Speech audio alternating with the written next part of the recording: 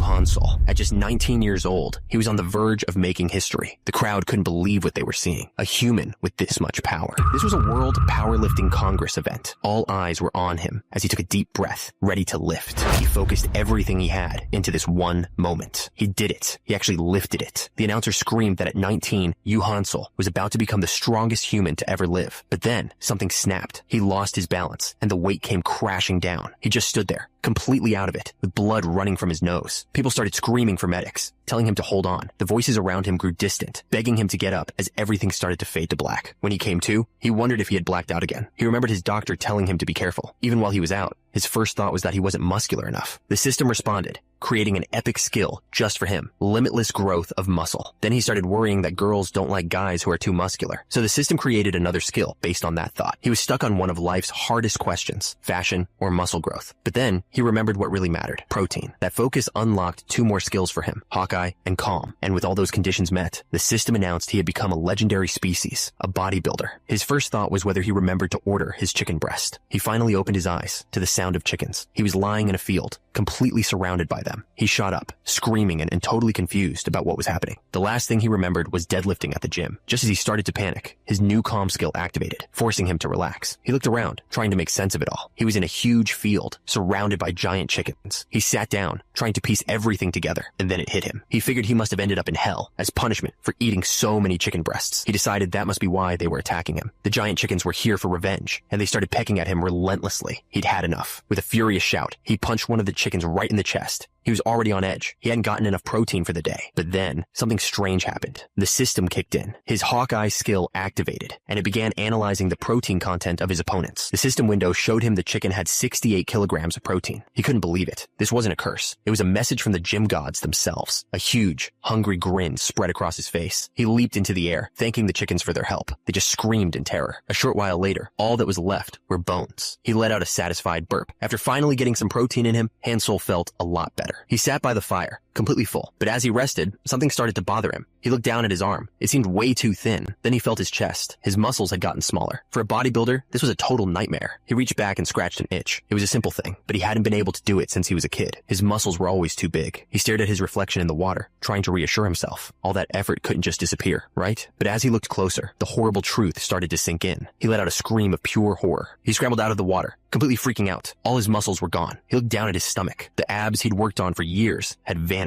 At that moment, being in some strange fantasy world didn't matter at all. He had only one mission now. He had to get huge again, no matter what it took. So he got to work immediately, starting with the basics. He punched a tree with everything he had. Then he found the biggest log he could manage and hoisted it onto his back. He started doing squats, one after another. He kept reminding himself not to worry. He just had to start over from the beginning. He believed his effort would pay off, because hard work never, ever betrays you. He kept at it, moving from squats to jumping squats, day after day. 3 months passed, just like that. And after all that time, he was still going, pushing himself to the absolute limit. He took a moment to appreciate all the effort he'd put in, but it was all a lie. After 3 months of non-stop training, he hadn't gained a single ounce of muscle. He tried to look on the bright side. At least he still had plenty of protein walking around. He decided he would just start over from the beginning, with the heart of a true gym lover. But that's when he looked up and saw what was towering over him. He blinked, confused for a second. Then the realization hit him. The massive creature let out a deafening cry that shook the entire forest. He ran for his life, screaming about why this was happening to him. All he ever wanted was to have huge muscles. He screamed in frustration, wondering why he couldn't just get the massive muscles he'd always wanted. The giant chicken slammed its wing down, and the force of the impact sent him flying. He knew the creature was fast and strong, and that one hit could be the end of him. But as he ran, he realized something else was even more dangerous. It was the monster's chest muscles. They were so incredibly well built that he just couldn't look away. A thought suddenly hit him. He wondered if the wing movement was like a cable crossover, a chest exercise he'd been ignoring. He had been so focused on pure strength that he'd forgotten to train his smaller muscles too. He called himself an idiot, realizing that's why his own chest looked so pathetic. With the monster closing in, he screamed that he couldn't die yet. He had a new goal, to build chest muscles just as impressive as the chickens. He finally found a place to hide and watched as two much smaller chickens wandered by, completely unaware of the chaos. He cursed the chickens as he ran. His Hawkeye skill activated, but he yelled that he didn't need it. The system just told him the little monsters had about 68 kilograms of protein. But then, a much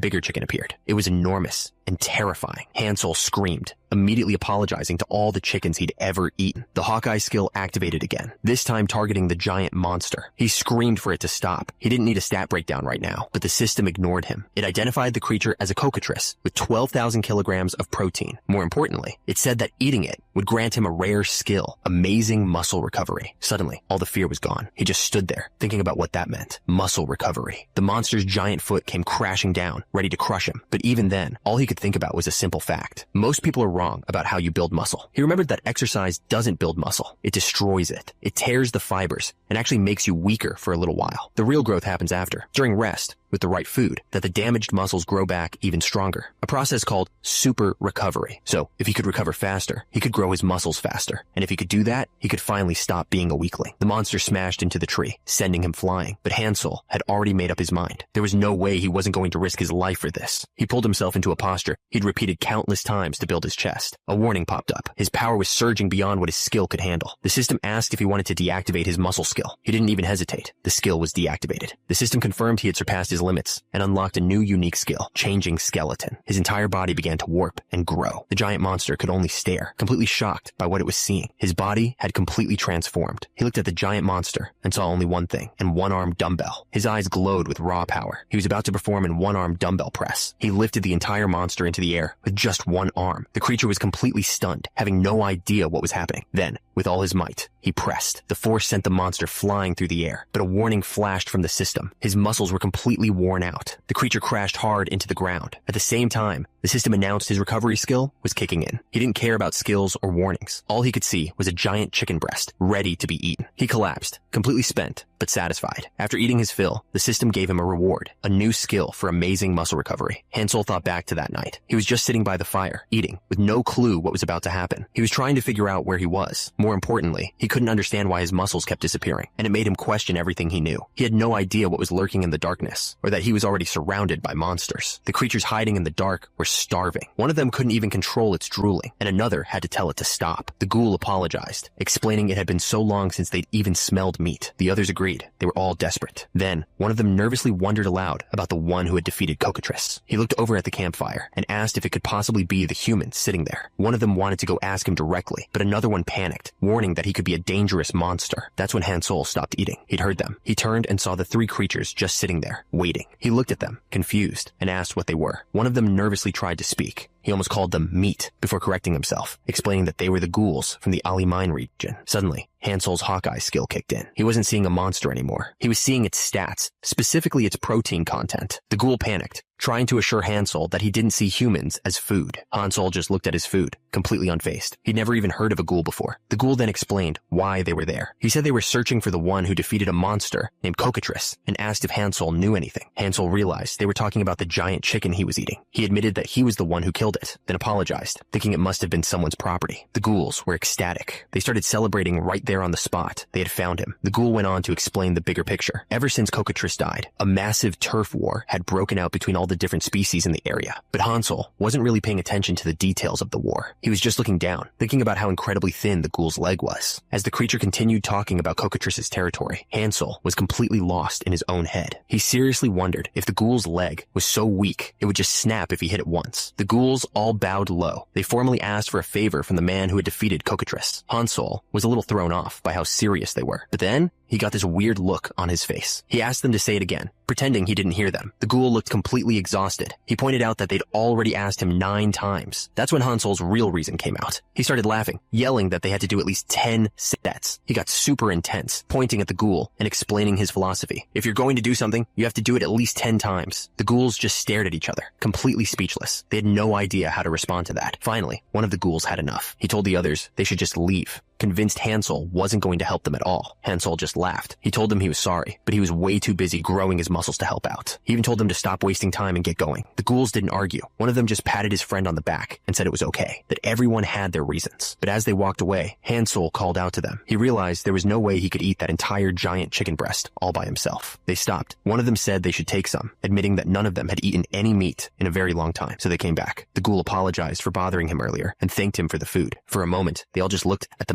massive piece of meat sitting in front of them. One of the ghouls leaned forward, but then he paused, just staring at the food. Hansel watched him closely. Suddenly, he wasn't so sure if he should just let this happen. He realized something was off about that ghoul. The ghoul bent over to pick up the giant chicken breast, but his form was terrible. Hansel screamed at him to stop, warning him that he was about to break his back. The creature just looked back, having absolutely no idea what was happening. Hansel got right in his face, absolutely furious. He started yelling about how dangerous deadlifting is if you do it with the wrong posture. He told the terrified ghoul that he almost said goodbye to his back forever. The creature apologized, still completely lost about what he'd done wrong. Hansel's expression softened. It was starting to make sense. He calmly asked them if they even knew what a deadlift was. The ghouls just looked at each other, totally bewildered. They admitted they'd never even heard that word before. Hansel just put his hand over his face. It all clicked. This was exactly why their bodies were so weak. Then he remembered something his teacher told him way back in elementary school. It was a lesson about moving heavy things together. He remembered his old instructor telling him that you only really learn something when you teach it to someone else. Of course, he also told Hansel not to talk to him while he was working out.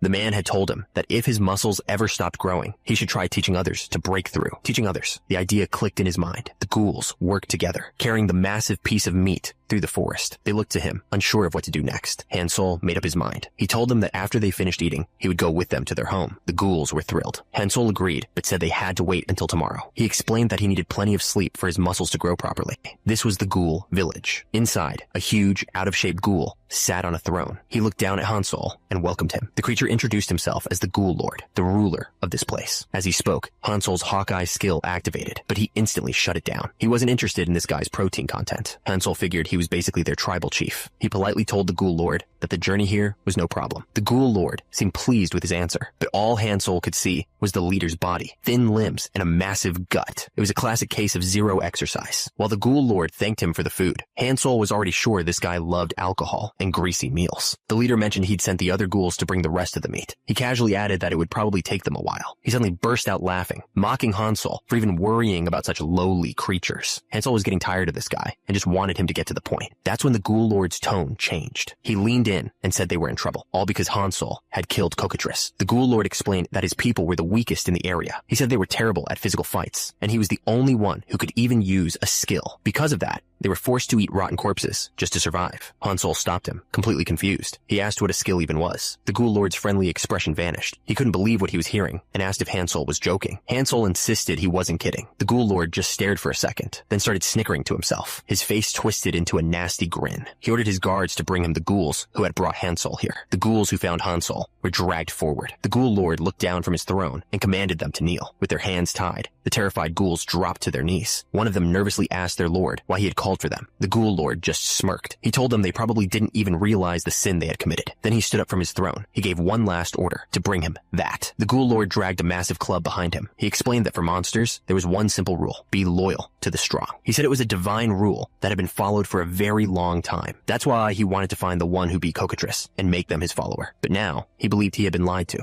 He roared that they would pay for their sin with their lives. Then he activated his skill, Heavy Blunt, making the club glow with a dark energy. With a wicked grin, he brought the glowing weapon crashing down, but the hit never landed. A voice cut through the tension, asking what the hell he thought he was doing. It was Hansel. He'd stopped the massive club with just one hand. He called out the Ghoul Lord for wasting time and picking on the weak, asking if that was the culture of their village. The Ghoul Lord stared in disbelief, completely stunned that his attack had been stopped. He angrily demanded to know what was going on. He tried to make sense of it, wondering if his skill had even activated. He decided it must have been a mistake. There was no way someone so weak could block his full power. He figured Hansel just got lucky. With a nasty grin, he decided to show him what a real skill looked like. The Ghoul Lord's club began to glow with a purple energy. He explained that his skill, Heavy Blunt, could multiply an object's weight by up to 10 times. Hansel's eyes widened. Multiplying weight? The idea immediately caught his attention. The Ghoul Lord bragged that since he had a lot of mana, he could easily multiply the weight 5. He explained that his club already weighed 32 kilograms. He asked Hansel to imagine what would happen when that weight was multiplied and combined with his monstrous swing speed. Then he activated it, shouting as he multiplied the club's weight by 4. The other ghouls could only watch in terror. The super heavy club came crashing down. Hansel just raised one hand and caught it, shattering the weapon instantly. The Ghoul Lord was completely stunned. He admitted Hansel's skill was amazing, saying it was a shame they had to be enemies. But Hansel wasn't listening. His eyes started to glow as he suddenly grabbed one of the other ghouls. He wasn't just grabbing him. He was using the ghoul as a weight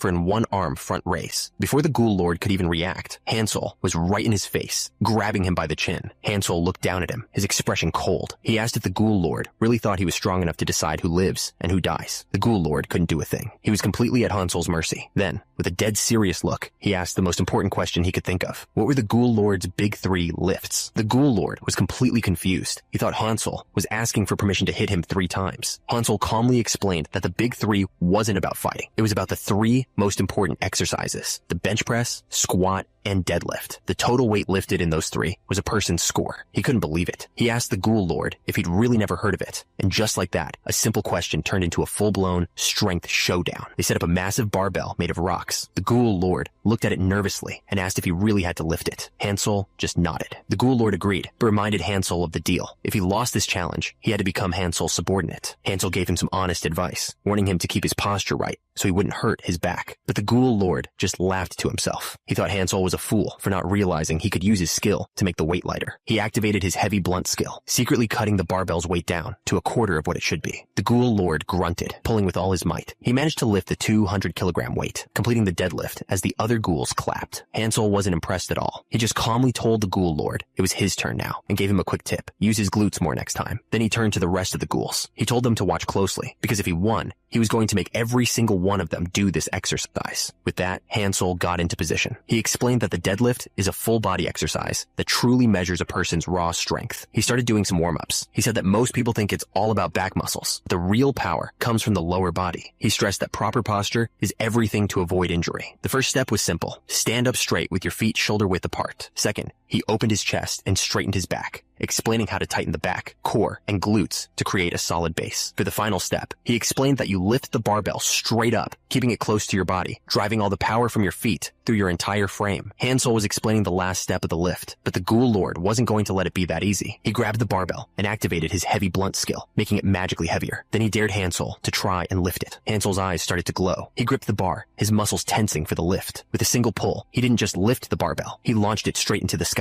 It just kept going, flying so high it became a tiny dot above the entire village. The ghouls could only stare, completely speechless. Hansel just admitted that he might have used a little too much strength. He apologized and said they just have to make another barbell. The Ghoul Lord was so shocked he couldn't even speak. That one lift changed everything. The ghouls all dropped to the ground and started bowing. They begged Hansel to become their new lord. Hansel had no idea what was going on. That's when a system window appeared, telling him he had achieved the title of Ghoul Lord. After losing the strength contest, the Ghoul Lord became completely obedient. He now followed Hansel's every word. Hansel started asking questions, and the Ghoul Lord explained everything. Turns out, this wasn't just some strange place. He was in a completely different world. The Ghoul Lord also mentioned a legend about people being able to return to their own worlds, but Hansel wasn't interested. He couldn't go back home looking like this. He'd lost some of his gains. He learned this world was called Laisha, a place where only the strong survive. That's why the Ghoul Lord pledged his loyalty. To make things easier, Hansel decided to give him a new name, Ghoul Lord. Ghoul Lord led the way, eventually stopping and announcing they had arrived. This was the place where the ghouls trained their warriors. Hansel had already seen how skinny the ghouls were. He had a very bad feeling about this. He looked out at the so-called training ground. It was just a patch of dirt with a few broken sticks scattered around. He couldn't believe how bad it was. He turned to Ghoul Lord and demanded to know what kind of training they'd been doing here. The former lord just stammered nervously, admitting they didn't have any knowledge of how to train at all. He decided it didn't matter if they had no equipment. A real trainer could make his own. With a look of pure intensity, he yelled for all the ghouls to get into 5 rows. The ghouls quickly lined up. They looked totally lost, a little scared. Hansel stood before them and laid out the hard truth. He told them he knew they were considered the weakest, forced to eat the scraps left behind by other monsters. Then he asked a simple question. What did they think they needed to change their situation? He shot down all the usual answers, like teamwork or speed. He roared that the only thing they needed was a strong body. With a confident smile, he made them a promise. Starting right now, he would turn them all into warriors in just 3 months. The ghouls were instantly fired up. 3 months? They couldn't believe it. The thought of finally earning some respect filled them with energy. Hansel saw their excitement and his expression hardened. He told them if they were ready, they could start right now. He ordered them all into a push-up position. The ghouls just stared back at him, totally lost. They had no idea what a front-leaning position even was. So Hansel showed them himself, dropping to the ground and roaring at them to get down. They tried to copy him, but their bodies were too weak and clumsy. They didn't know what they were doing. Hansel's eyes started to glow with pure intensity. He announced that they would warm up with some push-ups. The first goal was 100 push-ups. He yelled for them to start. 3 hours passed. The ghouls were completely broken. They lay on the ground, shaking and groaning, unable to move another inch. But Hansel was still going, not even breaking a sweat. He was counting his reps out loud, and he was already past 24,000. While doing one-handed push-ups with a massive rock on his back, Hansel looked over at the broken ghouls. He asked if that was really all they had in them. With a grin, he announced that after just 100 more push-ups, they could finally have their meal. The ghouls were horrified. After already doing 700 push-ups, he wanted them to do 100 more. They started collapsing, complaining that they'd die if they continued. Some even mumbled that things were better when the Ghoul Lord was in charge. As they whispered amongst themselves, they wondered if the old Ghoul Lord would ever come back to challenge this new trainer. Finally, Hansel pushed himself up. He looked at the exhausted crowd and told everyone to stand up. The ghouls sighed in relief, thinking it was finally over. They stretched their aching bodies, complaining that they felt like they were about to shatter. Just as one of them started talking about food, Hansel slammed his fist into the ground. He roared that their weak attitude was the exact reason they were called the weakest monsters in the wilderness. He looked down, his voice low but intense. He asked if they were really fine with being called the weakest. The ghouls just stared as his voice boomed. He reminded them that this was the wilderness, where only the strong survive. He yelled, asking if they were just going to be cowards who run while their families get killed. He pointed at them, telling anyone who was that kind of trash to just get out. He said he refused to train cowards. But then, his tone changed. He clenched his fist and promised that for anyone who stayed, he would give them the strength to protect what they cared about. All they had to do was trust him. He then asked them a question. What makes a trainer the best? Is it the one who knows everything about muscles? Or the one who pushed their own body to its absolute limit? He admitted that trainers like that could definitely produce great results for some people. But he declared that those weren't the best trainers. He said the best trainer is someone who can do one thing. They can motivate the people who have absolutely no desire to exercise in the first place. Then he started screaming at them to push like their lives depended on it. He told them to use all their strength to push away the weak people they used to be. He yelled at them to protect their parents, to imagine holding their father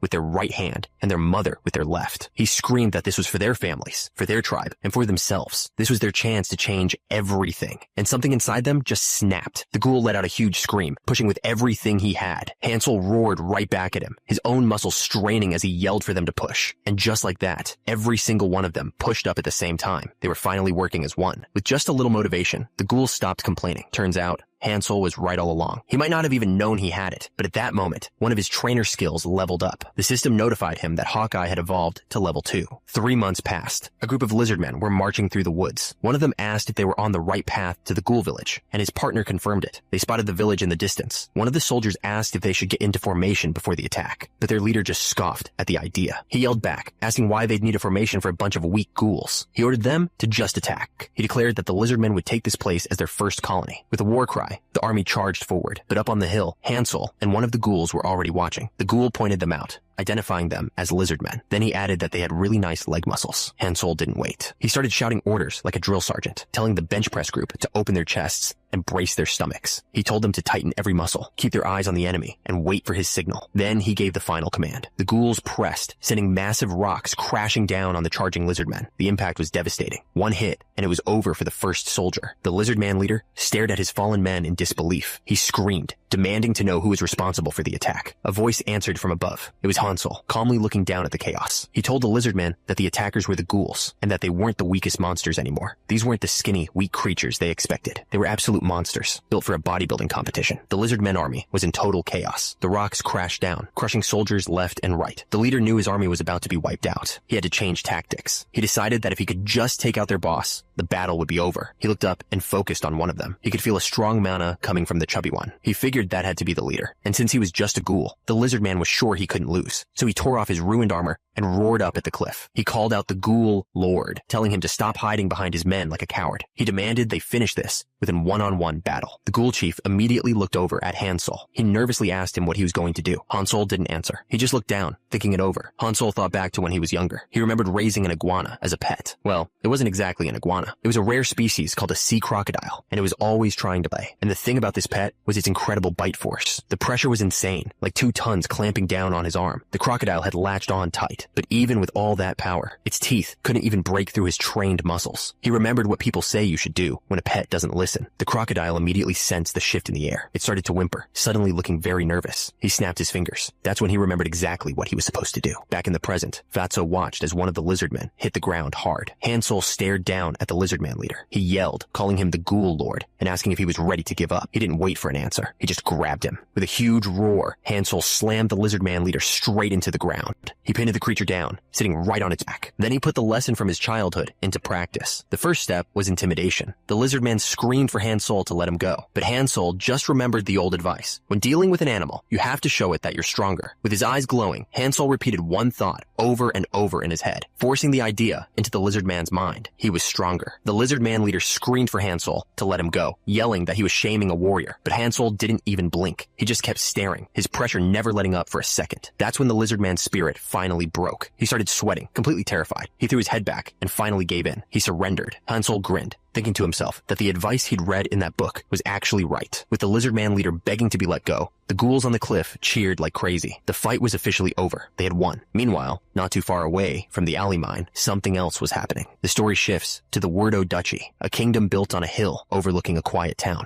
Inside the castle, a lord addressed a group of kneeling warriors. He told them it was an honor to have such talented people in his country. This was Count Wurdo, and the feudal lord. He officially gave them their mission, a second-class assignment to investigate the disappearance of Cockatrice. Without a moment of hesitation, the warriors shouted back that they would do as he commanded. With their orders received, the three warriors turned and walked out of the throne room. After they left, a woman approached the count. She asked the general if he was sure about sending such baby chicks on an important mission, but she just laughed and told the count not to worry. She explained that even though they were young, they were all considered geniuses. She started with Liper, explaining that he was known for his flashy swordsmanship. His technique was so good, he was better at tricky attacks than even a swordmaster. Then she talked about Hendard, who was the complete opposite. He used a tough, powerful style, cutting down opponents and their weapons with a single, heavy strike. She said that when those two were together, nothing could beat them unless a dragon showed up. The count agreed they sounded dependable. The count then asked about the innocent-looking warrior who was with them, assuming he must be just as skilled. The woman hesitated. She admitted he wasn't really talented with swords, but he did work hard. Confused, the count asked why they'd send him along. She explained that the three of them had been friends since they were kids. And besides, she added with a smile, the two geniuses just liked having him around. Miles away, the three warriors were already making their way through the forest, their mission underway. But they weren't alone. A goblin was hiding in the trees, taking aim. It had a clear shot at the three of them, and they had no idea. The goblin let the arrow fly, but in a flash, Liper was already moving. He deflected the arrow just inches from his friend's face. The man froze, stunned. He was sweating, realizing just how close he'd come to death. That's when the rest of them appeared. Hendard shouted a warning. There were hobgoblins mixed in with the smaller ones. The creatures closed in, ready to strike, but Hendard was faster. One punch, and the first goblin was completely destroyed. Liper was just as fast, cutting down another goblin with his massive sword. Liper shouted to Hendard that Blog's safety was their top priority. Hendard agreed instantly. He wouldn't let anyone lay a finger on him. They both screamed that they would protect Blog, no matter what. He just stood there, stammering, completely overwhelmed by the chaos. Finally, he managed to shout out a thank you, his voice full of emotion. After the fight, Liper checked on Blog, apologizing for letting a goblin get so close. But Blog just shook his head, saying he was grateful they were all safe. But Hendard wasn't satisfied. He grabbed Liper, angrily accusing him of not taking the fight seriously. Liper just apologized, admitting it was his fault. Watching them, Blog felt helpless, envious of their strength. He wondered how someone like him, with no talent, could ever get stronger. The memory of his harsh training came flooding back, being kicked and called an useless bastard. He prayed for an answer, feeling like he couldn't go on any longer. That's when a new voice cut through his thoughts, questioning his despair. A pair of bare feet stepped into view, belonging to someone with insane leg muscles. The muscular man looked over with a smirk. He announced to the others that their friend couldn't do it anymore. A bald man with pale skin just nodded, saying they didn't have a choice then. With a grunt, he lifted a massive green creature off the ground. The muscular man was forcing Blog to do push-ups with the entire lizard man on his back. He shouted that they were starting the count all over again. Blog screamed in disbelief, having no idea what this insane exercise was even supposed to be. After everything, Blog thanked the lizard men for their help. The pale man standing with him offered another training session, but Blog immediately shut that down. He was done, but the zombie builders weren't going to let them leave without a proper goodbye. They all struck a pose, flexing hard as they shouted their farewells. The lizard man just stared, completely speechless. He had no idea what he was even looking at. With that strange farewell, the lizard men turned and headed out. Blog and his group waved them off. Once they were gone, Blog turned to one of the zombie builders. He admitted that he was just as surprised as they were when he first learned about their methods. He started to explain the idea of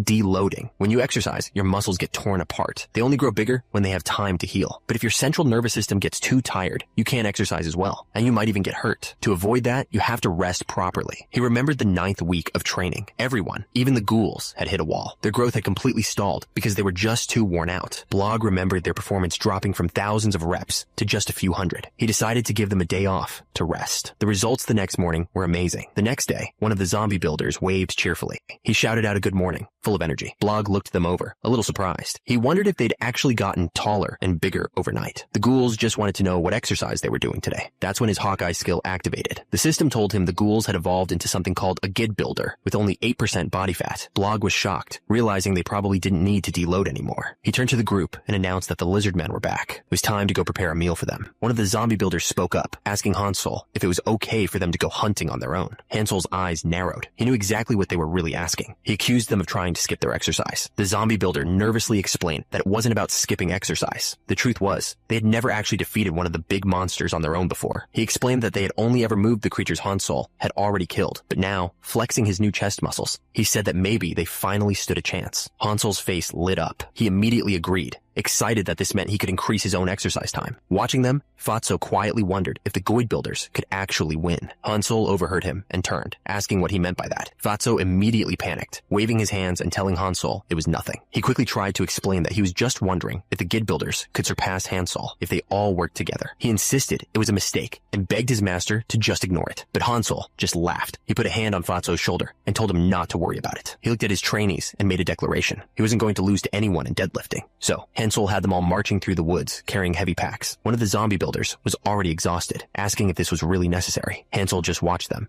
analyzing their form. He noticed that one of them actually had a pretty good lunge posture, but then one of them took a bad step. He went down hard, grabbing his ankle. The other stopped, staring in shock. He was in a lot of pain. Hansel's eyes went wide. This wasn't part of the plan. Their entire march had come to a dead stop. While everyone else was resting, one of them was still training. He couldn't stop thinking about his friends. Leiper and Wenderd were still upset about that one goblin they missed, and he knew it was his fault. He felt weak, unreliable, like he was the reason they were always so worried. He decided right then that he had to get stronger. He would just have to train harder than anyone else, even while they were sleeping. Suddenly, another hand gently corrected his grip. It was Leiper. He stood behind him, guiding his swing and telling him to put more strength into his thumb. Blog turned around, surprised. He asked Leiper if he had woken him up. Leiper just smiled, telling him of course not, and playfully called him stupid. Leiper explained that they knew Blog was training secretly every night. They just pretended not to see because they wanted him to succeed. He called it feedback, just a little push to help his friend get better. Blog was completely speechless, a single drop of sweat running down his face. Leiper just smirked, teasingly asking if he was blushing. Blog tried to play it off, saying it was just from practicing. Leiper burst out laughing. That's when another voice cut in, asking what they were doing without him. It was Hendard. He was standing there with his arms crossed, looking like he'd been left out. Blog quickly tried to explain, stammering that he was just practicing when Leiper came over to help. Before Hendard could even get a word out, Leiper put a finger to his lips. He angrily poked Hendard in the face, asking how he dared to show up after putting Blog in danger. Suddenly, Hansel's voice cut through the argument. He told them it was late, and if they didn't sleep now, they'd be slow tomorrow. He then added that Blog needed to sleep during peak skin regeneration hours, so his skin could get softer. Blog had no idea what he was talking about. Leiper actually considered it for a moment, admitting he hadn't thought of that. Hansel just gave him a stern look, telling him to be more careful. Hansel told Blog that was enough for one day. Finally, Blog snapped, shouting at them and asking why they were fighting over his sleeping schedule. Just then, something moved quickly through the dark woods. Leiper just smiled and gave a thumbs up, explaining it was because they were friends. Blog just couldn't understand why friends would fight over something so strange. A creature was watching them from the bushes. Down below, Blog just sighed, completely done with the conversation. He figured they'd just say they were joking anyway. He tried to get everyone to just go to sleep for the night, but Hendard wasn't listening. His eyes snapped open as he spotted movement in the dark. He yelled for everyone to get ready for a fight. It was the lizard man. Hansel didn't even flinch. He just drew his massive weapon, ready to protect his friends. But this wasn't a fight. They were running for their lives, trying to get away from the horde of creatures. But something was off. Turns out, the lizard men weren't chasing them. Their leader was screaming at his own kind to run, because something was chasing them. The creatures screamed in terror, running as fast as they could. That's when they finally saw what everyone was running from, a stampede of giant, angry chickens. A strange sound started to build. It was coming from one of the muscular ghouls. Its hand reached out as it finished the word, and then all of them started shouting it. They wanted protein. The ghouls charged straight for the giant chickens, which were now running for their lives. Hansel, completely lost in his own world, didn't notice a thing. His training had completely flipped the food chain upside down. The weakest creatures in the forest had just become the top predators. From the bushes, a group of onlookers watched the whole thing unfold. They looked completely stunned by the chaos. One of them turned to Hansel, nervously asking if his ghouls could really handle this. He pointed out that the chickens looked like their muscles were even better developed than the ghouls. The man tried to play it cool, telling Hansel it was probably just balloon muscles. Hansel was furious. He demanded to know where he learned such a disrespectful word. Meanwhile, one of the giant chickens spotted a worm on the ground near a tree. It tried to squeeze between two trees to get to it, but its body was just too big. Stuck and angry, its eyes began to glow. It let out a furious cry as its muscles tensed up, veins popping out all over its body. With one massive flex, it completely shattered both trees just to get to a tiny worm. The giant chicken had done all that just for a tiny worm on the ground. Turns out, the worm looked just like a miniature version of the chicken itself. Hansel watched from the bushes, looking a little concerned, but his ghouls weren't scared at all. One of them stepped forward, looking like he had something to prove. He walked over to two trees.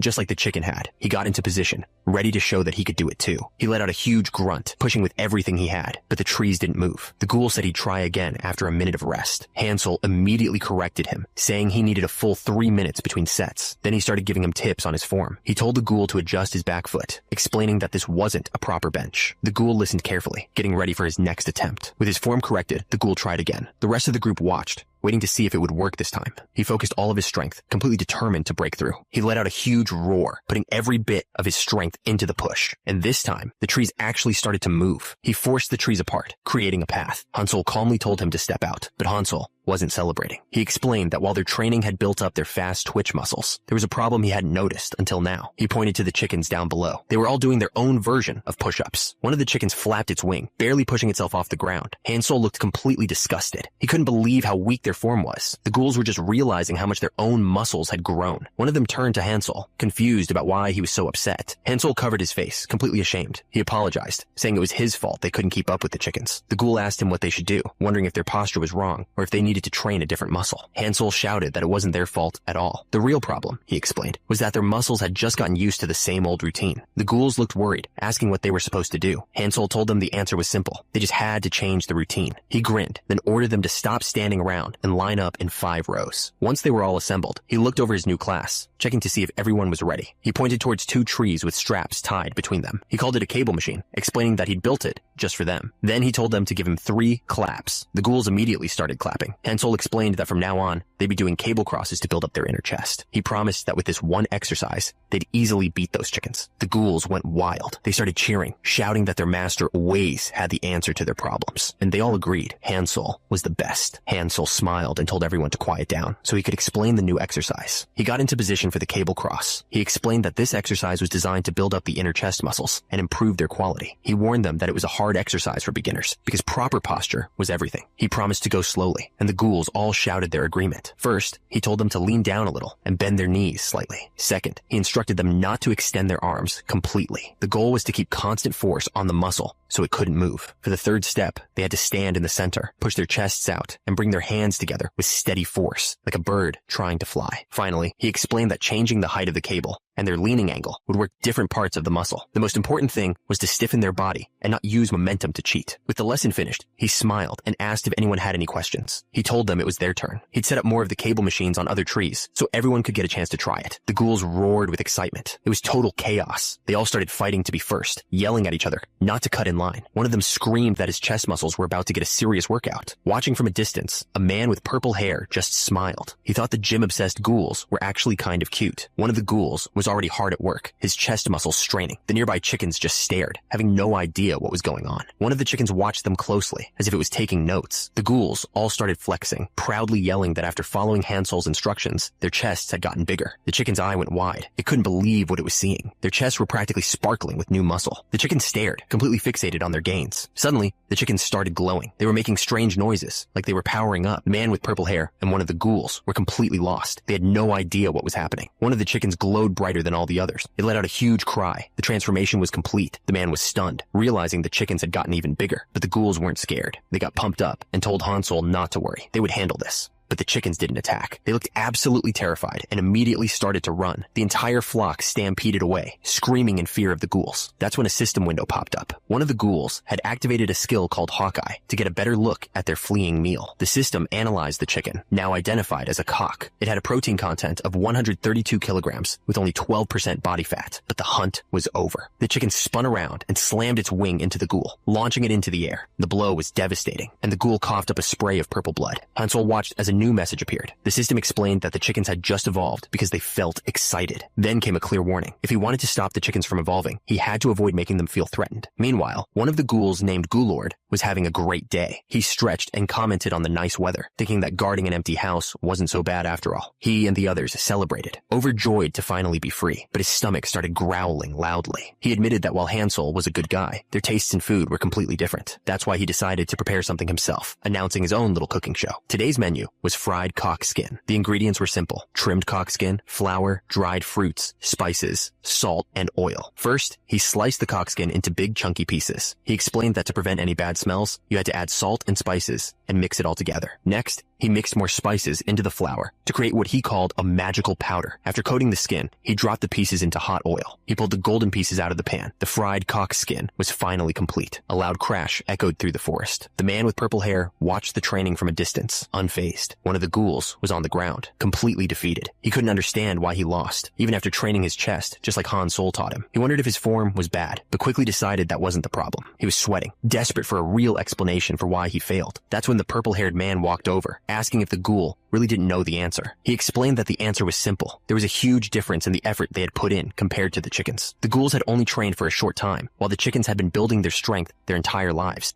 The ghoul looked them down, completely crushed. The man was right. The trainer told the ghoul that achieving a chest like that wasn't easy. The chicken stood there, flexing its massive chest to prove his point. But then, he gave them a spark of hope. He told them that just because it was hard didn't mean there was no way for them to win. The ghoul looked up, asking if they could really win. The trainer just crossed his arms and told them to remember how far they'd already come, and it hit him. He remembered they had gotten to this point together. He remembered the endless marches, carrying heavy rocks, while the trainer counted out every single painful step. Even back then, the trainer had looked over with a smile and asked if it was hard, and the ghoul had screamed back with everything he had that it wasn't hard at all. The trainer was impressed with his spirit. He told him that was good, but the most important thing was to train regularly, without fail. Hansol told them that just because they'd gotten a little stronger, it didn't mean they'd escaped weakness. He explained that on the earth he came from, squatting 500 kilograms was just the bare minimum. The ghouls were completely blown away. He told them that to draw out real power, they had to train their roots first. They had to keep at it, no matter how tiring it was. The ghouls roared in agreement and immediately started running in formation. One of the ghouls stopped and knelt on the ground. He muttered to himself, finally understanding where real strength came from. He declared that it all came from the roots, his legs. Hansol grinned, pleased that the lesson had finally sunk in. He asked the ghoul what would happen if he combined the strength of his chest with the power of his legs. The ghoul got into a ready stance, his body glowing with a new energy. With a huge burst of power, he shot forward. The ghoul flew through the air like a missile, aiming straight for the chicken. Hansol grinned, proud of his student's progress. He told the ghoul that he'd endured enough, and now it was time to show his true effort and spirit. The ghoul and the chicken both let out a massive roar as they rushed towards each other, but the chicken was faster. With one powerful swing of its wing, it sent them all flying. The ghoul was completely stunned. He had no idea how the chicken could be that strong. It turned out the whole group was wiped out. They were all collapsing on the ground, completely exhausted. Hansol looked down at them, and it finally clicked. He asked them if their legs were just tired from running all the way there. Hansol yelled that they were too late to realize their mistake. Far away, the ghouls slammed into the ground, their attack a complete failure. The flock of chickens had stopped running. They started walking together, making strange noises. One of them paused and looked back, as if it was confused about something. Turns out, Hansen was standing right there waiting for them. Steam rose from his body as he stared the chicken down. The chicken's eyes suddenly started to glow. It looked absolutely furious. It let out a huge, angry scream. That's when the whole flock turned around. They weren't running anymore. They were ready to fight. Hansen stared back, completely surprised. This was not what he expected at all. Hansel thought of a specific exercise, the one-arm dumbbell press. The chickens, who were ready to fight just a second ago, were now screaming in absolute terror. One of them, a cock, just stared in disbelief. Its entire life flashed before its eyes, from hatching as a chick to growing up and joining the flock. It remembered its family. Then it saw Hansen watching, and then a giant hand came out of nowhere. One hit, and it was over. Back at the camp, Hansen held up a piece of the cooked chicken. He told the ghouls not to be too hard on themselves, because the most important thing was that they had grown stronger. He told them to get their protein in, because tomorrow they would have to try and catch one all on their own. Then he raised a piece of meat and started a new cheer for them all to yell together. Gains! They all raised their food and cheered together. Gains! But for Hansel, the celebration was just the start of the next workout. He ordered everyone holding a chicken leg to immediately looked over the ghouls. He asked them if they finally understood that they were nowhere near his level. He told them to remember everything he taught them and to hunt carefully. After all, you can't work out if you get hurt. One of the ghouls asked if he was coming with them on the hunt. Hansel grabbed a thick strap and explained that he would join them later. He had to finish his workout first. Turns out, his workout involved using a giant tree as a resistance machine. He told them that today's workout was more important than any battle. The ghouls wished him luck and immediately took off, leaving him to his training. As he pulled, his muscles tensed, but he realized it was a shame the tree was so light. He stared out at the mountains, wondering if he should have brought the former lord to use as a weight instead. Meanwhile, the ghouls were having a meeting. One of them confidently said that after all their training, they were finally strong enough to take on a cock. But another ghoul was worried. He reminded them that the creatures could evolve again, just like they did yesterday. The ghoul in the skull helmet shot back, asking if he was suggesting they just quit and go home. The worried ghoul clarified that wasn't what he meant. He pointed out that Hansol never actually told them what the condition for winning the battle was. He started doing the math, remembering that even with the stronger Kokas, Hansol had managed to catch 27 of them all by himself. That's when he came up with an idea. He proposed that while Hansol had his guard down, they should all spread out and catch 50 cocks in total. The other ghouls thought it was a great plan. The ghoul leading the discussion laid out the strategy. They would split into 3 groups, and if anything went wrong, they'd send a signal by flexing their chest muscles. The others were amazed by his genius. With the plan decided, one of the ghouls got down into a runner's stance, ready to go. He called it their joyous rebellion and yelled for everyone to move out. The whole group charged into the forest, determined to make Hansol proud. Meanwhile, another group of adventurers stumbled upon a massive skeleton. One of them recognized it as a cockatrice, shocked by its incredible size. The leader of the group examined a piece of bone. He noted that the head was missing, concluding it was killed by a single powerful magic spell. One of his companions started to panic. He realized that whoever killed the cockatrice was as strong as a great wizard, and he questioned if they were really up for this mission. The leader put a hand on his shoulder and told Blog not to worry. He promised he wouldn't let him get hurt and urged him to just focus on the mission. Suddenly, they all heard something approaching. They spun around, trying to figure out what it was. The leader told Blog to stay behind them. He warned that the mission was getting dangerous and that something was coming right for them. A giant chicken monster burst out of the trees. The leader just glanced at it, completely unimpressed. He figured a single cock was no problem at all. But it wasn't just one. It was a whole stampede of chickens being chased by Hansol's ghouls. In the middle of the chaos, one of the ghouls looked up and was shocked to see a human standing there. The leader of the adventurers yelled at his companion, Hendard, telling him to stay close to Blog. He warned that they'd never seen a monster like this before, but his companion was furious. He yelled that he was already right there and didn't need any help, telling them to get lost. The ghouls, however, were more worried about the humans. One of them warned the others to stop, saying humans were brutal and you never knew what they might do.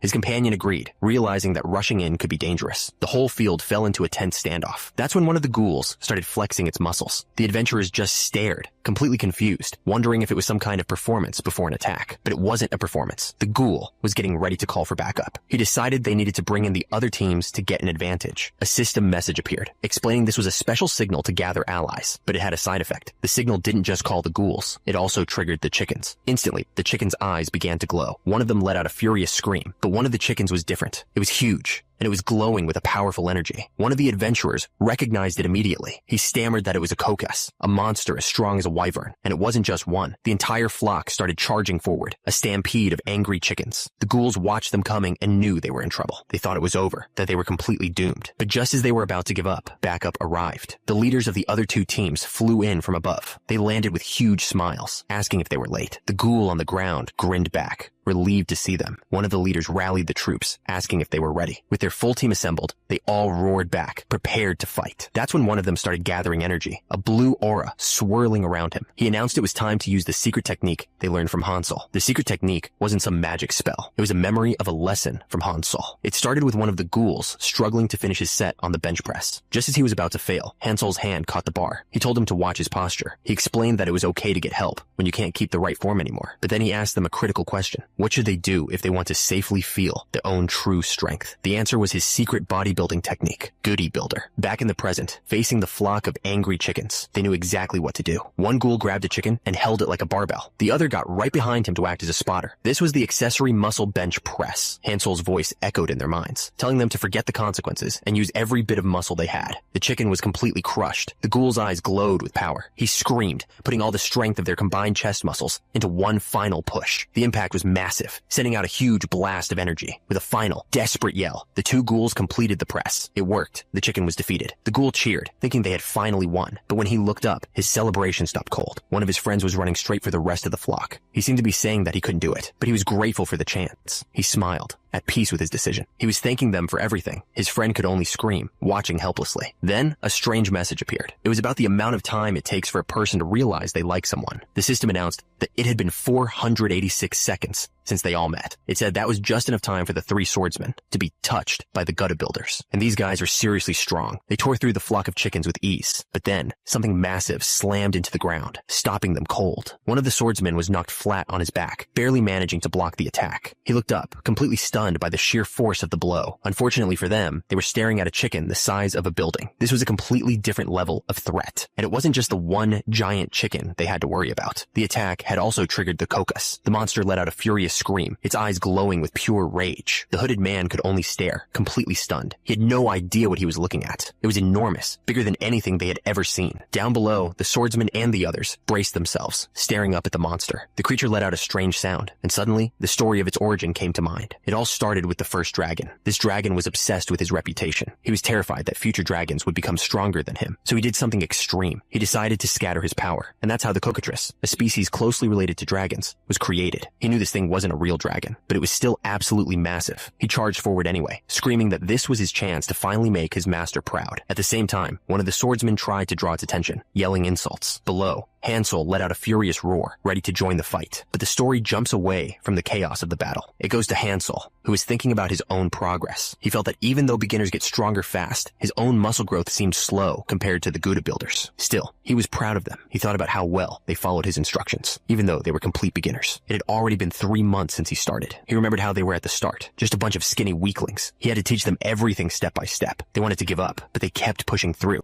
and not a single one of them gave up, no matter how hard it got. Watching them grow stronger made him feel amazing. It was their bodies, but he felt just as proud. The story cuts away from the battle. Hansel was thinking about his own master, and how much he missed him. That's when he remembered something strange. His master had also disappeared when he was about the same age. He wondered if there was a connection, but before he could finish the thought, one of the ghouls came running up, shouting his name in a panic. The ghoul gasped for air, explaining that there was a huge problem. The cocks had evolved, and now everyone was in serious danger. He warned Hansel that if they didn't do something, everyone could die. Hansel didn't need to hear anymore. He told the ghoul to just point him in the right direction. Terrified, the ghoul showed him the way. As he got ready, a system warning suddenly flashed. It detected an insane level of energy, something far beyond normal muscle power. The system asked if he wanted to cancel his muscle-enhancing skill. He was furious. He roared that no one was allowed to touch his kids. Without a second thought, he canceled the skill and prepared to jump. He shot into the air like a cannonball. The ground where he stood completely shattered from the force. Miles away, a massive explosion of dust and rock erupted. Fatso could only stare in shock. The ghoul looked up at a bright light in the sky. He knew Hansel had arrived. Meanwhile, the swordsmen were still fighting for their lives against the giant chicken. One of them yelled for his partner, Hendard, to distract the monster. He was going to aim for a weak spot. Hendard unleashed his secret technique, kicking up a huge cloud of sand to blind the monster. He screamed for his friend, Blog, to run while he had the chance. But Blog was furious, yelling that he should have attacked instead of just buying time, putting their other friend in danger. The distraction didn't work at all. The massive chicken swung its wing, sending Hendard flying through the air. Even after getting slammed, Hendard just gave a thumbs up. Blog couldn't believe it, telling him to stop messing around and get back to fighting. Liper saw the gesture and thought Blog was the one trying to encourage them. He was touched that his friend was still looking out for them in this mess. Feeling a new sense of hope, Liper told Blog they could still win this. But just then, a massive shadow fell over them as the giant chicken's foot came straight down. Blog looked up, terrified, but he agreed. They would give it one last shot. But a second later, Blog admitted he didn't think he could dodge it. From the ground, Hendard screamed back that it was too early to give up. They remembered another one of Hansol's secret techniques. The Gouda builder was all about supporting your friends when they needed it most. Putting it into action, they formed a massive pyramid of bodies. This was their final secret technique, the comprehensive auxiliary set. The ghoul, at the bottom, took the full force of the attack. He screamed for everyone to hold on, telling them to trust the friend who went to get Hansel. He was sure their master would arrive before they were completely crushed, but the pressure was just too much. Formation shattered. The giant chicken, Kokorik, slammed its foot down, sending the ghouls flying everywhere. One of the swordsmen rushed over to a fallen ghoul, asking if he was okay. But as the ghoul looked up, his face was filled with a new kind of fear. Unfortunately, bad things have a way of happening all at once. The giant chicken wasn't their only problem. Kokorik let out a furious roar, its eyes glowing with power. It was just getting started. Suddenly, a massive beam of energy sliced through the air. The ghouls on the ground were in shock. One of them pointed, screaming that someone had arrived just in time to save them. A huge figure appeared, and the ghouls cried out in relief, sure that Hansel had come. But Fatso was confused,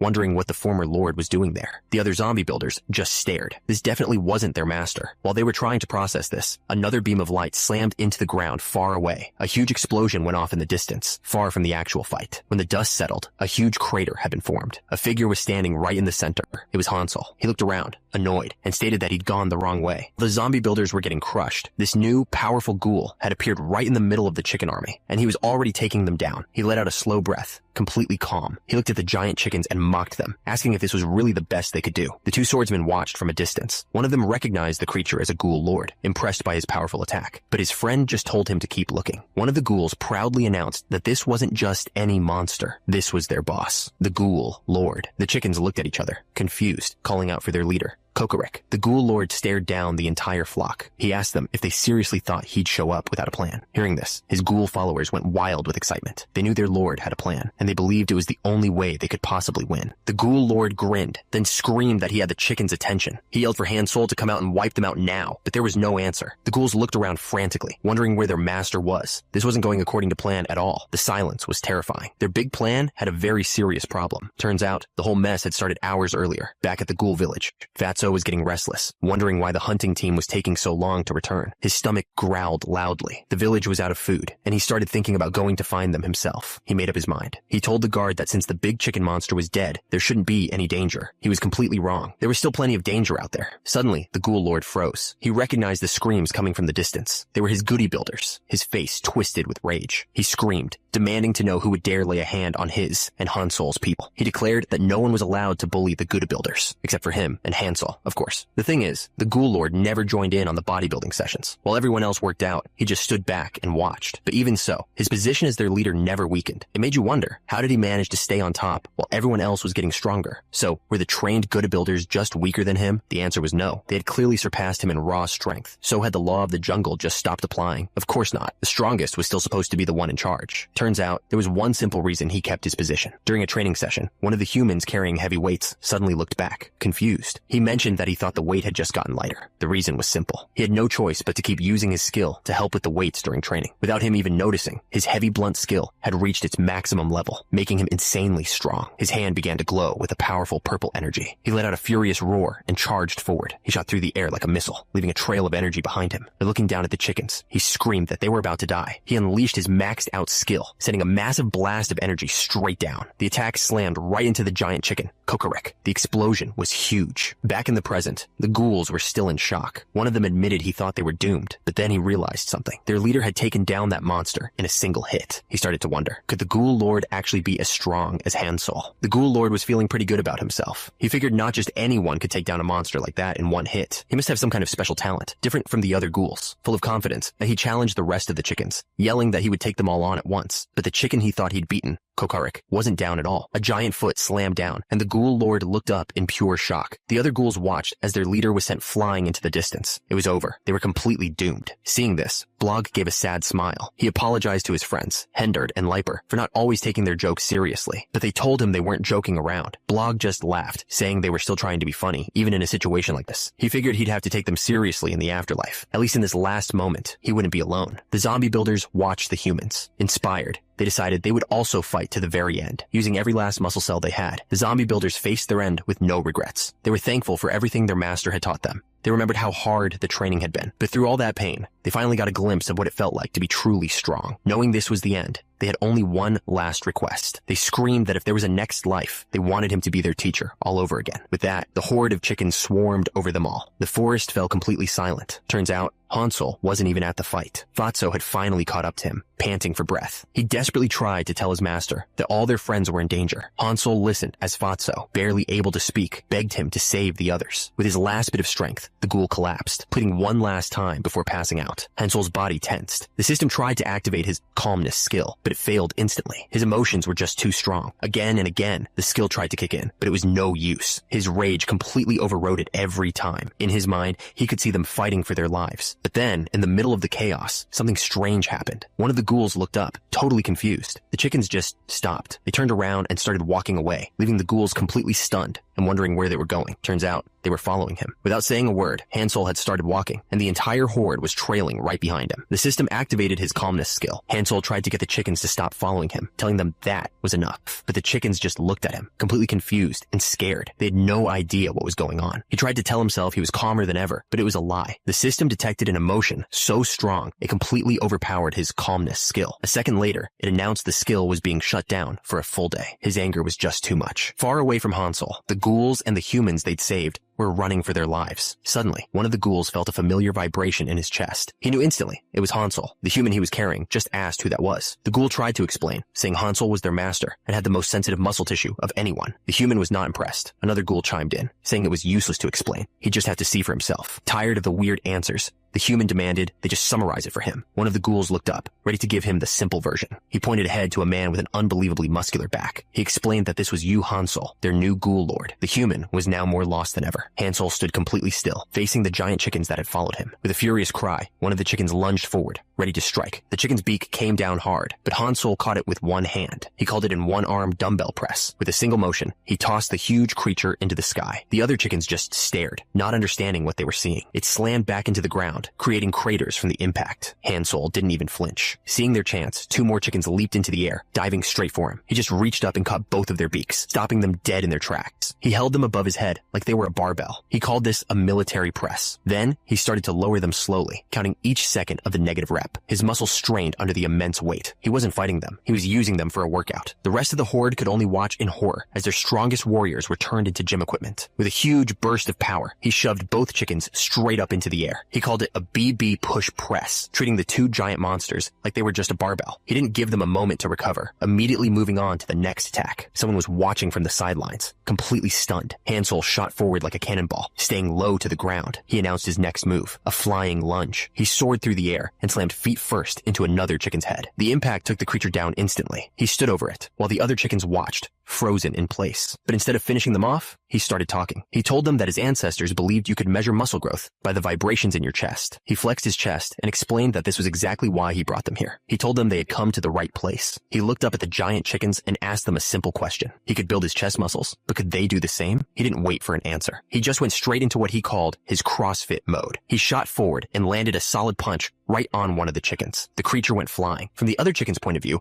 Hansel's back muscles bulged out, forming the shape of a massive kettlebell. His muscles swelled to an impossible size as he announced his next exercise, the kettlebell swing. He grabbed the dazed chicken and swung it straight up into the sky like it weighed nothing. It flew through the air like a cannonball, crashing into two of its friends and sending them tumbling. The one on the ground just stared, completely terrified. Without even pausing, he grabbed a huge log and started doing jumping squats. The chickens could only watch, totally confused by what was happening. He unleashed a flurry of kicks and punches, hitting the chickens from every direction. He grabbed two more chickens by their legs, ready for his next exercise, the cable tricep extension. He swung them down hard, smashing them into a third chicken on the ground. That one hit was enough to finish it. From a safe distance, a group of people watched the whole thing unfold. One of them couldn't believe his eyes, asking if that was really the ghoul lord they were told about. They stared at the chaos, wondering how a single person could be causing so much destruction. Meanwhile, one of the trainees was already feeling the strain. He knew he'd used too much energy just to get there, and he wasn't sure how much longer he could keep this up. He knew if he gave up now, it was over. He pushed with everything he had, thinking that at this rate, the training was going to kill him. The trainee's hands were shaking. He begged Hansel to just let him die, feeling too ashamed to face the former ghoul lord who had helped him. But Hansel wasn't listening. He decided to finish this with one big move. He lunged forward with everything he had. He called out his next move, bench press. He slammed his hands into the ground and pushed with all his might. This was his 1 rep max. As he pushed, the system activated his amazing muscle recovery skill. The system announced that 15% of his muscle had recovered, but it immediately sent a warning. His legs couldn't handle the power of his upper body. It urged him to loosen up his upper body before his legs gave out. The system was sure that muscle damage was coming, but Hansel ignored the warnings, standing firm in front of the entire horde of chickens. But he wasn't alone. Suddenly, everyone was behind him, lending him their strength for this final push. The trainee turned around, stunned to see all his friends there. They were all calling out to their master. The zombie builders were grinning from ear to ear. To them, this wasn't a desperate fight. It was just time for an extra set. The other trainees roared in agreement, ready to give it everything they had. With their combined energy, Hansel slammed his hands down. The entire ground erupted in a massive explosion. The blast was overwhelming. As the dust settled, the trainees had one last thing to say, a thank you for everything he'd taught them. Every single chicken was wiped out. And so were all the trainees, lying on the ground, completely spent. Standing over them, Hansel announced that the day's exercise was officially over. The trainee on the ground sadly said he was going to miss the ghoul lord. The other zombie builders agreed, talking about how he used to be violent before Hansel came and turned him into a good guy. He was so wiped out, he couldn't even stand on his own. He looked around, asking if anyone was going to help him up, but the zombie builders just turned and walked away, completely ignoring him. He yelled after them, calling them a bunch of ungrateful jerks. He finally sat up, sarcastically thanking Hansel for the hard work. Then he muttered under his breath that he was going to kill them all when they got back. That's when he noticed something. The other ghouls had stopped and were looking back with confused faces. Turns out, one of the ghouls had just woken up. He asked what was wrong, explaining that he'd taken a nap because he wasn't feeling well. The trainee and the other zombie builders looked at him with huge, terrifying grins. They all rushed him at once, ready to make up for his missed workout as he screamed for them to stay away. They tackled him in a massive dog pile. He yelled for them to get off, but it was too late. His special training had just begun. The trainee, now the new ghoul lord, smiled. He accepted his new role, promising to take care of everyone from now on. Meanwhile, in a place called Wardo Duchy, news of Hansel's actions was starting to cause a stir. Inside the castle, a lord listened to a report. He asked for confirmation, finding it hard to believe that one person had defeated all those monsters alone. His man confirmed it was the same person. The lord, Count Wardo, realized the ghoul lord wasn't the real problem. He knew the kid with him was the truly dangerous one. He worried that there was no telling when they might decide to turn on his people. The count decided he had to think carefully about how to deal with him. Then he turned to the woman and asked where Blog was. The woman stammered, unable to give a straight answer. Turns out, Blog was in serious trouble, held captive by a dark figure. The grip on his shoulder was tight and merciless. Two men were holding on to Blog, but it wasn't what it looked like. Their friend Hendard didn't see it that way. He rushed forward, sword drawn, accusing them of trying to hurt the kid. But Hansel wasn't even paying attention to the sword. He was looking at Blog's form, and he was genuinely impressed, complimenting his perfect posture. That just made the two warriors even angrier. They lunged at Hansel, yelling at him to stop treating Blog like some kind of object. Hansel blocked their attacks without even trying. He looked straight past them to Blog and asked if he'd ever thought about getting stronger. The two attackers struggled against his grip, yelling that he was completely missing the point. He held them in place easily. He asked Blog again if the thought had ever crossed his mind, certain that it had. With a huge grin, Hansel made his offer. If Blog really wanted to be strong, he should come exercise with him. The warrior in the background just looked confused, wondering what exercise even was. Meanwhile, back at the castle, the situation was desperate. One of the men was on his knees, explaining that they had no choice but to let the monsters take Blog. The entire group begged their master to do something. They pleaded with him to save Blog from the ones who took him, but the master was hesitant. He argued that they knew nothing about this exercise. For all they knew, it could be dark magic. He felt for the guy who was caught, but he wasn't willing to take a risk on something so unknown. He tried to calm the young man down, telling him his own master wouldn't be so reckless. But the warrior wasn't listening. He interrupted, declaring that they were going to teach them a lesson. His energy flared as he drew his sword. He ordered two of his companions to get ready for battle. The master was furious. He yelled at them for being so emotional and questioned why they weren't listening to him. But the young warrior's mind was made up. He stated that they had crossed the line by touching his student. He pointed forward, his decision final. He called out to his friends, Hendard and Leiper. They were going to the alley mine to save Blog, and they were leaving now. Meanwhile, in the ghoul village, the situation was a little different. Hansel announced that they had a newcomer. To get things started, the first exercise would be squats. Blog looked completely lost, asking what a squat even was. Hansel just smiled and told him to come over so he could teach him. He explained that squats are the best exercise for building strong thigh muscles. But just a moment into it, Blog was already on his knees, completely out of breath. Hansel put a hand on his shoulder, asking if he needed to lie down. Blog just stayed there, trying to catch his breath. Hansel told him to stop and take a break. He explained that Blog's form was all wrong, and that he needed to focus the weight on his thighs to avoid getting hurt. Hansel then showed him how to position his feet, and Blog nervously tried to copy him. Hansel demonstrated the proper technique, telling him to move his hips as if he were about to sit down. He showed the full movement, explaining that pushing up with your hips and thighs is what makes a squat. He gave Blog a thumbs up, telling him he did great for his first time. He asked if he'd ever exercised before, and Blog admitted he'd only learned some swordsmanship. Hansel told Blog to try the squat again, but this time, he grabbed a heavy barbell made of stone and told him to raise his arms to hold it. The moment Blog touched it, he could feel how heavy it was. He wasn't sure he could even lift it off the ground, but with a huge effort, he managed to get it over his head. His whole body was shaking from the strain. Hansel yelled at him, telling him not to mess up his posture and to just squat. Blog screamed as he pushed through the movement, giving it everything he had. He did it. He completed the rep. As he stood there, the entire group of ghouls started clapping for him. Hansel watched, completely impressed. He couldn't believe Blog was keeping perfect form, even with that much weight. He started counting the reps. That's when he knew for sure. His first impression of the kid was right. Hansel looked proud. He explained that what Blog just did was called powerlifting. He turned to Blog and asked him if the reason he came along was to get stronger. Blog nervously agreed. Blog then shouted that he wanted to be strong, just like his friends. But Hansel told him something he wasn't expecting. He said that Blog could never be strong like his friends. Blog looked down, admitting that he already knew. He felt like no matter how hard he tried, he could never keep up with the genius. He started to thank Hansel for the training anyway, but Hansel cut him off, asking what he was even talking about. He put a hand on Blog's shoulder and explained. He said Blog would be strong in a different way, strong enough to protect the very friends he looked up to. Hansel told him that he had a rare talent, something he had never seen before. Blog's hands trembled as he took it all in. Blog was overwhelmed. This was the first time anyone had ever truly acknowledged him, but Hansel just laughed and told him not to cry, joking that he'd lose his muscle. Suddenly, a notification popped up. The system announced that his Hawkeye skill had just been upgraded to level. Time later, Blog walked up to Hansel, holding 3 little baby cocks. He asked him why he'd brought them back alive. He then turned to the ghouls and laid out his idea. He explained that if they hunted the cocks too recklessly, there wouldn't be any left. So, he proposed a new plan. They were going to raise the cocks themselves before they disappeared for good. One of the ghouls thought about it. He told Hansel that since cocks grow up so fast, raising them shouldn't be a problem. But then, he brought up a serious issue. There weren't many monsters in the mine that could beat a coke. If these babies evolved, none of the ghouls would stand a chance. Only Hansel could stop them. The ghoul looked right at Blog and asked if he thought he was strong enough to handle it. He waited, letting the question hang in the air. That's when Hansel stepped in. With a cold look, he repeated the ghoul's own question back at him. The ghoul started sweating. He quickly stammered that it wasn't like that, and that they could probably handle it after all. Hansel laughed, telling the ghoul he was almost disappointed in him for underestimating his own kind. The ghoul quickly apologized, looking embarrassed. With that settled, they all headed to the training ground. Hansel's voice echoed as he guided them, telling everyone to use their main leg muscles to support the weight. Blog was completely into it, a huge grin on his face as he pushed through the reps. But somewhere else, a different kind of training was happening. A man gripped a barbell, while his partner, a bald man with strange powers, activated a skill called Heavy Blunt, causing the weights to glow. The bald man asked if he was ready. The lifter roared back that he was, and told him to bring it on. With a determined look, the supporter prepared to increase the weight. He activated his skill again, but this time it was Heavy Blunt X2. The purple energy around the barbell flared up intensely. The lifter screamed, his body shaking under the crushing weight. His partner yelled words of encouragement, pushing him to finish the rep. Blog was counting out the reps, a huge smile on his face. He and the ghouls were all squatting together, pushing themselves hard. Every single one of them was giving it their all, pushing past their limits. But just as they were in the middle of their workout, something interrupted them. A bright flash of light appeared right in the middle of the training ground. Before anyone could react, a huge blast of energy sent the ghoul chief flying. The ghouls were thrown to the ground, completely stunned by the sudden attack. The chief looked up, trying to figure out what just hit them. That's when they saw her. A woman stood over them with a wild look in her eyes. She demanded to know if they were the monsters who kidnapped her student. The ghoul chief was terrified. He tried to explain that it was all a misunderstanding, telling her he didn't even know who she was. He also added that he wasn't the chief anymore. She told him he should have just answered with a yes or no. Then she swung her sword right at the ghoul chief. The strike hit the ground with incredible force, kicking up a huge cloud of dust and rock. But when the dust settled, she looked confused. Her blade hadn't hit its target. Turns out, Hansel had stepped in and blocked her sword with his bare arm. He looked annoyed and asked what her problem was, explaining they were just working out. The woman was stunned that he blocked her blade with his body. Hansel, on the other hand, was more worried about his muscles getting hurt. He saw the cut on his arm and realized this woman was seriously dangerous. She turned and shouted to 2 men behind her, asking if Hansel was the guy they were looking for. The men yelled back, confirming it was him. Then they shouted for Blog, telling him their master was here to save him. The woman faced Hansel with a smug look. She apologized for interrupting his training, but then accused him of trying to steal her student. Hansel turned to Blog, confused. He asked why he didn't just say he already had a trainer, since that would have avoided this whole mess. Blog looked down, struggling to find the right words. He didn't know what to say. Hansel just grinned. He asked him straight up if he thought exercise was better than swordplay. He told him to just be honest and stop hesitating. The pressure was clearly getting to Blog. That's when Blog made his choice. He bowed deeply to his old master and apologized, admitting he liked exercising more than swordplay. He told her he was sorry she came all this way, but he had a new master now. The woman looked at him, her expression unreadable. She said if that was his choice, then there was nothing she could do.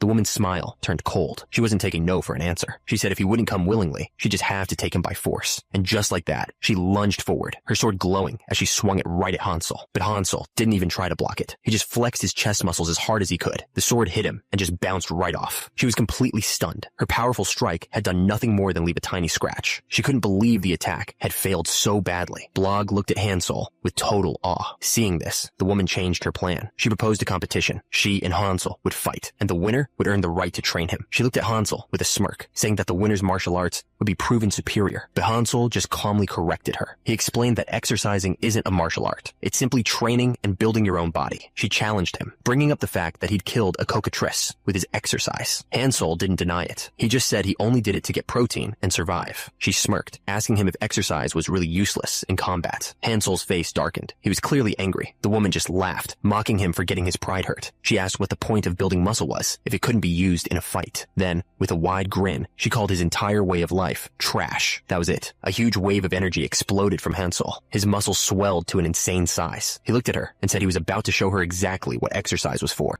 A notification popped up. The system announced that his cock's leg mode had been activated. As everyone watched, one of the ghouls wondered aloud who was stronger, Hansel or the woman. Another ghoul scoffed, pointing out the huge size difference, but Blog quickly spoke up, telling them not to judge by appearances. He revealed that his former master was one of the 10 strongest people on the continent. Hansel's eyes narrowed. A system window appeared, announcing announcing that his Hawkeye skill was activated. It identified the woman as a human sword master. The skill gave him a full breakdown of her body composition. Looking at the numbers, he was confused. He couldn't understand how someone with her muscle mass could have possibly left a scratch on him with a sword. The woman looked down at Hansel, calling him alien. She asked him just what kind of martial art he was teaching, preparing to explain what real swordsmanship was. A quick vision showed a master swordsman unleashing a powerful strike. She explained that her martial art was a technique so strong it could cut enemies into pieces using chi. With a smirk, she told him she would teach him a few things as his elder. Then she lunged forward, unleashing a rapid series of strikes. She continued to call him an alien, asking if he knew why. She said that even though he looked human, something was clearly different about him. Hansel just waved his hand, yelling that he didn't care. He didn't even touch her, but the force of his swing sent her flying backward. She landed on her feet and finished her thought, explaining that it was because the mana around his body was red. She claimed that red mana was a sign of demonic blood. The redder it was, the closer you were to being a demon. She pointed her sword at him, yelling that no human technique could change the shape of the body like he did. As she spoke, Hansel stomped the ground, cracking it with a move called power leg press. Hansel yelled back at her, completely baffled. He told her it was just common sense. The more effort you put into your body, the more it changes. But she wasn't convinced. She just insisted that this kind of change was only possible for aliens like him. To prove her point, she powered up, her body glowing with a golden aura. She declared that this was how humans were supposed to use chi mana, and the swordswoman activated her own combat skill, a technique called a mountain of swords and a forest of sabers. Suddenly, hundreds of glowing swords filled the air. Hansel just looked up, completely confused by the magic. She explained that this was the human way of fighting, using skills to make up for what their bodies lacked. The swords rained down, and he screamed as they all hit him at once. She stood over his fallen body, calling his martial art useless. She said for a human, it was nothing but trash. She kept mocking him, questioning how his weak style could ever hope to beat a true swordsman who only thinks about winning. But Hansel, lying on the ground, just looked up at her. He asked a strange question. Were her opponents stagnated? She had no idea what he meant. As he struggled to get up, he asked how much stronger those opponents get the next day. The swordswoman just smiled, thinking it was a ridiculous question. She scoffed at his question, saying her opponents never survive long enough to get stronger. She activated her skill again, ready to end it. But Hansel wasn't down. He shot back up, his body glowing with power as he hit a perfect front double biceps pose. He started to scream, his voice echoing with raw power. He declared that people who work out will always come back the next day and beat the person who is stronger than them before. It was the core belief of a bodybuilder, constant, daily improvement. He let out a final roar, screaming about doing 10 reps. His body just kept swelling, getting bigger and bigger with each imaginary rep. He towered over the swordswoman, a giant of pure muscle. He told her it was his turn to teach her a lesson.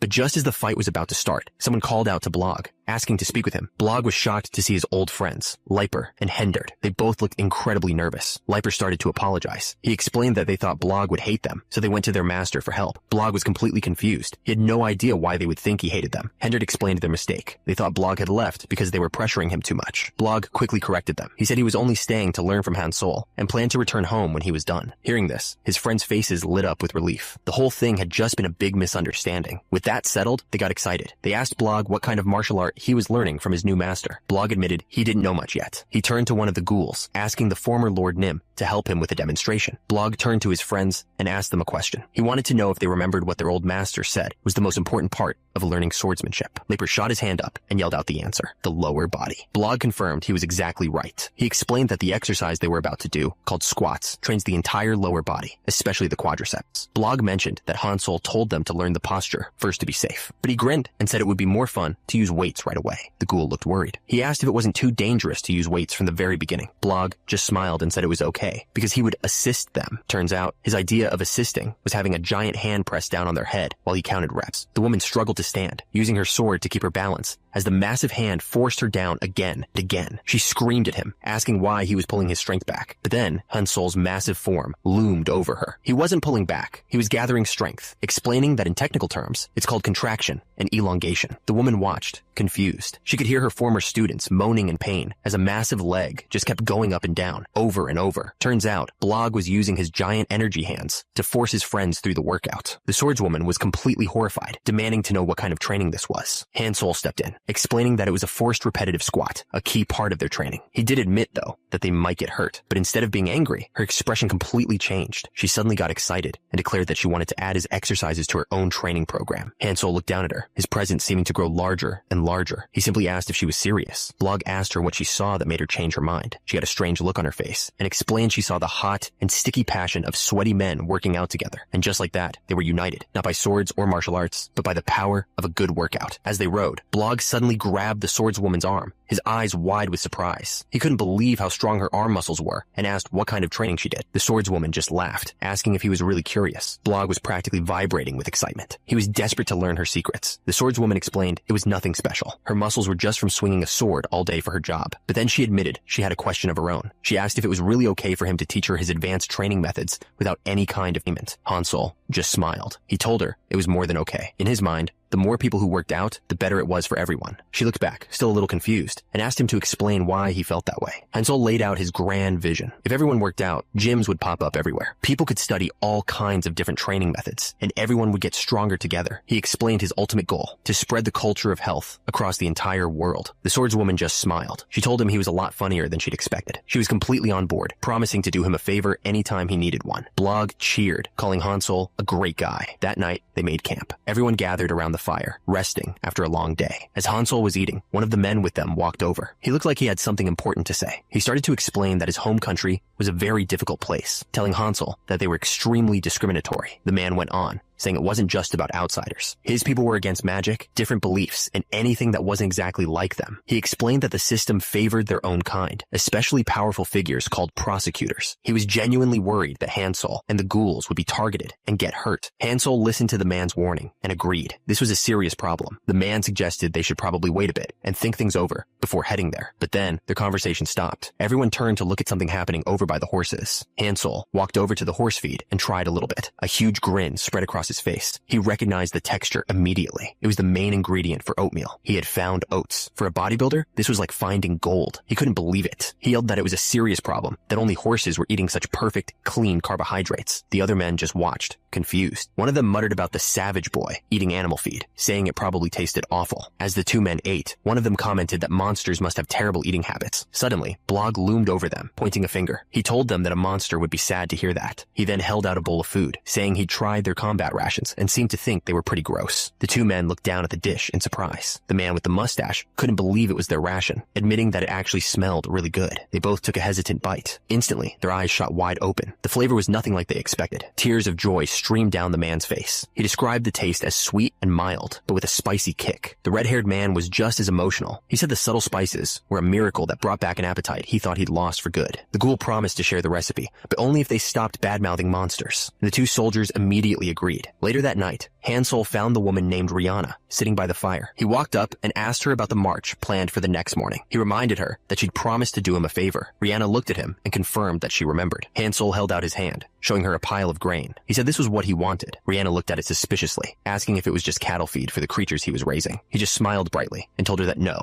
they were going to eat it themselves. She was completely confused. She said it didn't really matter to her, but she felt bad seeing them eat food meant for animals. Another woman from Rihanna's group chimed in, agreeing with her. She told Hansol that they shouldn't be eating something they weren't used to. Hansol's friendly expression completely vanished. He glared at her, his voice low, as he demanded to know what she had just said. Rihanna's companion completely misunderstood. She told Hansol they didn't say anything wrong, and if he wanted a bigger reward, all he had to do was ask. She offered to help them upgrade their camp from simple tents to wooden houses, or even get them proper warrior clothes instead of the rags they were wearing. One of the ghouls chimed in, holding up a piece of chicken. He added that for food, all they really needed was chicken breast, since it was Hansol's favorite protein. That's when Hansol just exploded. He yelled that they were all completely wrong. This wasn't about disrespect. He launched into a lecture, explaining that eating only protein is terrible for your body, especially your liver. He went on, explaining that if you eat the right amount of carbs, your body produces something called glycogen, and that's what actually gives you the power to use your muscles. He pointed to the grain he'd shown them earlier. It was oats, a complex carbohydrate that digests slowly and gives you energy for a long time. Back on his world, he said, it was called the king of grains for a reason. He looked at them with total passion, yelling about how there could be no better reward than something that fuels your body perfectly. For him, oats were the ultimate prize. After Hansol's big speech, everyone just stood there in silence. Rihanna looked completely lost, while the ghouls just kept flexing, as if trying to understand. But the ghouls totally got it. They started cheering for muscle growth, completely fired up about this new superfood. Blog thought he figured it out. He told everyone this must be Hansol's secret weapon to win over Ms. Rihanna. That lit a fire under the other warriors. They declared they couldn't stand losing to monsters and decided they were going to eat the oats too. They saw that Blog was already eating it, so the rest of them decided to try it as well. The ghouls didn't need any convincing. They just dove right in, stuffing their faces. Pretty soon, the entire camp was gathered around the barrel, shoveling down the oats oats. Even the horse was getting in on the action. And then, all at once, everyone spat it out. Turns out, the king of grains tasted absolutely terrible. One of the warriors gagged and told Blog to spit the oats out, warning him that they were terrible. But Blog didn't spit it out. He just kept chewing thoughtfully. Then he turned around with a huge smile, saying he thought it was actually pretty tasty. Hansel was amazed. He realized Blog even had a talent for eating, which meant he'd get stronger in no time.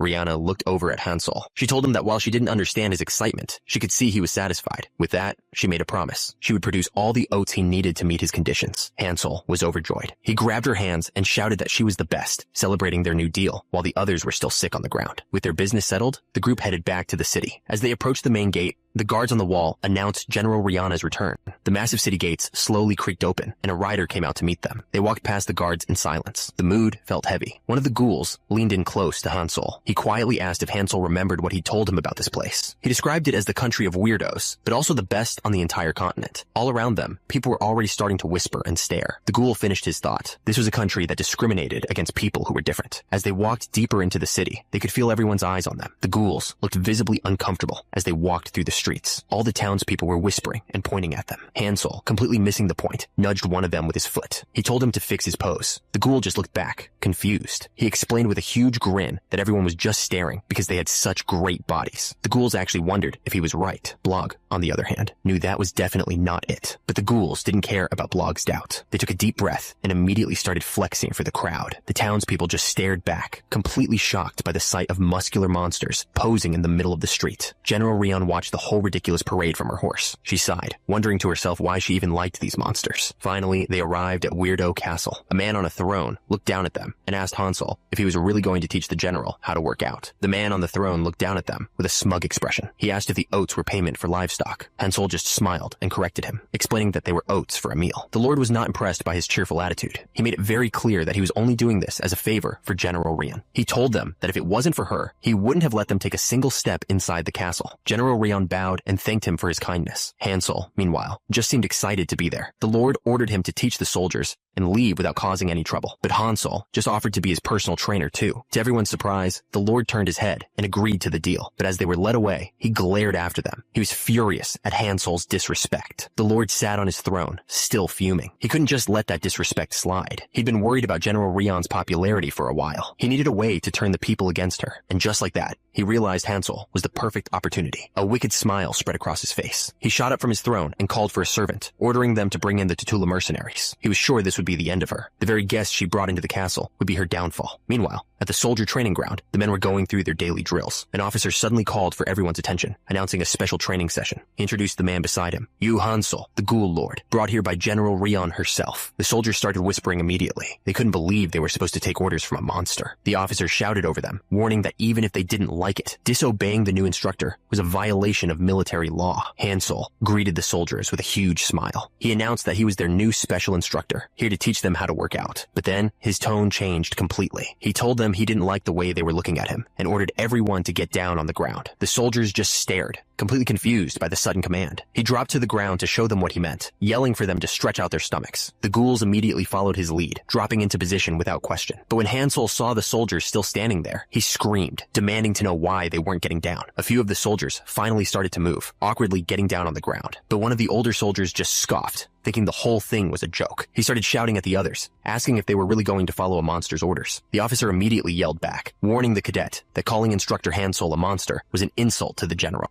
The soldier just smirked and asked the officer if he really thought so. He then questioned if following a monster's order was the same as following the general's. Down on the ground, Hansel's expression hardened. He was getting tired of this. The soldier told everyone to get up. He yelled at them not to follow a monster's orders and to have some pride as humans. The officer put a hand on Hansel's shoulder. He reminded the soldier that military orders are absolute and asked what the problem was. The soldier said there were lots of problems. First, he explained, humans don't take orders from monsters. His second point was about the training itself. He said there was no reason for them to do anything other than practice with their swords. And for his last point, he shouted that they had no interest in learning some savage monster's training. But before Hansel could react, one of the ghouls stepped in front of him. He told Hansel he could deal with this. The ghoul turned to the soldiers and pointed at Blog. He suggested that if a human taught them instead, they wouldn't have a problem taking orders. As for their second problem, he said he wasn't sure which training was better since they'd never been compared. He proposed they find out within one-on-one competition. The ghoul smirked. He said as for their final complaint, about whether the training was savage or not, they should just compete to find out. He screamed the challenge right at the human soldiers. The other ghouls were completely fired up. They roared back in agreement, ready for the challenge. Hansol just watched them, a grin spreading across his face. He seemed to be enjoying this. The lead soldier stepped forward and accepted the offer. He then turned to his superior, asking if a competition like this was even allowed. With that settled, he declared he would fight for the humans. Then he asked who would be representing the monsters. In response, one of the muscle-bound ghouls stepped forward, ready to fight. But it wasn't the soldier who answered. A different man stepped out from the crowd with a nasty grin. He laughed at the ghouls, telling them it was a shame he wasn't just some regular cadet. He boasted that he was one of the notorious Tutula mercenaries, hired directly by the Lord Count. He was ready to show the ghoul what real fear felt like. He lunged forward, screaming for the monster to die. But the ghoul didn't even flinch. He just treated the man's head like a weight and performed in one-arm press. The punch landed, and the mercenary's head snapped back. It was over in an instant. The mercenary was out cold on the ground. Someone checked on him, relieved to see he was still breathing. The muscular man walked over and told the ghoul not to be so harsh, just to show off his strength. The ghoul immediately apologized, but the man just waved it off, saying the apology wasn't sincere anyway. The ghoul was confused, wondering what he was supposed to do. With the fight over, he turned to the human soldiers. He told them that since they lost, they now had to obey him. One of the soldiers reluctantly agreed, but one of the soldiers wasn't ready to give up. He activated a combat skill, his eyes glowing with power. He screamed that he would never take orders from monsters and lunged forward to attack. The ghoul was caught completely off guard, but the ghoul reacted instantly. He activated his own skill, Heavy Blunt, multiplying its power to 10. The ghoul's powerful attack was about to connect, but at that exact moment, someone else stepped in, their eyes glowing red. He didn't throw a punch or cast a spell. He just reached out and gently tapped the soldier on the chest, stopping him completely. The soldier went flying back from just that one little tap. He was completely overpowered. He slammed into the wall so hard it cracked. The fight was over. Sometime later, a woman in a cape arrived at the training grounds. She spotted Hansol and greeted him with a huge, cheerful smile. But the human soldiers weren't happy. They were whispering to each other, convinced that magic had been used in the fight. They didn't trust the monsters at all. Suddenly, a loud bang echoed nearby. The woman turned to Hansol, demanding to know what was happening. Two soldiers rushed up to her, looking very worked up. The soldier addressed her as General and quickly explained. He said a battle broke out because some men refused to follow her orders. He reported that the soldiers lost, and now they were claiming the monsters must have cheated with magic. The general turned to Hansol and asked him directly if he'd used magic in the fight. He immediately denied it, insisting they'd done nothing of the sort. She then faced the angry soldier and told him what Hansol had said. The soldier was stunned. He couldn't believe she would take a monster's word over his. Just then, another man rode up on a white horse. He announced that he'd heard something unbelievable and demanded to know what was going on. He looked down at the general, questioning whose side she was really on, the humans or the monsters. The general stated firmly that of course she was on her people's side, but he wasn't convinced. He yelled back at her, asking why she was listening to monsters then. Hansol, completely missing the mood, just grinned. He asked the man if he came to work out and told him to get off the horse. One of the ghouls quickly grabbed him, trying to explain that this was not the time for jokes. The man on the horse, feudal Lord Wordo, told the general that while he cared for her, her new friends were causing trouble for his people. He explained that one of the students had been hurt in the fight, and that, he said, was a very serious problem. He yelled that as the feudal lord, he couldn't just let it slide.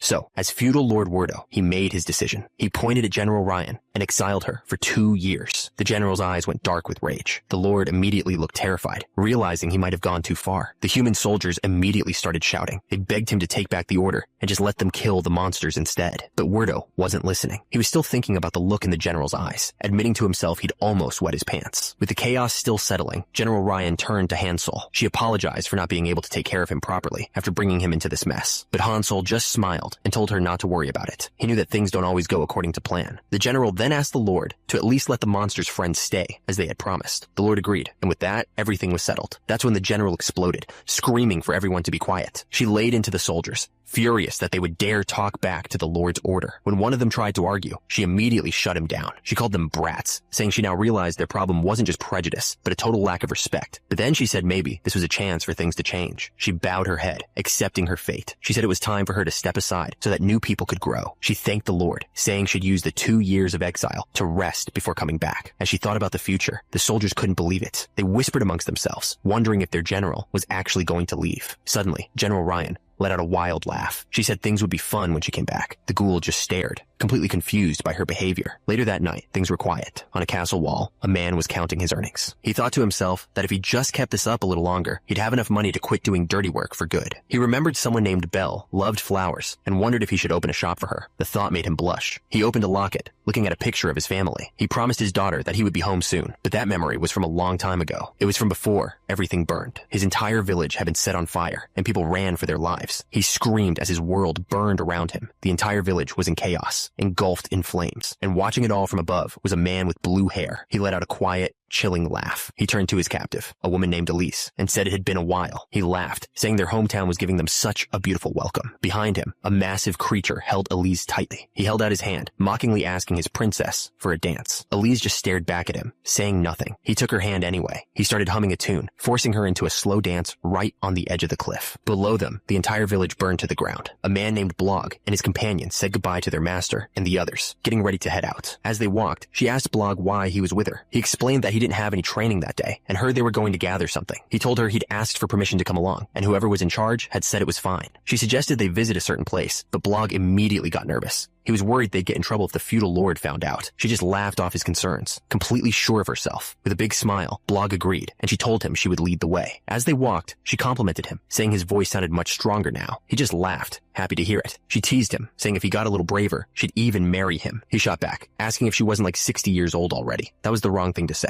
She completely lost it, yelling at him for daring to talk about her age, and started chasing him down. The ghouls were busy with their strange training. One of them practiced a powerful strike on a slime. Another one struck a pose, absorbing a slime right into its body. As two of them carried slimes, one asked about his friend's recent arm injury. The other just brushed it off, saying he was fine and couldn't wait for Hansel to teach them a new exercise. Just then, Blog and General Ryan appeared on the path. The general called out, asking what the ghouls were doing with all those slimes. The ghouls immediately recognized them. When they asked why he was back so soon, Blog just gave a vague smile and said things just worked out that way. But the general wasn't letting it go. She smiled and politely insisted they answer her question. One of the ghouls finally explained. He said their master, Hansel, had told them they needed the slimes. That just made the general more confused. She asked what they could possibly be for, since slimes were basically useless, not even good for medicine. The ghouls struggled to find the right words, finally just telling them it would be better if they came and saw for themselves. Blog chimed in, explaining that the builders just weren't very good at explaining things. The general just looked at the ghouls, then reluctantly agreed to follow. As they walked up the path, Blog suddenly spotted Hansel in the distance and waved excitedly. Hansel greeted them with a huge smile, asking if Ryan was there too. He then casually told one of the ghouls that some of the slimes were about to get away. The scene was completely bizarre. Hansel was coaching the ghouls, telling them to use their chest muscles to corner a pile of slimes. Seeing this, the general finally asked what in the world he was doing. Hansel began to explain. He said that after watching the students at the training ground, he realized their bodybuilding and powerlifting workouts just weren't efficient enough. He figured what they really needed was athletic training, but since they didn't have any equipment for that, he decided he was just going to make it himself. Blog was confused. He asked if making equipment with slimes was like creating a dummy for sword practice. Hansel shook his head, saying it was nothing like that. He turned to the ghouls and told them to bring him a slime. With a large purple slime in front of him, Hansel began his lesson. Without any warning, he slammed his hand right into the creature's body. He pulled out a small ball, explaining it was the slime's core. He said it would regenerate in a few days, so he just set it aside. With the core gone, he said the next step was to make a hole right through the middle of the slime. Turns out, slimes are perfect for this because their bodies are incredibly stretchy. He then put his hands inside the hole and stretched it out. Just like that, he had made a perfect resistance band. He held it up proudly. The slime had been transformed into a perfect training band. The blue-haired man, Blog, turned to General Ryan. He told her there were tons of exercises they could do with this new equipment. He explained that they could even color code the bands based on the slime's strength. Then he turned to Hansel, thanking him, but also apologizing. Hansel had no idea what he was sorry for. That's when General Ryan stepped in. She admitted that for a while, she had been suspecting him. She thought his obsession with training was just an act, a way to trick humans and get close to them. But she finally understood. He was being completely 100% honest with them. Ryan then admitted that she felt like a failed educator. She couldn't stop her own nation from becoming so full of hate. She said that's why she just tolerates all the nonsense from the feudal lord. She felt like she had no other choice. But Ryan told Blog that he was different from her. She was sure he could bring real change to the country. The word changes made Blog pause and think. Suddenly, he ripped off his shirt and started flexing, proudly announcing that physical change was his specialty. Ryan immediately told him that's not what she meant at all. He then presented his squad of muscular ghouls, suggesting a group workout. Ryan just shook her head, saying that wasn't it either. That's when Ryan smiled. She said she'd show him the change she was talking about. She pointed past them to a line of human soldiers. That was the change she wanted. The soldiers didn't look happy. They whispered to each other, deciding to hear what the monster instructor had to say first. One of them warned that they weren't there because they lost and told him not to try anything weird. Then, in front of everyone, General Rian turned to Hansol. She asked if she could leave her kids in his hands. Hansol was thrilled. He flexed, officially welcoming the new members to his team. Meanwhile, in another part of the country, a group of knights rode hard through the darkness. Turns out, big changes were happening everywhere. A commander struggled to calm his horse as it panicked. They had arrived at a village that was being burned to the ground. The commander ordered everyone to get off their horses. He explained that their enemy was a monster called a zombie. He warned his men that if they got bitten, they'd become one, too. He told them to protect their horses just as carefully as they protected themselves. The soldiers stood ready. With the warning given, the commander raised his sword high. Then he gave the order to charge, and his soldiers rushed into the fight. The soldiers plunged into the burning village, and the fight for survival began. From above, you could see the whole town was engulfed in flames, with tiny figures clashing in the street. But somewhere else, a man with blue hair was watching. He looked panicked, desperately trying to get someone named Betterman to stop. He tried to reason with them, explaining that if they interfered, a woman named Ryan might get involved too. But a creature that looked like a dog just kept barking, completely ignoring him. He finally snapped and screamed at the stupid dog to be quiet. The creature whimpered for a moment, then immediately started panting happily again. With a strange smile, he started petting the creature. He calmly told Betterman to just wait a little longer. Then, with a huge, twisted grin, he revealed the truth. The zombies attacking the village weren't real. They were just props. Meanwhile, at the Wordo Duchy training grounds, an instructor was lecturing a huge group of soldiers. He explained that every person has a limit to how much stamina they can use in one day. He flexed his arm to make a point. He told them that because their energy was limited, they had to focus on training only the specific muscles they actually needed for a fight. The instructor got everyone's attention, telling them to stretch and get ready for the bench press, just like Hansol wanted. The soldiers yelled back, ready to start, but a man with blue hair suddenly stepped in, suggesting they do CrossFit instead. The instructor had never even heard of it, so he explained that CrossFit was a method of continuous, high-intensity training using a bunch of different exercises. He said the goal was to train different parts of the body at the same time, making them strong all around. He looked at the soldiers and ghouls. He told them that forming groups for the workout would create teamwork and trigger their competitive side, which was perfect since they weren't comfortable with each other yet. He announced that he'd already made the teams. All they had to do was ask the portly ghoul who was holding the list. That's all it took. The entire group, humans and ghouls alike, roared with excitement. And with that, the training began. Former enemies were now side by side, pushing their limits together. Far away from the training ground, a real battle was happening. While soldiers and ghouls were lifting weights, others were fighting for their lives. The soldiers were completely surrounded, trying to hold their ground against the endless wave of monsters. Back at the camp, the training didn't stop for a second. Everyone pushed themselves, jumping with everything they had. That's when the blue-haired instructor heard something in the distance, a faint siren. He turned to the man with the face paint, asking what that sound was for. He'd heard it several times already. The man explained that the feudal lord was personally raiding zombies near the castle. The siren was a signal for backup, which meant the enemies were stronger than they'd expected. But the instructor didn't seem to care about any of that. He just turned back to the trainees and yelled at the fourth group, telling them to lower the weight before they hurt themselves. The man with the face paint just watched. He realized the instructor truly didn't care about anything else. The commander raised his sword, congratulating his soldiers on their hard work. He told them that their scouts had found the enemy's base. It was at the end of the path, and this was their chance to end the fight for good. The entire army roared, ready for the final push. He raised his sword one last time, calling out to his soldiers. Then, he gave the order to charge. His soldiers rushed forward, crashing right into the wave of monsters. They cut through the zombies, their glowing blades lighting up the darkness. One of the men warned his lord that they might be going too deep into the horde, but the commander just smiled. He told him not to worry. Zombies are stupid and have no tactics. All they needed was strength and numbers to win. The commander watched his men tear through the horde. He was sure they were pushing through just fine. He screamed at his soldiers not to slow down, telling them that war was all about momentum. His voice boomed over the battlefield, ordering them not to stop until every last opponent was gone. But someone else was watching from the shadows. A voice mocked their simple plan, guessing that's exactly what they were thinking. With a snap of the fingers, the ground erupted. A massive blast sent the charging soldiers flying. That's when the real enemy showed himself. His name was Ben, and he was the one who had set this whole trap. Ben looked down on the surviving soldiers. He told them he'd been watching, and that they clearly didn't understand the first thing about war. He explained their mistake. Spears were for real battle, while swords were just for showing off. Ben gave the order, and his monster charged forward. He mocked them, pointing out how useless their swords were. They couldn't help each other or stop the enemy from charging. He called their teamwork a joke. The commander screamed Ben's name in fury. Ben just smiled, casually saying it had been a while. He called him Wordo. Wordo didn't waste any time. He swung his sword right at Ben, but Ben blocked it easily. He even held his own sword in his mouth to prove a point. Then he told Wordo that he'd grown old. Wordo was furious. He demanded to know how Ben still looked the same after all this time, knowing he couldn't use energy to stop aging like General Ryan. Ben just shrugged. He said he didn't need to train his energy for something like that. Instead, he said he did some research. That's when he showed his hand. He had syringes syringes filled with some glowing green stuff, and it looked dangerous. Ben didn't hesitate. He stabbed the syringe right into his own chest. His body started to change instantly. His muscles swelled to an insane size as dark lines spread across his skin. Werdo stared up at him, his face filled with dread. He started to ask a question, suspecting something awful. A massive shadow fell over him. Ben had turned into some kind of giant, towering over Werdo completely. The transformation was complete. Ben was a monster. That's when Werdo finally asked the question he was dreading. Had Ben been experimenting on humans? His face was twisted into a horrifying grin. Werdo looked up at him and realized the man wasn't just a monster. He was completely insane. He glanced back at his soldiers fighting in the distance. He knew he didn't have much time before they were overrun. He had to end this right now. He had to kill Ben before anyone else could interfere. He activated a combat skill, pouring all his energy into the attack. He launched himself into the air, his sword blazing with light. He screamed that Ben was a lost spirit and it was time for him to go back to hell. The blade slammed down, creating a massive explosion of force. But it wasn't enough. Werdo was stunned by the sheer speed and power Ben possessed. Before Werdo could even process what happened, Ben was already moving. The giant slammed his fist into the ground,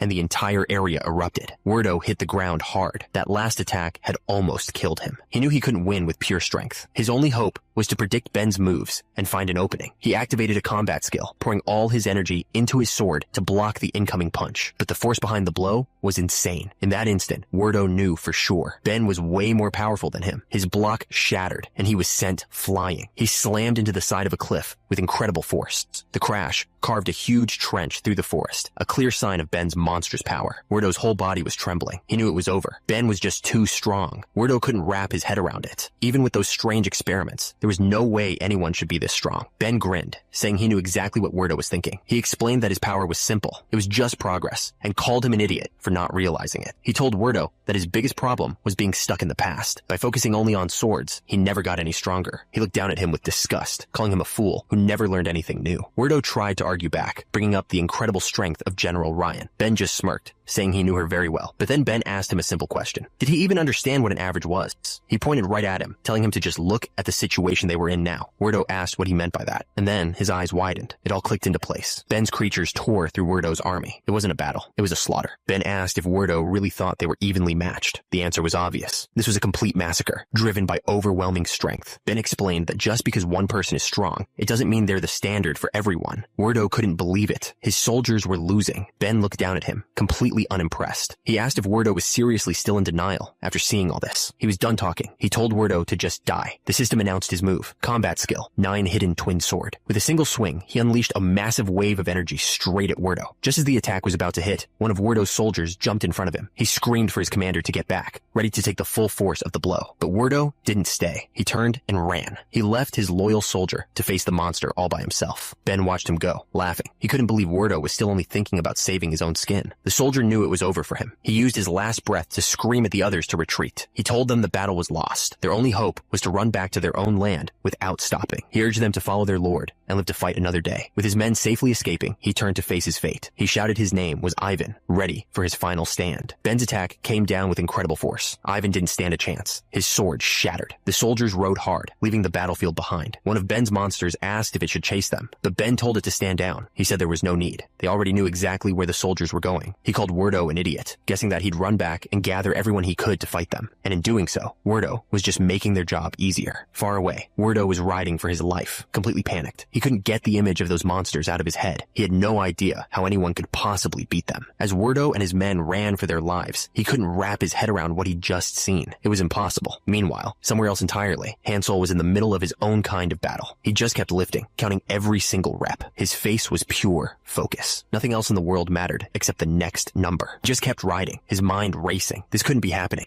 The images of those monsters were burned into his mind. He had no idea how anyone could possibly fight them. His entire army was running for their lives. It was a total disaster. The numbers just kept climbing into the hundreds of thousands. He was in his own world. His focus was absolute. Nothing else mattered but the next repetition. Far away, the soldiers galloped on, not daring to look back. The commander finally broke, demanding someone explain what had just happened. A soldier rode up beside him and introduced herself as Rumi. She told him she could report on the situation, and he ordered her to speak. week. Rumi laid out the grim numbers. Out of 400 soldiers, 347 were either dead or infected. With 27 more injured, they only had 26 people left who could actually fight. She continued, adding that even with the 100 soldiers back at the castle, the rest were just trainees or already hurt. Commander was losing it. He couldn't believe he was supposed to win a war with just 126 soldiers. Rumi suggested they call back General Rian for help, but the commander knew it was hopeless, yelling that by the time she arrived, it would be too late. Then Rumi came up with a wild idea. She asked what if they got help from the monsters living in the castle. The commander looked at her, completely confused. She explained that their leader, Hansel, was strong enough to fight General Rian to a standstill. Since they'd given them food and a place to stay, she figured they might be willing to help. The commander thought about it for a second. The idea was to fight monsters with other monsters. A huge grin spread across his face. He loved it. He shouted that they were going with that plan. 3 days later, soldiers on horseback rode up to the castle walls.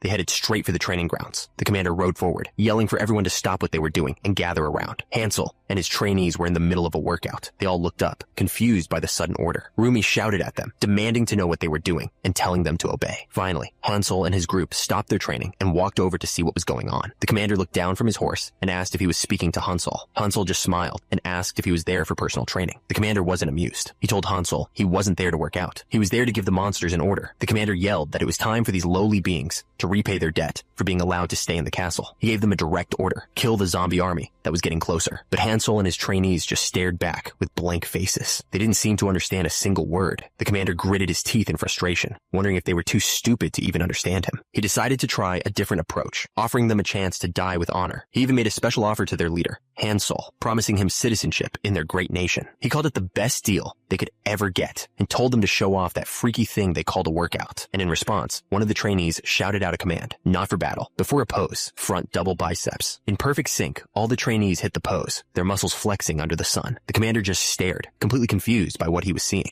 One of the trainees proudly explained that this was called bodybuilding. Hansel chimed in, adding that this is how you show off after a good workout. The commander completely lost it. He screamed that this wasn't a joke, and if they didn't fight, they were all going to die. But Hansel's face darkened. He shot back that if they get injured, they can't work out. His voice was dead serious as he asked if the commander would take responsibility for any muscle loss. The man was speechless. He had no idea what Hansel was even talking about. The commander felt a terrifying pressure coming from behind him. He immediately thought he needed to apologize for what he'd just said, but it was Hansel who spoke up. He sincerely apologized for his earlier statement. The commander, trying to get things back on track, ordered everyone to move out, but Hansel wasn't preparing for battle. He just grinned and announced that since they were all rested, it was time to start the workout over from Rep 1. The female soldier had seen enough. She told her commander to forget it, saying she never really expected them to help in the first place. The commander made a new decision. He told her to call for General Ox. The soldier seemed a little worried by the name. As they rode, she explained that while General Ox had a bad personality, his strength was almost as great as General Ryan's. With their new plan in motion, he gave the order to gather all the soldiers at the castle gates. The human commander was ready for a fight, promising to show these zombies what they were capable of. But below the castle walls, a massive army of the undead was gathering. They marched straight for the main gate, a silent, unstoppable wave. Up on the wall, General Ox watched them come. The commander next to him looked terrified, and for good reason. The sheer size of the horde was insane. It was a sea of zombies, stretching as far as the eye could see. Just as they reached the bridge, General Ox suddenly roared for them to wait. He yelled that he knew they had a leader, someone who could actually think. He begged them to stop and just talk about the situation. The horde stopped. At the front, a small group led by a truly massive creature stood waiting on the other side of the bridge. The one leading the monsters was a woman named Elise. Up on the wall, General Ox stared in disbelief. Elise sounded annoyed. She asked what they wanted to talk about. General Ox yelled back that even though the monsters had a bigger army, his men were trained soldiers. He warned her that taking the castle wouldn't be easy. So, Elise offered a different way to settle things. She suggested a one-on-one fight, a representative from their side against a representative from hers. The winner would decide the whole war. Elise grinned, finding the idea interesting. She accepted the deal. General Ox looked pleased. This was exactly what he wanted. Without hesitation, General Ox leaped off the castle wall. He landed on the ground and stared down the army, demanding to know which one of them would be coming forward to fight. From the crowd of monsters, a giant, muscular creature stepped forward to answer his challenge. The creature let out a deep groan, and its single red eye started to glow intensely. Then it threw its head back and roared. Its muscles started swelling. General Ox looked his opponent up and down. He had to admit, the creature had an impressive build, but he wasn't impressed by size alone. He challenged the monster to prove it had the skills to back it up. Without waiting for an answer, he charged forward. The monster didn't even flinch. It just raised a single fist to block the attack. The impact was huge, sending a shockwave out from where they met. General Ox grunted, surprised by how solid the creature was. It was like hitting a wall of rock. The monster didn't give him a moment to think. It immediately started throwing a flurry of heavy punches. General Ox barely got his sword up in time to block the final crushing blow. The monster spat out a cloud of green smoke, but General Ox was fast enough to dodge it. He landed a short distance away, relieved he'd moved in time. He looked at the creature with genuine curiosity. He'd never seen an undead with a body like that, and wondered how it was even possible. The monster didn't answer. It just tensed up, recognizing that its opponent was incredibly strong. Then, without any warning, the creature turned and started running. General Ox stared after it, completely stunned. He couldn't believe it was trying to run away from the fight. He roared in anger and charged forward, yelling that this duel would only end when one of them was defeated. But the monster wasn't just running away. It was running towards something specific, and it was almost there. General Ox paused, a confused look on his face. Something didn't feel right about this at all. The monster had run towards a figure waiting in the distance. From the castle wall, a soldier screamed for the general to be careful. Something was flying right at his opponent. Suddenly, another massive figure landed on the battlefield. He was furious, demanding to know who dared to interrupt their sacred fight. Before Ox could even react, the newcomer slammed his fist into him with incredible force. Then, a third person appeared, a man with blue hair and a twisted grin. He started laughing, mocking the idea of a sacred battle. He asked if his opponent really understood why he'd agreed to this duel in the first place. He explained that it was all a setup. General Ox was the only unpredictable person left in the entire area, and he needed him out of the way. The whole chase was a trick. The monster wasn't running away. It was luring Ox into a trap, and he fell for it completely. The blue-haired man laughed again, insulting the general for having a brain as simple as his name suggested. Up on the walls, the soldiers could only watch in horror. They were completely powerless to help. General Ox was completely beaten. Lying on the ground, he begged them to spare his life. The blue-haired man smiled and said they would spare him. Then he called out to someone named Frank, a huge, white monster with a helmet effortlessly picked up the general's body. Without a word, Frank just tossed him high into the air. General Ox looked down and saw exactly what was waiting for him. He screamed as he fell right into the middle of the zombie horde. An old ghoul pointed forward, and the crowd swarmed over the general. Up on the wall, the soldiers could only watch in terror. Their strongest fighter was gone. The blue-haired leader of the horde called out to the man on the wall. Wordo, they offered him a deal. Give up the castle, and they'd let him live. Wordo yelled back, refusing to hand over his nation to someone who had given up their humanity. The leader just laughed. They admitted the deal was off, and they were never going to spare him anyway. With a single word, they pointed forward and gave the order to attack. The entire horde surged forward, a massive wave of bodies rushing the castle. Wordo screamed for the archers to fire, but down below, the soldiers panicked, admitting they'd never even used a bow before. He clenched his fist, furious at the chaos. One of his soldiers turned to him, desperately asking what they should do. Wordo just stood there, completely silent. He didn't answer the soldier. His mind was somewhere else, remembering a time he was asked what to do, and his only answer was that he didn't know. He remembered screaming those words in absolute terror, turning to run for his life. His only thought had been to escape, to get away from the danger as fast as he could. He could still hear their voices in his head, calling him a coward for running. An old commander's words came back to him, a sharp reminder that only cowards run. He remembered a woman's patronizing smile as she worried aloud about how easily scared he was. Someone else had even joked about it, saying his talent for running away was the only thing keeping them safe. But the worst memory of all was the one he couldn't escape. A woman crying his name, begging for help as she was dragged away, and he had done nothing. He screamed that he never wanted to run away. In fact, he wanted to stay and fight more than anyone else. He yelled about the heavy weight of being the one responsible, asking if anyone had ever been in his shoes. He knew he was a cowardly leader who couldn't take responsibility. But even so, he was desperate to keep his people safe. Tears streamed down his face as he screamed for someone, anyone, to save him. He was begging Hansel and his followers. He apologized for ever looking down on working out and for judging them. He told them they could kill him 1,000,000 times. All he asked was that they save his people, his soldiers, and his country. He fell to his knees, pressing his head to the ground in a final, desperate plea. As Wordo begged, Hansel finally spoke. He just wanted to know one thing. Did the man want to work out? Wordo looked up, completely confused. Hansel told Wordo he didn't need his life, but there was a condition. He grinned, surrounded by his crew. The personal training fee for Wordo was going to be extremely high. As Hansel's crew stood ready, one of the soldiers stepped forward. He told them that he and his men wanted to help fight, but one of the muscular guys immediately shut him down, yelling at the newbie to watch himself. He said that anyone who couldn't lift at least 400 kilograms across the 3 main lifts should just stay out of it completely. With that, they just stood there, an intimidating wall of muscle. Watching them, Wordo thought to himself that they were probably just a bunch of idiots. But as they turned and walked toward the enemy, he couldn't help but wonder, why do they look so unbelievably cool? With Hansel leading the way, his entire crew started running, and their steps perfectly in sync. One of them pointed ahead, noting that it was a straight shot right to the gate. But this wasn't just a charge. Hansel announced that since it was an emergency, they'd be doing interval training. His crew cheered in agreement. He counted off the seconds as they picked up the pace. He gave the order, run as fast as they possibly could for 1.5 minutes. But not everyone was built for this. Fatso was already falling behind, completely out of breath. He was already at his limit. He looked up, completely stunned. They were already gone, just a cloud of dust in the distance. He couldn't believe how fast they were. Inside the city walls, the chaos was everywhere. A woman held her child tight as 2 zombies closed in on them. Then, Out of nowhere, something slammed into the zombies, crushing them instantly. The boy looked up at his mother, telling her they were okay. They had been saved. He watched the group run past, their power on full display. He asked his mom if learning to use a sword could make him that strong, but his mom just looked confused. She told him that whatever that was, it wasn't swordsmanship. She decided they would just have to ask them what their strange technique was after the war ended. Meanwhile, at the main gate, the soldiers looked out at the massive horde of zombies. One of them activated a skill called Hawkeye to get a better look, but what he saw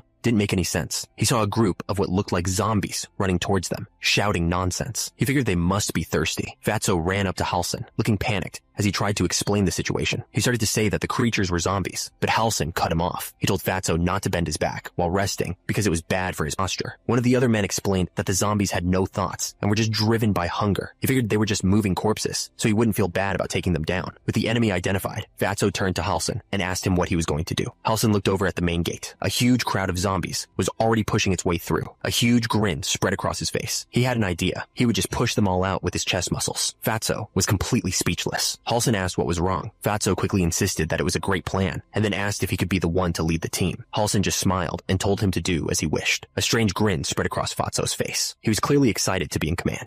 He didn't waste a second. He started shouting orders, sending the first two groups to spread out and guard the villagers. He then ordered groups 3 and 4 to climb the castle walls, telling the human soldiers to join the fight. His last order was for the 5th group to go help Hansol, and sure enough, Hansol was at the gate, using his own body to hold back the entire zombie horde. Fatso stared in complete shock. The insane plan was actually working. He suddenly started yelling for everyone to block the gate. A human commander echoed the order, explaining that even with Hansol holding the line, zombies could still slip through the sides. But one of the soldiers shouted back that it was impossible. The gate was completely destroyed, and there was nothing left to block the entrance with. But just then, one of the human soldiers spoke up. He said he knew this would happen. He revealed what he brought with his fellow seniors, a giant, impossible-looking weight. The other soldiers couldn't believe it. One of them recognized the man as an useless swordsman and wondered how they were even lifting that thing. But the ghouls knew exactly what they were seeing. It was a walking lunge. One of the ghouls yelled for them to keep moving, but the human soldier leading the group had stopped, his face covered in sweat. He had no idea what was wrong. Turns out, the ghoul's legs were completely worn out. He told the soldier he couldn't move anymore. The soldier started begging, telling his senior he couldn't do this to them. The ghoul calmly explained that he knew how much the soldier cared about their bodies, but he warned that if they pushed too hard, they might get injured. His biggest fear wasn't dying. It was getting an injury that would stop him from being able to exercise later. So he dropped to his knees, begging them to leave him and go on. The soldier just screamed in disbelief. This was not what he wanted to hear. The soldier screamed, wondering how anyone could possibly lift this thing. He was at his absolute limit. But then, his vision cleared. He saw Hansol standing at the gate, a picture of pure power. Suddenly, the soldier felt like he could do it. The old lord of the ghouls saw the soldier suddenly glowing with a strange energy and called out his name in shock. That's when one of the ghoul leaders started barking orders. He told Group 5 to protect the soldiers carrying the giant kettlebell. He then ordered the kettlebell group to push forward and block the entrance. The soldier gritted his teeth, pouring every last bit of his strength into the push. With one final command to march, the entire group moved as one, a wall of muscle and determination heading straight for the gate. From the gate, Hansol watched as the team made their final push, carrying the massive kettlebell forward.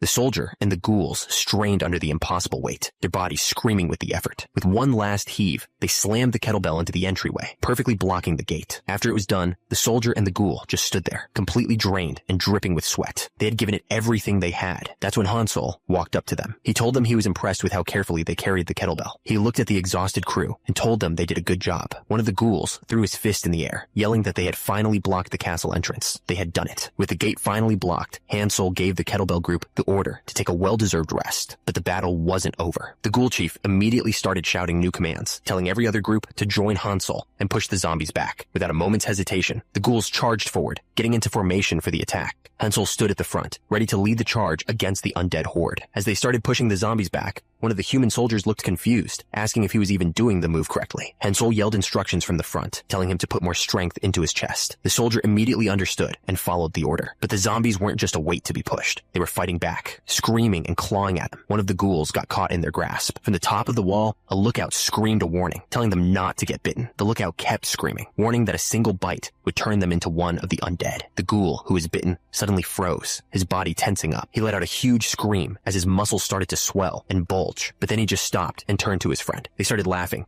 joking that they were already undead, so it didn't matter. Elise just stared, completely confused by what was happening. She couldn't believe how ridiculous this was, but the ghouls thought it was hilarious, and one even wondered if he should try the prank too. The moment of fun was over. A new wave of zombies charged forward, screaming as they closed in. One of them lunged and bit down hard on the fighter's shoulder, but the fighter wasn't scared. He just looked annoyed, complaining that the zombie was making his muscles dirty. His arms started to glow as he prepared to hit back. Far away from the chaos, someone else was watching the battle. He couldn't understand what he was seeing. Ghouls were fighting alongside humans, and it made no sense. But then he started laughing. He admitted to himself that he never expected things to turn out like this. His amusement quickly faded. He focused on the lone figure holding back the horde at the gate. He gave his undead army a single command: attack that man. He wasn't going to just watch anymore. He leaped down, his eyes glowing with a dark energy as he joined the fight himself. On the ground, the human soldiers fought with everything they had. They were doing this for their fallen leaders, General Even and General Ox. They screamed for revenge as they charged, but the blue-haired man met their attacks easily, his massive blade stopping them cold. The sound of their weapons clashing rang out. He was on a completely different level. The commander stopped Elise, telling her to step aside. He then yelled down to the battlefield, pointing Hansel in a new direction. He pointed towards the two figures watching from afar, screaming that they were the ones who caused all of this. He shouted down to the group, carrying the massive weight. He told them he couldn't see clearly, but they just needed to go straight for the guy with the blue hair. The soldier, leading the charge, looked up and yelled back that he understood. He quickly turned to one of the ghouls and asked if he could handle this alone. The ghoul replied with absolute confidence. With that settled, the soldier got into position. A powerful energy began to build around him. Then he unleashed his skill, the reverse pec deck fly. His muscles exploded in size as he pushed his arms back, creating a massive wave of force. Watching from the wall, the commander could only stare in complete shock. He whispered that it was a miracle. The commander yelled that a miracle was happening right before his eyes. The massive weight was actually moving forward, pushing everything out of its way. But the man with the blue hair, watching from a distance, just scoffed. He called them all worthless. He turned to the woman next to him, Elise, and asked if she agreed. Elise admitted that while she didn't want to step in, this was definitely not what she expected. Hearing that, the blue-haired man got to his feet. He stood up and faced the soldier, who had just cleared the path. The two of them were about to clash. That's when the blue-haired man's muscles started to grow, his body changing in an instant. He transformed into a huge, shadowy monster. With one hand, he stopped the massive kettlebell dead in its tracks, but the soldier didn't even hesitate. He just kept charging forward, ready to fight. The soldier's punch met the monster's. The impact was insane, sending a shockwave out from where their fists connected. Neither of them moved an inch. The soldier stared back with pure determination, but the monster just grinned, his eyes glowing. He was actually enjoying this. Monster pushed back, matching Hansol's strength completely. Their fists were locked together, and neither one was giving an inch. The creature demanded to know why he was interfering. Hansol yelled back that it was because he was bullying potential gym members. Suddenly, Hansol's grip tightened on the monster's face. The creature grunted in pain, unable to break free. With a roar, Hansol lifted the monster clean off the ground by its head. He screamed that he was protecting his people. Then he slammed the monster's head straight into the ground. The monster couldn't believe it. The grip was impossibly strong. The creature struggled violently, screaming for Hansol to let him go. Hansol just looked down and calmly asked if that was all he had. His muscles bulged. He told the monster that now it was his turn.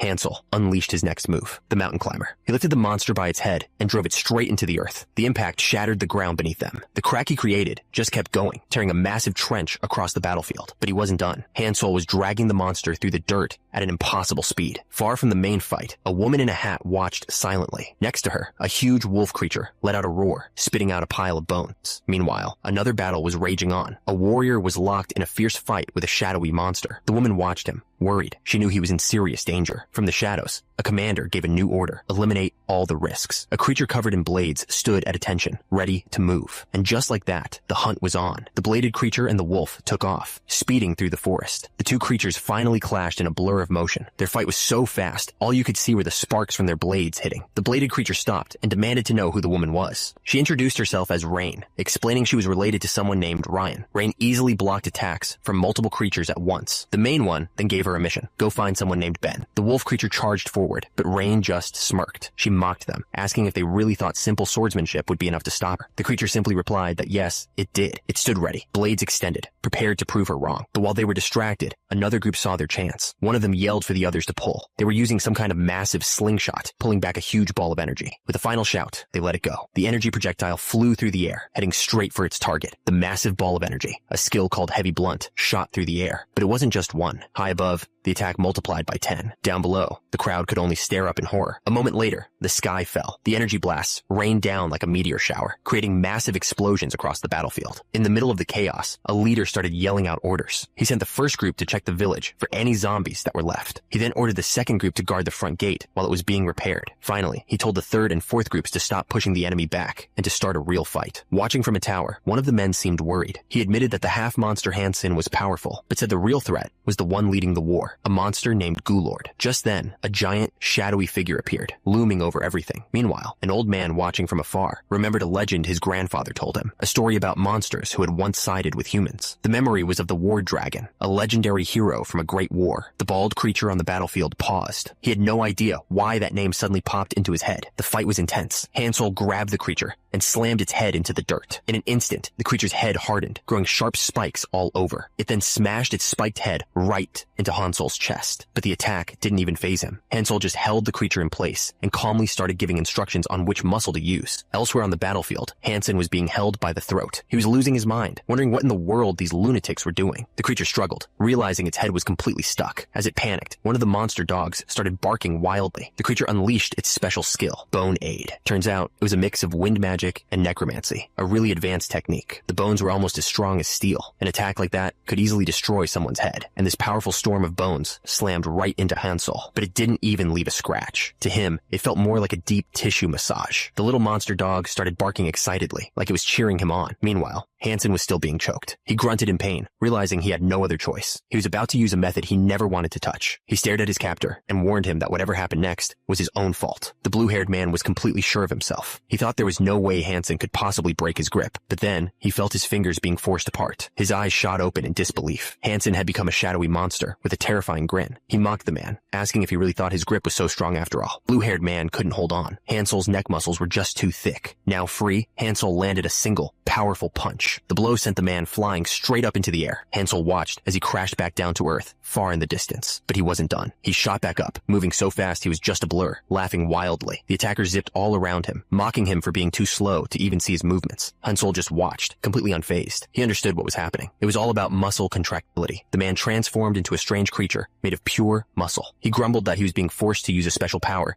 he'd been saving for someone named Ryan. The attacker was sure he had this in the bag, mocking Hansel for getting involved. But Hansel was already analyzing him, thinking about red muscles, the kind that store oxygen. He knew these muscles were great for endurance because they didn't get tired easily. But they had one big weakness. They couldn't contract very quickly. But then, there were the white muscles. The attacker couldn't understand it. He felt like none of his attacks were doing any damage at all. Hansel knew the truth. White muscles were built for pure speed. Realizing his normal attacks weren't enough, the attacker decided he had to change tactics. If technique wasn't working, he'd just have to hit him harder. He screamed for more speed and unleashed a furious punch right at Hansel's face. And that's when it all clicked for Hansel. He knew exactly how to win this fight. All he had to do was endure. He flexed, hitting a side chest pose. His plan was simple. Just wait for the other guy to run out of steam. Basically, this was now a battle of stamina. But there was one huge problem with Hansel's strategy. He had no idea that his opponent, Ben, had a secret. Turns out, Ben's body wasn't natural at all. He was using some kind of drug to boost his power. Hansel didn't care. He just roared, getting ready to make his move. Ben just laughed, completely sure of himself. With a final shout, Hansel slammed his hands down, performing a bench press right on top of his enemy. The force was incredible. Hansel pushed down with everything he had. Ben felt the pressure building, his body straining under the weight. He couldn't believe it. He had never felt power like this before. With one final push, Hansel launched him straight into the sky. Ben knew he couldn't win with brute force and decided to change his strategy. Watching from a distance, Hansen smirked, thinking that all that muscle would be hard to control. But Hansel admitted to himself that even he wasn't used to his body changing so quickly. Hansen moved like a blur across the ground, looking for an opening. He was just waiting for the perfect moment, wondering when the big guy would finally run out of energy. The creature spun like a top, its many arms blurring into a destructive whirlwind that tore up the ground around it. It landed with a heavy thud, its massive fist cracking the earth. The creature stared them down, its voice low and mocking as it called them weak. One of the men stepped forward, drawing his blade. He admitted that they knew they were weaker, but he declared that the power of their friendship was stronger than any monster. He lunged forward, channeling all his energy into a combat skill. He unleashed his signature move an attack called 100, but it was useless. The creature swatted him away like he was nothing, sending him flying across the ground. His friend could only scream his name in horror. Furious that his friend was hurt,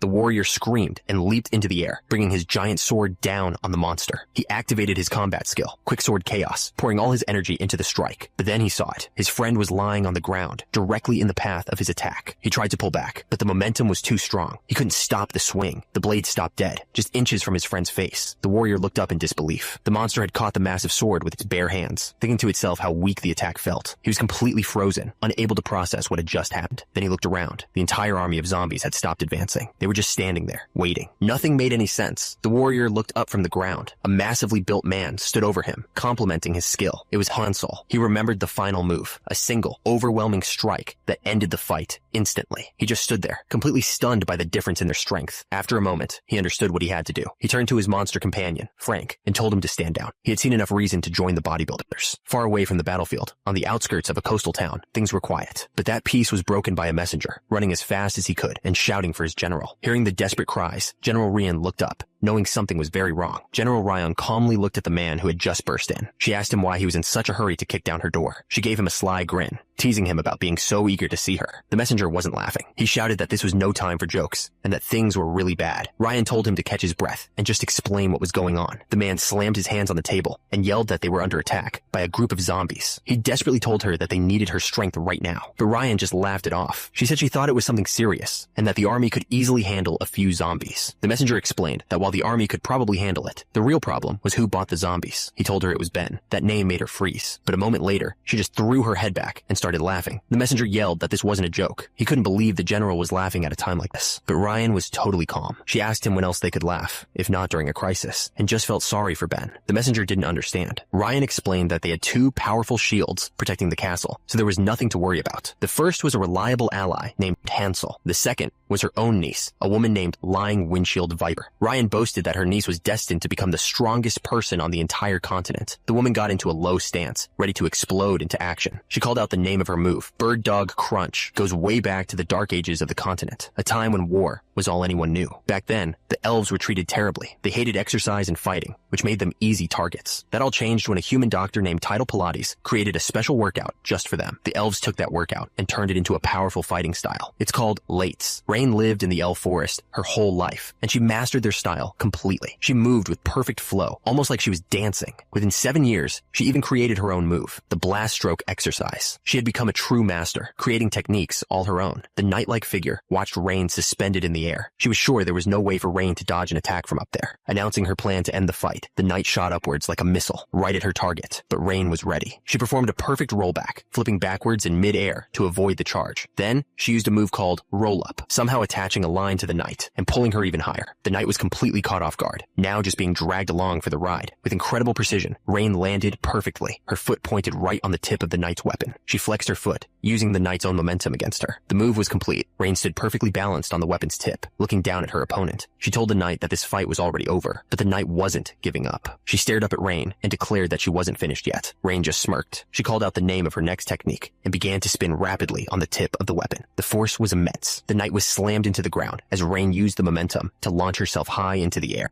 Looking down from above, she casually asked her opponent why she didn't try a spin move like that herself. The knight shot back that she didn't take advice from the enemy. Rain just smiled and insisted that she really should try it. As the knight charged again, Rain suddenly mentioned that her sword was kind of similar to her aunt's, but then she added that compared to her aunt's, the knight's weapon was basically nothing. With that, she unleashed a massive, swirling attack. She looked back with a smirk, wondering aloud if the knight's weapon was really anything special at all. Miles away, General Ryan took a drink. She had a strange feeling that someone was talking about her. Back on the battlefield, the knight was completely overwhelmed by the storm of blades. Even as she was being pinned down, she screamed at Rain to just die already, but her defiance meant nothing. The attack slammed down with incredible force. A system message appeared, calling her a powerhouse of physical strength. Rain calmly pointed out that the knight was losing her balance and wondered what she would do now. Surrounded by a fiery energy, Rain leaned in and announced it was time to end this. Rain unleashed another move, a powerful kick called Hyper Extension. The kick landed with so much force, it sent the creature flying across the ground. Watching him, the creature creature thought that Rain had to be exhausted by now, but it knew the gap in their strength was just too big. It couldn't understand. Why wasn't he getting tired? Why wasn't he taking any damage? It started to wonder what kind of body he even had. In a final burst of anger, it lunged forward, screaming in its mind for the monster to just fall down already. But Rain just punched forward, yelling that he was thinking the exact same thing. The monster knew exactly what it was using. This was a drug made for someone named Ryan. It was powerful enough to match an elder dragon. The monster brought its giant fist down, ready to end this, but Rain caught it. He yelled that this just meant he needed to work out even harder. He held the massive punch completely still. That's when the monster started to sweat. It realized the side effects of the drug were already kicking in. It turned and ran, desperate to find the neutralizer before it was too late. Rain watched it go, completely confused. He called out, asking what kind of drugs it was using to change its body like that. The creature stumbled, letting out a pained cry as its body started to fail. The creature suddenly collapsed, vomiting a strange yellow liquid all over the ground. Rain watched, trying to figure out what was wrong. He wondered if it was a nutritional problem, but a system message told him that wasn't it. The creature gasped for breath, its body glowing with a sickly yellow light. It knew it needed to take the shot to reverse the effects, but then it stopped. Tears streamed down its face as a question hit it. Why was it even fighting in the first place? It looked up at Rain with a pained expression and suggested they just stop fighting. It started laughing hysterically, saying it was a waste of life to fight in such a beautiful world. Rain just crossed his arms. He agreed. He didn't want to fight either. But Rain reminded the creature that it was the one who started all of this. He was furious. He yelled at the creature, asking if it had any idea how many people couldn't even exercise because of its actions. The creature panicked at Rain's scary face. It started apologizing, screaming that it didn't even know why it was doing any of this. It collapsed to the ground, crying out that all it wanted was to save someone named Elise. Rain froze. He questioned the name, and the creature confirmed it was Elise. The name triggered a memory, a dark and painful one. In the flashback, a woman was tied to a post. She was already dead. This was all for revenge. Her face was still, her eyes closed. This was the woman he was trying to save. But then his mind twisted. He started laughing, asking himself if he was really there for revenge. He held up the syringe, complaining that the drug was messing with his head and causing him pain. He jammed the needle into his neck, screaming that he'd almost forgiven Rain for a second. His body started to twist and swell. He knew he had to finish this before the side effects kicked in. The creature promised this would be the end. Rain could only stare, completely shocked by what he was seeing. He was sweating, his eyes wide with disbelief. But then, something else caught his attention. A person was falling from the sky. The figure hit the ground hard. It was a woman in armor, and a broken syringe lay beside her. The story jumps back 32 years, to a place called Weirdo Country. In a training yard, a young man was practicing hard with a wooden sword. Another boy with glasses sat nearby, reading a book as he watched his friend. He suddenly looked up and asked Weirdo if he knew why the people in their country had so little mana. This was Ben, back when he was 17 years old. Weirdo seemed annoyed by the question, asking why he would even need to know that. And this was Weirdo, also 17. Ben told him to listen, reminding him that as the next successor to the country, it was something he should definitely know. Ben just smiled, confident he was about to make his point. Weirdo kept hitting the training dummy, yelling that Ben was going to tell him anyway, so it didn't matter if he was listening. Ben just laughed, telling Weirdo he knew him well. Weirdo finally stopped, out of breath. He told Ben to just get on with it. He stood there, waiting to hear the answer, so Ben began to explain. He said that mana was completely different from physical strength. It was delicate, and the more emotional someone was, the smoother their mana would flow.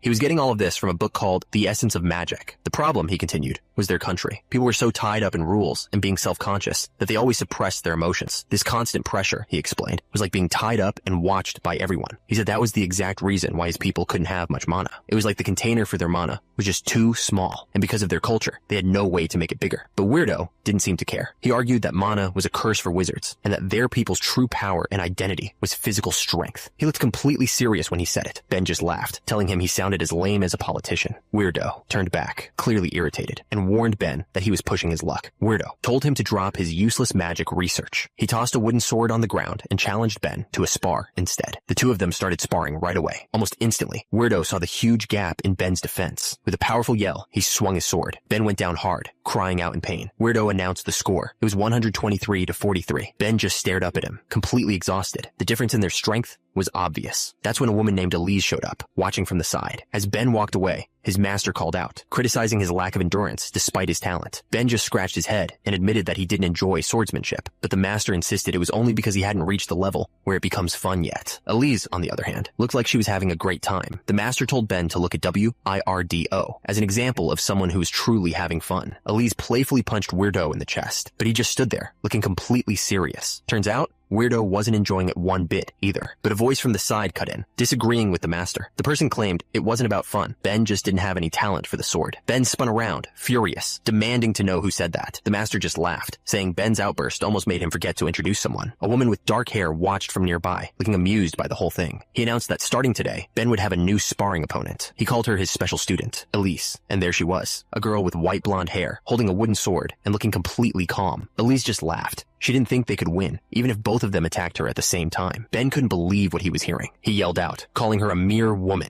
His eyes were practically glowing with rage as he gripped his practice sword. He shouted that he couldn't let her disrespect slide. Elise stopped dead in her tracks, planting her sword into the ground. She asked him a single question. Her voice was filled with rage as she repeated his words back to him. Did he really just say a mere woman? That was a mistake. With a furious roar, she swung her sword so hard the air itself seemed to crackle with power. Ben and his friend could only stare, their eyes wide with total disbelief. A moment later, they were both lying on the ground, completely beaten. They made a new rule for themselves. Starting today, that phrase was officially banned. As Ben recovered, he realized something about Elise. She wasn't like the other nobles he knew. He couldn't quite describe it, but she had a simple, pleasant charm that was completely different. He just laid there, thinking it all over. Suddenly, Ben called out to his friend, Weirdo. He told him he'd finally figured out his dream. Weirdo asked him what he was talking about. Ben looked up at the sky and said it plainly. He was going to marry Elise. Weirdo shot up, completely shocked by the announcement. But Ben just smiled, asking him why he was so surprised. Weirdo finally managed to speak, telling Ben that was a pretty big dream to suddenly have. He looked genuinely worried, a bead of sweat running down his face. He reminded Ben that Elise had said she wasn't interested in any man weaker than her. Weirdo didn't hold back. He told Ben he was terrible at swordsmanship and should just give up on the idea. But Ben wasn't having it. He promised that from this moment on, things would be different. His face lit up with a huge, determined grin. He was ready to work, and he meant it. Ben immediately started training with a fire he'd never shown before. The training was brutal, lasting for what felt like an eternity. He pushed himself to the absolute limit, swinging his swords over and over again. He trained until he couldn't even stand. An insane amount of time had passed, but even after collapsing, he forced himself back to his feet. Turns out, his friend Weirdo was right there with him, pushing himself just as hard. He was panting, completely wiped out, but he still had a smile on his face. That's when Elise showed up. She looked over at Weirdo, asking if he was sure he didn't want to spar, but it was Ben who answered from the ground. He quietly said that he did. He looked up, his voice filled with longing, and said he wanted to spar with her. Weirdo turned down the offer, saying he was busy with official work. He had a friendly smile on his face as he said it, but for Ben, swordsmanship brought back a harsh memory. His father yelling, furious that even after being allowed to train, he was still losing. He remembered standing before his father, the lord of Weirdo country. Ben had tried to explain, quietly admitting that he didn't think he had any talent for the sword. He looked down, completely defeated, but his father didn't want to hear it. He just threw his cup, hitting Ben right in the head. His father's voice echoed in his memory, calling him incompetent. This was Leonardo Weirdo, and the ruler of the country, and Ben's father. Covered in whatever was in the cup, Ben could only apologize. That's where the memory ended. Back in the present, Ben sat alone in the pouring rain. Someone walked up behind him, telling him he should go inside. He just told them to leave him alone,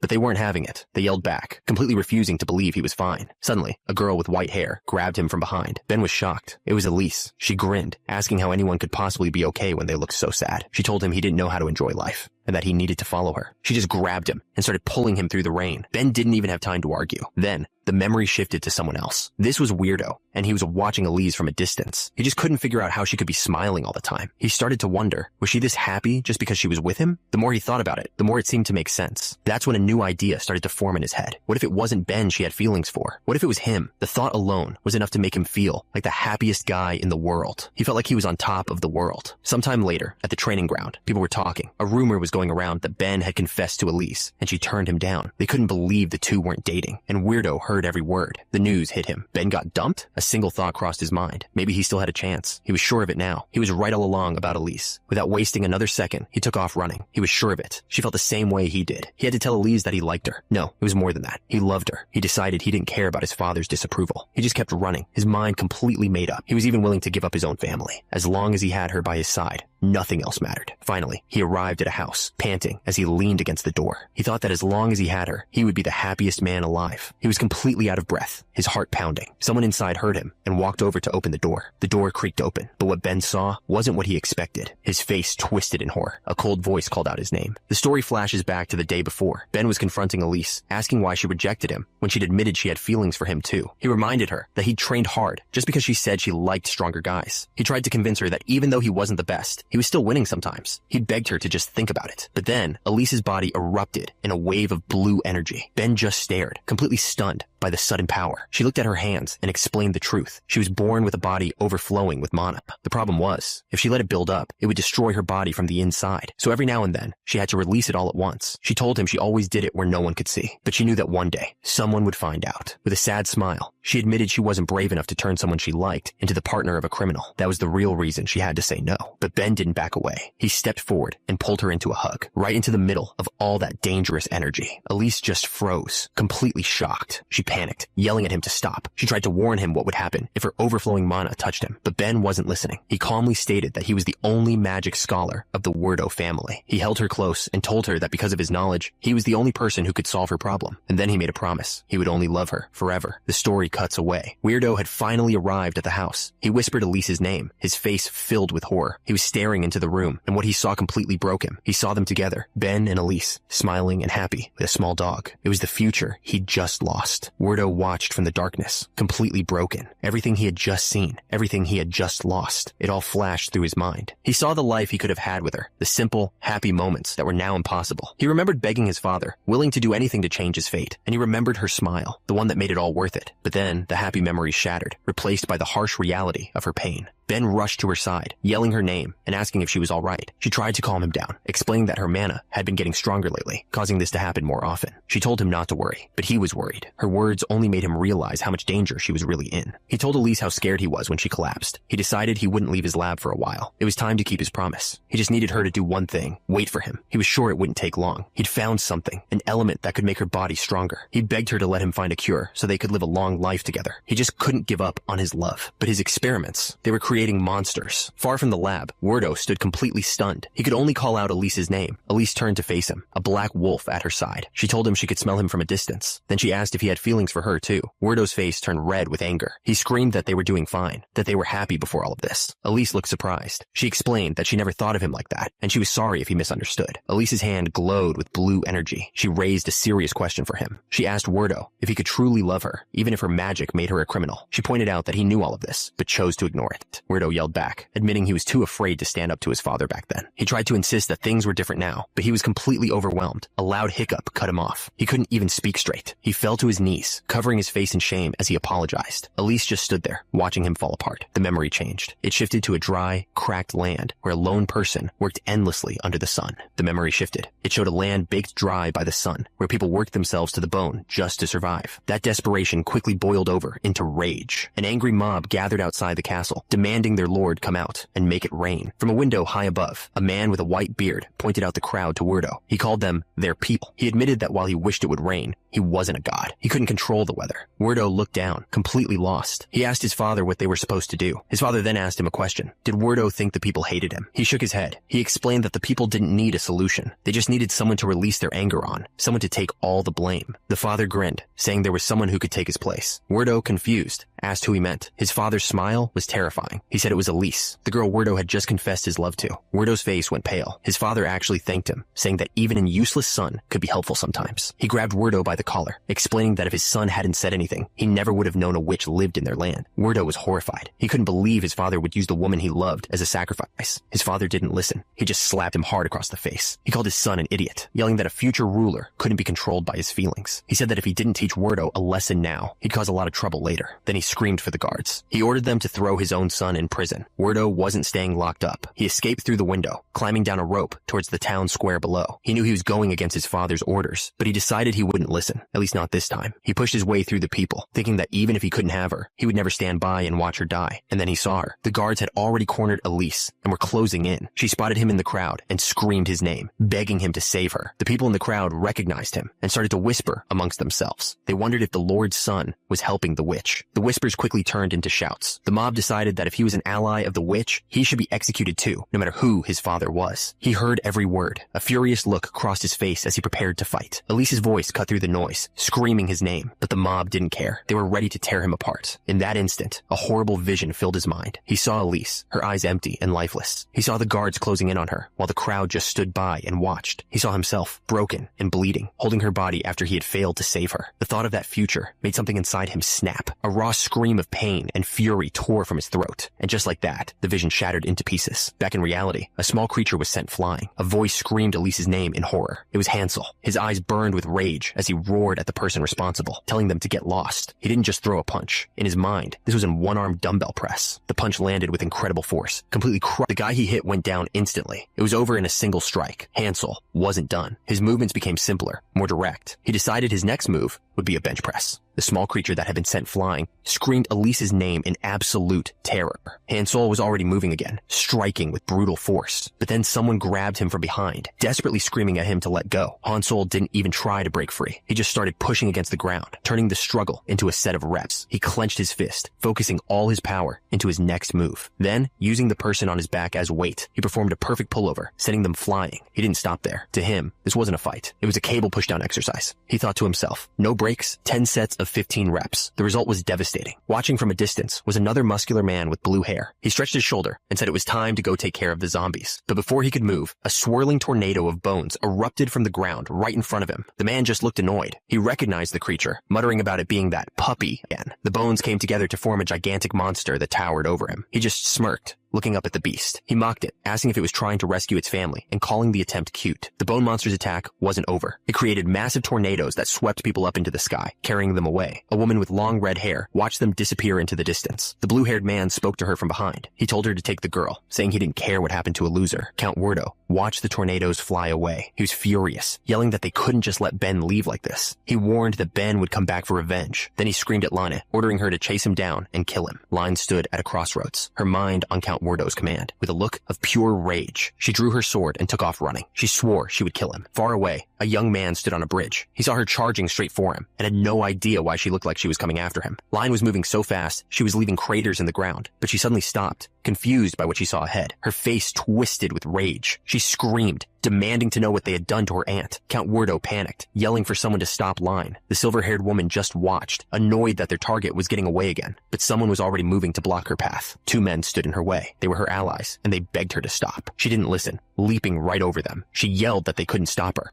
They shouted back that they knew, but they had to try anyway. Without hesitating, they launched themselves after her. They caught up and grabbed onto her sword, using their combined weight to pull her back. The muscular one yelled out the name of the move he was using, but Line wasn't just being held back. She was preparing a move, using their resistance to build power. With a massive burst of force, she shot into the air like a rocket. The two men who tried to stop her could only watch in disbelief. She landed perfectly, right in front of the silver-haired woman. The woman swung her sword to block, but then she realized her mistake. Line wasn't aiming for her at all. She was going for the Count. Line didn't even bother to block properly. She just stopped the sword with her hand, pinning the woman down. But just as she was about to move past her, someone else stepped in. It was one of her own allies. He clenched his fist, ready to do what he had to. Without any warning, he grabbed her and threw her back with all his strength. The man, Blog, told his ally Line to stop. She looked up at him, completely stunned that he would get in her way. Line had landed perfectly. She stood over Blog, who was still on the ground after throwing her. She looked him over, commenting that while he used to just have a pretty face, he had a good body now too. But then she mocked him, asking if he really thought he could hit anyone with movements that slow. Her words clearly hit their mark. Blog just stared down at his hand, sweating. He couldn't believe it. He really thought he had gotten stronger. Ignoring Blog,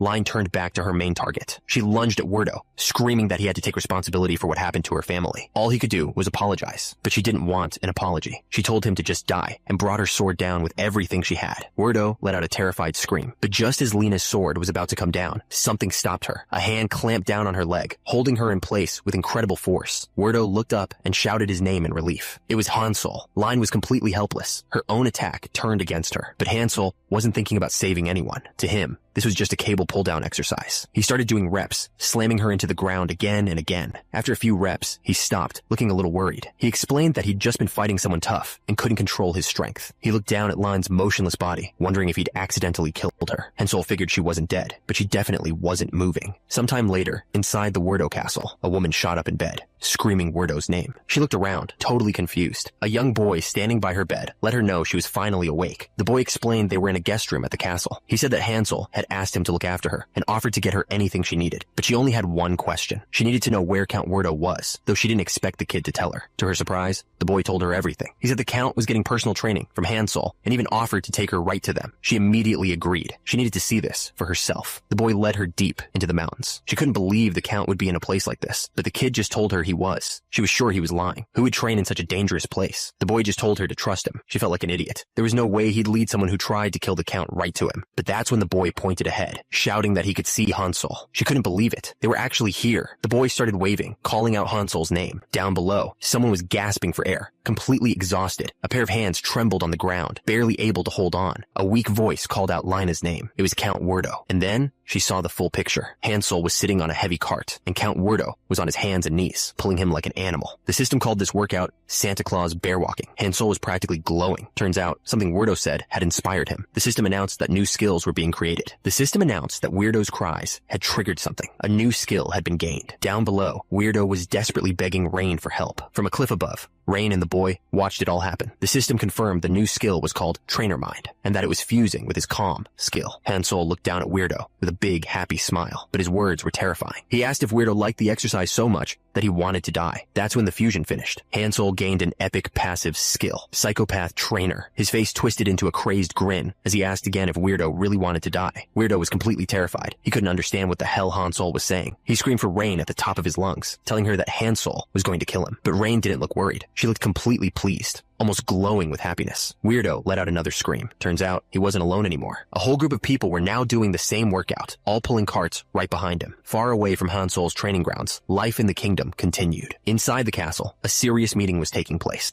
The man at the head of the table saw that everyone had arrived and decided to begin. An official unrolled a scroll and announced the first topic. He reminded everyone that an invasion led by someone named Ben had killed many important people. He then mentioned that General Rian was summoned from exile to help, but she refused, saying she had other work. The official looked up from his scroll with a smug expression, asking the group what they intended to do about it. The leader changed the subject. He brought up Handerd, the hero of the war, then proposed giving a title to Prince Leiper, asking the others for their opinion. Two of the other men immediately voiced their approval, agreeing that it was a good idea. The official moved on to the next topic. He explained that after seeing Hansol in action, people were flocking to the training grounds to learn bodybuilding, so they created a brand new unit to handle it, the Bodybuilding Sword Unit. He added that they even had one of Hansol's ghouls acting as a temporary coach for the unit, and asked the leader what he thought. The leader was ecstatic. He thought it was fantastic news. He then turned to Hansol and thanked him for his help in strengthening the country's defenses. But Hansol held up a hand, stopping him mid-sentence. The room went quiet. Hansol leaned over the table, his expression serious. The leader started to sweat, nervously asking what was wrong. Hansol asked if there was something bothering him, his voice low and dangerous. Before the leader could answer, Hansol grabbed his head and slammed it straight through the wooden table. The leader collapsed to the floor, stunned. A guard immediately raised his spear, ready to fight back. But Hansol's expression was just pure irritation. He'd had a bad feeling about this whole meeting, and he only knew one way to fix a bad attitude: personal training. He pictured his ghouls, their backs perfectly straight, always ready for the next set. The other men in the room started to panic, telling the guard to lower his weapon before he made Hansol even angrier. Hansol just smiled at them. He asked if any of them wanted to get some personal training too. The man who'd been threatened slumped in his chair. He was terrified, wondering why these things always happened to him. But he quickly pulled himself together. He announced that they would keep the meeting short and simple, telling everyone to get straight to the point. Weirdo was practically in tears, cheering for the Count. He thought the man was being incredibly cool. An official moved on to the third item on the list. It was about a warrior named Rain. The man explained that Rain was suspected of attacking the highest Count, but because the country was in a tough spot and the Count himself asked for mercy, they decided to hold off on the sentence. He then announced her punishment. She was to be banished from the country. The Count then spoke directly to Rain, admitting that he knew she didn't like him. And then he made a shocking offer. If she didn't agree with the decision, he was giving her the right to kill him. The other nobles just stared, completely confused by what the Count had just offered. The Count's legs were shaking, but he insisted that he deserved to be killed. But Rain just looked at him calmly and refused. That just made the Count even more desperate. He screamed that a coward like him didn't deserve to be a leader, and that she had the right to judge him. He was begging for anyone, absolutely anyone, to kill him. That's when Weirdo spoke up. He asked the Count if this was all just a big plan to get out of work so he could focus on exercising. For a second, he looked thrilled with his own idea, but then he quickly tried to take it back. But the other nobles had heard everything. They looked at each other, realizing this might be their chance to take over. The other nobles saw their chance. They whispered that the Count was too weak to rule anymore, and that taking his place would be easy. But Weirdo was completely inspired. He told Hansol that he didn't know if this was good for the country, but he was moved by his passion. He flexed, shouting that anyone who wanted to be a leader had to improve their stamina first, and he would help them. The other nobles immediately changed their minds. They started praising the Count, saying he was the only one fit to lead. They were clearly terrified of Weirdo's new training plan. The man running the meeting screamed for them to move on to the next topic. After the meeting, Weirdo made a promise to Hansol. He would build the special exercise equipment he'd been asking for, but there was a huge problem. The country's technology wasn't good enough to build it. Weirdo explained that only a legendary being, Behemoth, the spirit king of the earth, could make something like that. The biggest issue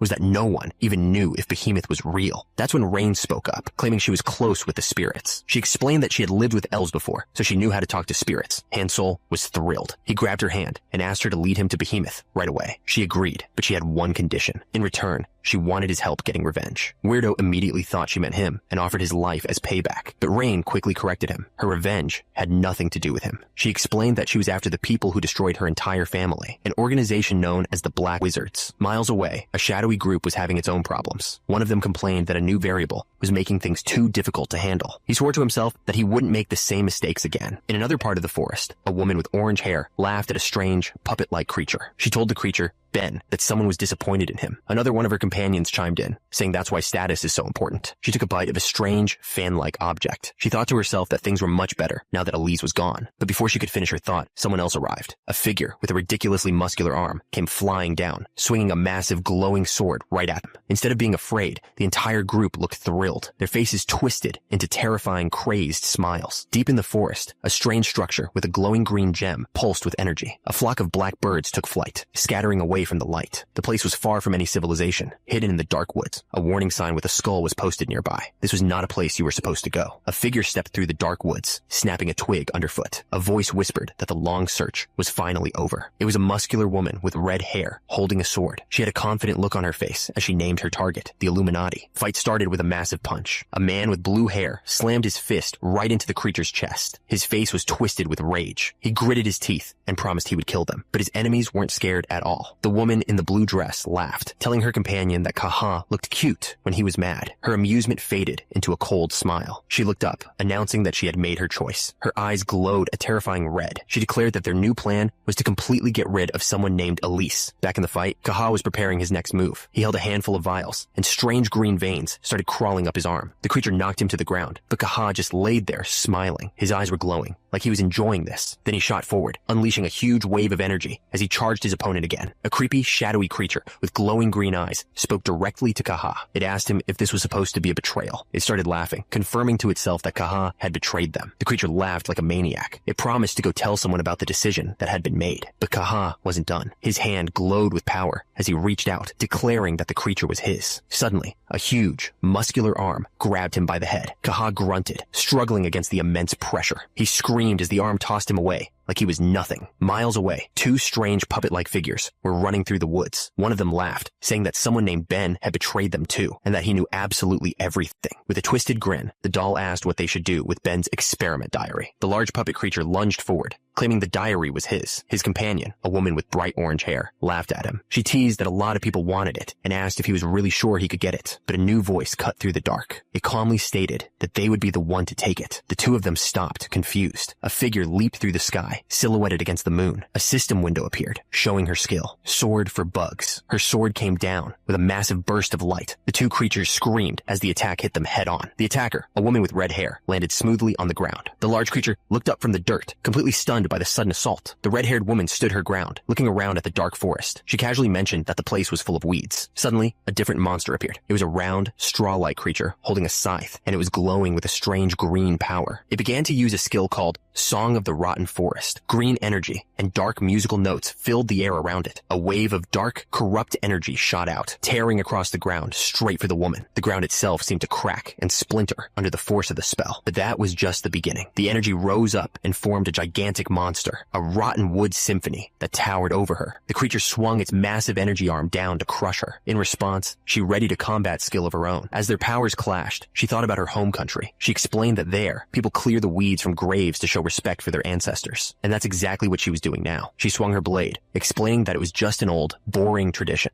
The monster glared back, but she just admitted that she was too old-fashioned to just ignore it. Her eyes blazed with power as she activated her skill. Sword for bugs. In a flash of light, her blade sliced straight through the creature. It was torn apart before it even had a chance to react. The creature let out one last cry as it was completely erased. Somewhere else, an older man with a gray beard was cutting down tall grass with a huge blade. A woman with him wasn't happy about it. She warned him that the spirits wouldn't like it, but he just said he was clearing a path for Hansol. The blue-haired man told his older companion to get behind him and follow along with walking lunges. The bearded man eagerly agreed, but after a while, he started to get worried. He asked their guide, Lan, if she was sure they were going the right way, because it felt like they were just walking in circles. Lion just told told him to wait. She explained that the path of spirits wasn't like an ordinary road, and she was right. They suddenly arrived in a clearing. The blue-haired man was thrilled, pointing out that the soft ground was perfect for jumping squats. He didn't waste a second. He ordered everyone to start with 20 jumping squats. Lion took a deep breath, preparing herself for the exercise. As the count began, she slowly exhaled, focusing all of her energy. She kept her eyes closed, completely in the zone. As she trained, she felt a connection to everything around her, even sensing the birds chirping in the trees. As she focused, she could feel the world around her responding. The flowers began to bloom, and the air itself felt different. This was the path of the spirits she had been talking about. A blast of colorful energy surrounded them, and just like that, they had arrived. But the workout wasn't over. Someone screamed, completely exhausted after the 20th rep. The trainer wasn't happy. He told them they weren't supposed to count that last one, and since they all heard wordo, there was a penalty. With a big smile, he ordered them to get it together and do it all again, this time for 40 reps. The trainees screamed out the new number, 40 reps. But that wasn't good enough for the trainer. He screamed that he couldn't hear them and upped the number to 60. They all roared back the new number, pushing themselves to the absolute limit. He was about to start the count, but suddenly, a bright light flashed all around him. A woman's voice told them to let the wind guide their bodies. The trainer looked around, realizing he was floating in the air. The red-haired woman explained that they had entered the spirit realm, the land where spirits live. She called it their motherland, Gaia. They were all floating through a sky filled with petals, looking down on a whole new world with a giant volcano at its center. One of the ghouls started to shout to Hansel, amazed by what he was seeing, but his excitement quickly turned to panic. They weren't floating anymore. The whole group came crashing down, hitting the sand hard. One of them cried out to Hansel, complaining that his body felt incredibly heavy, but Halsin was thrilled. He said it was the perfect condition for doing squats. That's when two massive stone figures began to move, revealing a path forward. Halsin looked inside with a grin, amazed that they had their own home gym. He explained that this was Behemoth, the legendary spirit they had been searching for. A whole group of those stone figures stood waiting for them, their red eyes glowing in the darkness. They looked like guards, completely blocking the way forward, but Hansel didn't care. He yelled out that he was ready to meet him. The stone figures didn't waste any time. One of them raised its massive fist, ready to attack. It brought its fist down with incredible force, aiming to crush them all in one go. But Hansel was right there. He caught the massive stone fist with his bare hands, stopping it completely. The ghouls stared in disbelief, shouting out to check if he was all right. That's when the other stone figures started to move. It wasn't just one enemy, it was an entire army. Before he could react, another fist slammed down from the other side. He was trapped, being crushed between the two of them. He let out a huge scream as the pressure became almost unbearable. But this wasn't a scream of pain. He was thrilled. To him, this was just progressive overload, the perfect workout. He let out a huge roar, pushing back against the weight of all the stone figures pressing down on him. The ghouls could only watch in terror, screaming his name as the ground shook from the impact. The stone figures trembled, putting all their power into crushing him. The shaking was so intense, the ghouls thought it was an earthquake. But then, one of them shouted that it wasn't the ground. It was the sound of their master's muscles. Hansel just gritted his teeth, completely focused. Suddenly, his muscles started to expand like crazy. He wasn't asking for help. He was screaming for them to increase the weight. That's when a skill activated, Heavy Blunt X10. A strange purple energy suddenly surrounded one of the ghouls. Turns out, Hansel had lifted the entire pile of stone giants onto his back. He wasn't fighting them anymore. He was using them to do squats, counting out the reps one by one. The woman stared, completely confused by what she was seeing. The ghoul just smiled and explained that it was Hansel's leg day. She had absolutely no idea what that meant. Another member of their group stepped in to clarify. He explained that leg day was just the day for training legs. Suddenly, a voice echoed from the sky, calling them interesting ants. They all looked up, trying to figure out who was speaking. The voice introduced itself as Behemoth, the ruler of this entire spirit realm. It demanded to know their reason for being there. But Hansel wasn't listening. He just roared out his 15th rep. That's when one of the ghouls, empowered by Hansel's skill, suddenly charged forward. He ran straight for the massive stone creature, ready to face it head on. Instead of answering, Hansel just bent down and started drinking water right from the ocean. The voice boomed again, demanding to know why they had come to his realm. But Hansel was in his own world. He explained that water is the most important thing for growing muscles. He noted that normal seawater has too much sodium, but this water tasted different. It was perfect for hydration. Hearing this, the ghouls went wild. They realized the water could help them grow their muscles and yelled for everyone to jump in. The whole group started splashing around in the water. Behemoth's voice echoed, completely confused and angry, wondering who these people were. Suddenly, a young man appeared, smiling. He seemed to have calmed down and said it was finally time to talk, but his smile vanished in an instant. He couldn't believe they had the nerve to drink water while he was talking, calling them the rudest ants he'd ever seen. Behemoth was done talking. He announced that he was going to teach them some manners. His stone golems began to move, their red eyes glowing. He explained that the entire place was a giant, living maze. He told them that without a spirit's help, they'd never even find their way in, and even if they managed that, he had golems waiting for them inside. He challenged them to try and reach him, doubting they could ever make it through the shifting shaking maze and his guards. But one of the trainees, a red-haired woman, just got into a starting position, ready to move. She called out her technique, the breaststroke exercise, and shot into the sky like a rocket. Behemoth wasn't going to let her get away that easily. He used his power to increase the gravity, trying to pull her back down. The heavy gravity was too much. She started falling right out of the sky. She hit the ground hard, unable to fly anymore. She realized she was stuck. The gravity was so strong she couldn't even jump. But then she heard a strange noise coming from nearby. It was Han Sol's crew. They weren't struggling at all. Instead of seeing the gravity as a problem, they were using it for a workout. The entire group was on the ground doing push-ups, counting out every single rep. For them, this wasn't a trap. It was just the perfect condition for another set. A voice boomed, calling them idiots. It explained that this was the house of the spirit of land, a place of intense gravity. But the ghouls just kept counting their reps. The voice mocked them, saying they couldn't just break the walls with their bare hands. They just kept pushing, counting out another rep. But then Han Sol just smashed right through the wall with a huge smile on his face. One of his followers looked at the hole, satisfied. He realized the stone was actually pretty easy to break. He shouted at the others, telling them to use the spot Han Sol broke as a starting point to break the rest of the wall. Turns out, he was right. The ghouls started tearing the wall down easily, but their relief didn't last long. They looked up and saw the real problem. Massive stone golems were blocking their path, their red eyes glowing in the dark. That's when a system window appeared. It showed a combat skill, honey tongue with a heart of stone. One of the women in their group leaped into action. She flew through the air and drove her sword straight into the golem's glowing red eye. Her voice echoed, explaining that the eyes were the golem's core. Breaking them would shut the creatures down for good. With the weak spot revealed, the ghouls swarmed the rest of the stone figures. The voice controlling them started to panic. Behemoth's voice roared in fury. In the distance, the volcano exploded, shaking the entire realm. Han Sol just looked up calmly and asked if this was where they'd find Behemoth. The woman pointed ahead. She said the spirits told her they had to lift whatever was in front of them to meet the legendary creature. They all looked at the challenge. It was a giant stone platform attached to a single rope. Someone wondered how they could possibly move something that massive. Han Sol looked like he was about to just smash it, but one of the ghouls yelled for him to wait, pointing out the rope connected to the platform. Han Sol stared at the rope. It suddenly hit him that it had been 11 months since he'd left Earth. He looked up and saw a pulley hanging from the roof. It was a familiar sight, one that reminded him of home, and he realized he'd been hiding how much he missed it. Seeing that simple object brought all those feelings rushing back. Tears started to well up in his eyes, but his sadness vanished in an instant. It wasn't just a pulley. It was a lat pull-down machine. His mind just exploded with everything he knew about it. This was a lat pull-down machine, invented back in 1960 by an American gym coach named Andrew Memel. The coach realized that the movement was similar to a lying lat pull-down, so he created the machine to help people do that same exercise more safely and get better results. And over the years, it had evolved into all these different designs. He tried to hold back the tears. He told himself he couldn't cry. It would make him lose muscle. His followers just stared, completely lost. They had no idea what a lat pull-down machine even was. One of the men nervously asked Han Sol if it was some kind of trap, but Han Sol just smiled. He told them it definitely wasn't a trap and walked right towards it. This was the perfect chance for a lesson. Han Sol turned to his followers and asked them to list every back exercise they'd learned so far. One of the ghouls piped up, listing them off. One-arm dumbbell rows,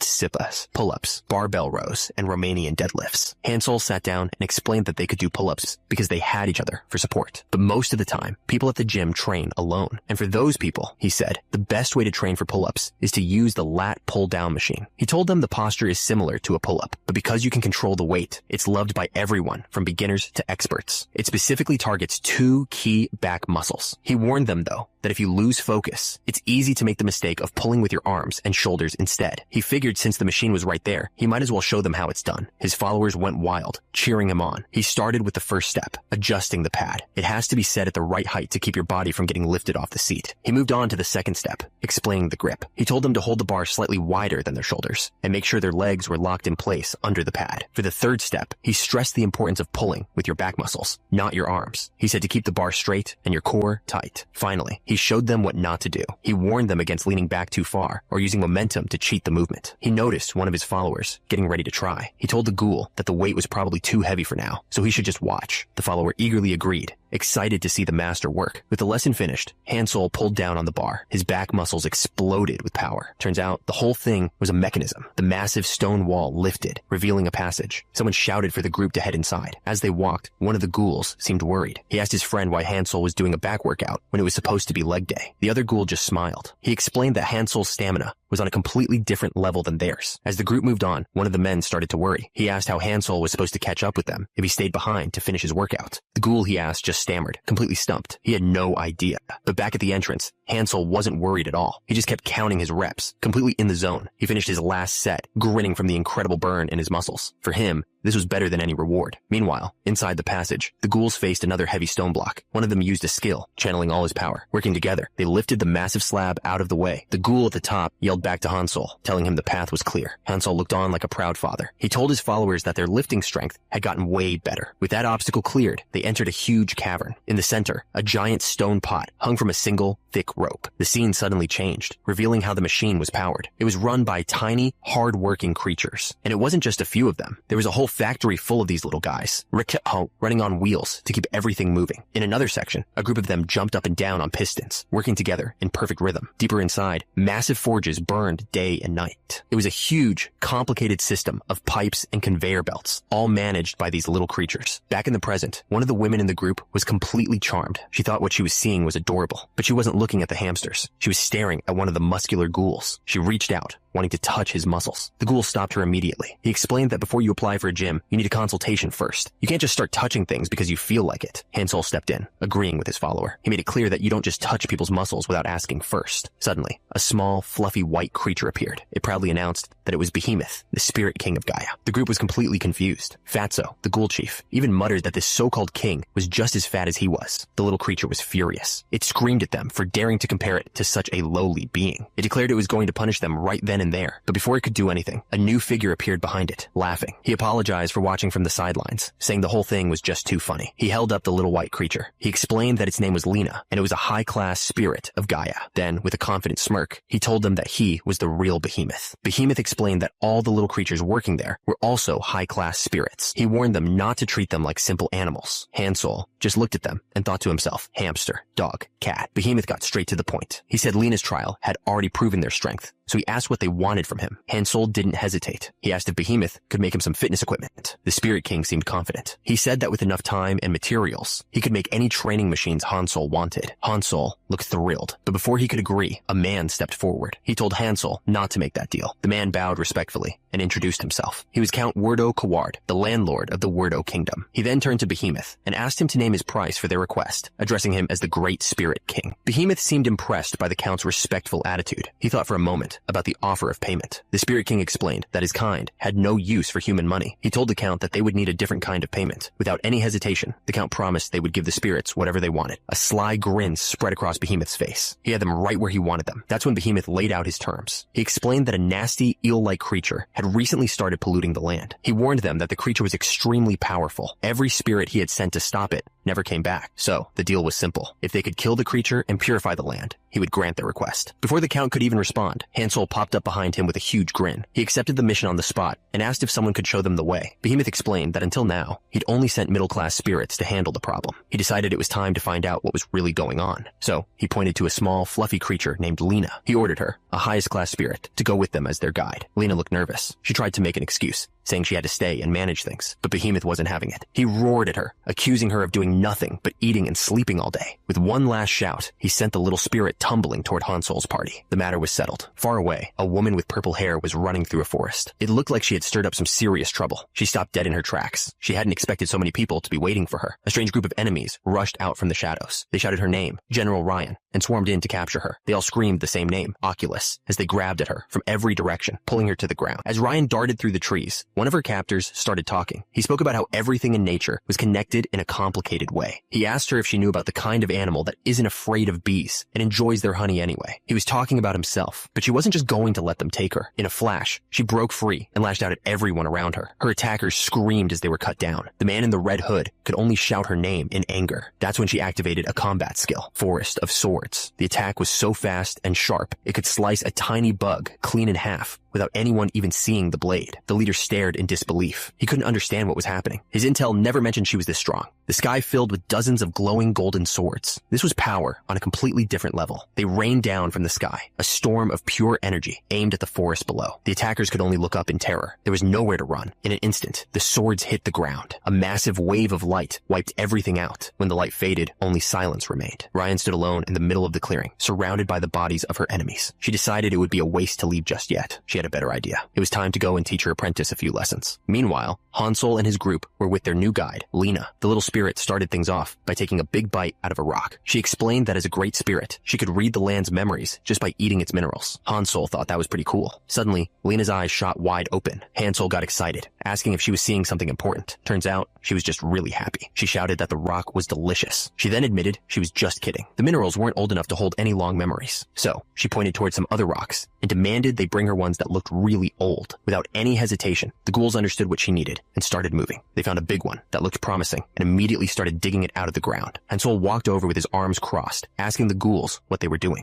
One of them explained that they were just trying to find a good spot to grab the rock so they could carry it. Hansol thought about that for a second. He held up a hand, telling them to stop. He reached down towards the surface of the huge boulder. With a grunt, his fingers dug right into the solid stone, cracking it instantly. His muscles swelled up as he put his strength into it. In just a second, he had carved out a perfect grip with his bare hand. He showed them the new handhold, explaining that's how you grab it comfortably. The ghouls just stared, completely blown away. The training started with a demonstration. A blue-haired man showed them how to do one-arm rows using a massive carved stone. He counted out 8 reps, his muscles straining, and told them it was time to switch arms. One of the trainees, Blog, stepped forward. He pointed to his own giant boulder, asking if it was a good one to use. He got into position for a snatch grip deadlift, wrapping his hands around the stone. In one explosive motion, he pulled the weight up, balanced it, and dropped into an overhead squat. He held it there for a second, perfectly balanced. Then he dropped the weight, signaling the lift was clear. The instructor gave him a thumbs up. He told Blog his posture had improved a lot. Blog grinned, feeling the new strength in his body. He thought to himself that this kind of workout was easy for him now. All around him, the other trainees were getting into it. They started counting their reps out loud, their voices echoing as they lifted the heavy stones. Some were doing carries, others were pressing the weights overhead. The whole group was working in perfect rhythm. Their guide, the little spirit Lena, just stood there watching them. She held a small rock in her paws, looking completely baffled. Hansol watched the chaos from a distance. He started to wonder if they had completely forgotten what he'd originally asked them to do. That's when Lena opened her mouth wide and shoved the entire rock inside. A bright flash of light burst from her. When it cleared, she excitedly barked that she could finally see. With their guide's vision restored, the path forward was clear. A dark cave waited for them at the end of a wooden bridge. Far from Hansol's group, a different kind of meeting was taking place. A man from a group called the Oculus was speaking to someone named Mr. Cork. He told Cork that his organization thought very highly of his skills. He reminded Cork that they were spending a lot of money to create something called the core. But as he spoke, his cup tipped over, spilling its contents all over the table. The Oculus member shot up from his seat, furious. He screamed at Cork, calling him a toad and accusing him of using poison during their deal. But Cork didn't seem bothered at all. He calmly explained that it wasn't poison. It was just whiskey. Turns out, Mr. Cork was a giant toad in a suit. He took a puff from his cigar and declared that there was nothing better than alcohol, calling it a gift from God. The Oculus member tried to get things back on track. He promised that if Cork joined them, their leader would make him the owner of the entire place. But his anger got the better of him. He drew his blade, questioning how a creature like Cork could dare to make fun of such a generous offer. That's when the whiskey finally hit him. The room started to spin, and he completely lost his balance. Cork corrected the man, stating he was an amphibian, not a reptile. He said he was fine with joining the Oculus, but he didn't like their conditions. Before the Oculus member could react, Cork's men grabbed him. They held him down and started forcing whiskey down his throat. The strong alcohol burned as it went down. He screamed, completely caught off guard. After a moment, he looked up from the floor, completely overwhelmed. Cork's men laughed, saying he finally looked ready to make a deal. A grin spread across Cork's face. He told the man they had plenty of alcohol to get through.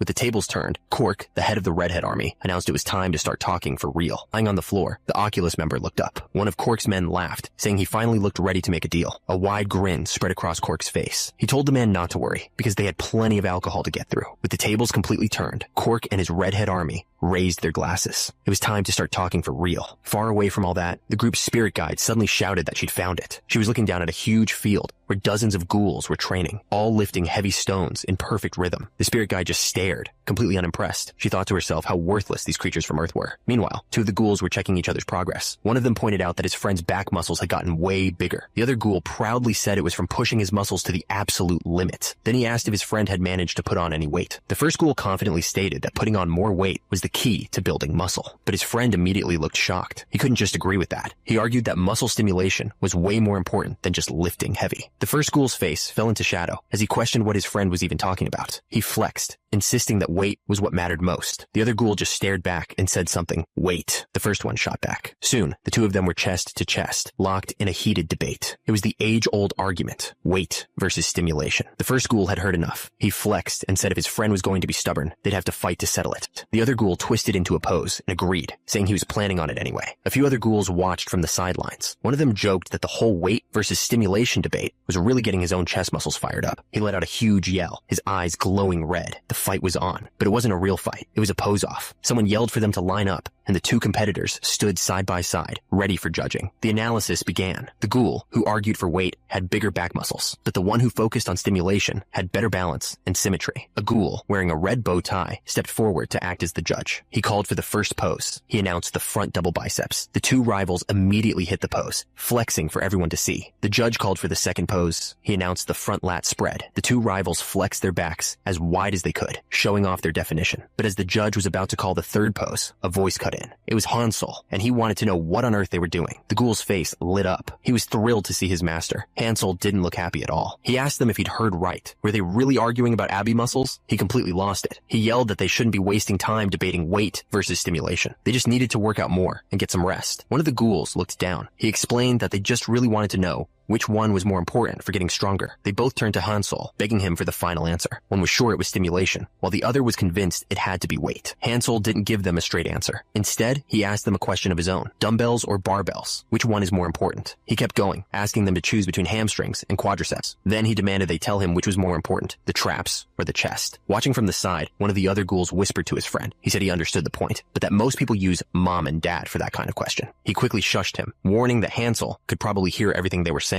One of the ghouls, who started the argument, looked completely stressed out. He was sweating, trying to figure out the answer. Suddenly, a hand rested on his shoulder. A voice told him not to worry about it. It was the other ghoul. He was smiling, having finally understood. He explained that you can feel the stimulation while also increasing the weight. They didn't have to choose. The ghoul looked up, tears in his eyes, completely moved by Hansel's words. He finally understood. Hansel just grinned. He told them to forget what they'd already done and just start over from the beginning. They all knew it. With Hansel leading them, they were going to get even stronger. The entire group roared in agreement, completely fired up. They were ready to go. While all this was happening, their guide Lena just casually ate another rock. She watched them get ready to work out and wondered if they had forgotten about the mission they were supposed to be on. Far away from them, a woman scoffed at her opponent. She mocked him, asking who would be dumb enough to get hit by such a slow attack. Her opponent just stood there silently, flexing his hand. He didn't seem bothered by her words at all. The young man looked at his hand. He thought he'd gotten stronger, but it still didn't feel like enough. He remembered what Hansel had told him. To get even stronger, he needed to work on his smaller, supporting muscles. He pushed through the thick bushes, searching for something. He was sure it had to be around here somewhere, and then he found it. A slime. It was exactly what he needed to make a resistance band. Without wasting a second, he jumped right on top of it, ready to start his exercise. He stretched the slime with all his might, pulling it tight like a cable machine. But as he was training, he noticed someone watching him from a tree, and they were holding his slime. The figure was a giant toad wearing a suit. He apologized, explaining that he needed that slime to make alcohol. The toad looked at the young man suspiciously. He asked why a human would need a slime, especially since he wasn't a magician. The young man explained that he was just trying to use it to make himself stronger. Hearing that, the toad's entire attitude changed. He got excited and told the kid he should have just said so from the start, claiming his boss was an expert at making people strong. The toad grinned, offering to introduce the young man to his boss right away, but the young man hesitated. He explained that he already had a master. It seems his hesitation didn't last very long. The next thing you know, he's drinking with them. The toads were all cheering for him, impressed by how much he could drink. One of them, Bird, called him a natural, but the kid drunkenly admitted it was his first time ever drinking. Completely wasted, all he could think about was his original goal. He just kept mumbling, wondering when he could finally get strong. The toad yelled that the young man was already getting stronger at drinking, that is. The kid was completely wasted, but they just kept pouring him more. He mumbled that he couldn't take anymore, right before he collapsed. The toad just watched him, looking pretty pleased with how things turned out. Then he leaned in with a grin, mentioning that their alcohol was very expensive. Sometime later, the young man started to stir, mumbling that he was thirsty. He slowly came to, wondering where on earth he was. His head was pounding. When he finally looked up, he saw he was in some kind of massive cave, filled with strange glow. He woke up inside one of those pods. He tried to force his way out, pushing with all his strength, but the goo was too thick and stretchy. It wouldn't break. That's when a voice from another pod told him to stop wasting his energy. The young man looked around, confused. The voice belonged to a lizard man trapped in the pod next to him. He explained that this was the toad's food storage, and there was no way out. The young man just stared, and for some reason, that made the lizard man furious. He started yelling at him not to ignore him, but then he just laughed it off. He admitted it was strange to get angry when they were both about to die anyway. The young man looked around at the other prisoners. He asked the lizard man why the toads didn't just kill them immediately. The lizard man's answer was simple. They were being kept alive to create a dungeon. The young man had no idea what he was talking about. A dungeon. The lizard man explained that a dungeon is known as a land of darkness, a place where monsters are supposed to appear forever. But he said that in reality, it's impossible to create an endless number of monsters. The real secret is that dungeons steal and use the energy of living beings. All that stolen energy has to be compressed and stored in a core, which acts as the dungeon's power source. That's why the toads were keeping everyone alive in the storage area. They were planning to use them as fuel to create the dungeon. The kid looked terrified. He asked if there was any way to get out. The lizard man's response was brutal and simple. He just told him no. The lizard man warned him not to even think about fighting back. He explained that the more they moved, the faster their energy would be drained and absorbed. The young man felt completely defeated. He believed this was all happening simply because he wasn't strong enough. He started apologizing to his master, Hansol. But hearing that name, the lizard man's eyes shot open. He asked in shock if the kid was talking about Yu Hansol from the Ali mine. Confused, the young man confirmed it was him and asked how the lizard man knew that name. That was all the lizard man needed to hear. He started thrashing wildly, screaming that he had to get out of there immediately. The kid was completely lost. He asked what he was doing, reminding him that he just said struggling would only make them die faster. Far away from the cave, something else was happening. A creature let out a powerful roar. It was one of the ghouls, pushing himself to the absolute limit during his training. Hansol told him to start his push-ups over from the beginning. The ghoul screamed back in complete exhaustion, saying he'd rather just die right now. The training was just too much.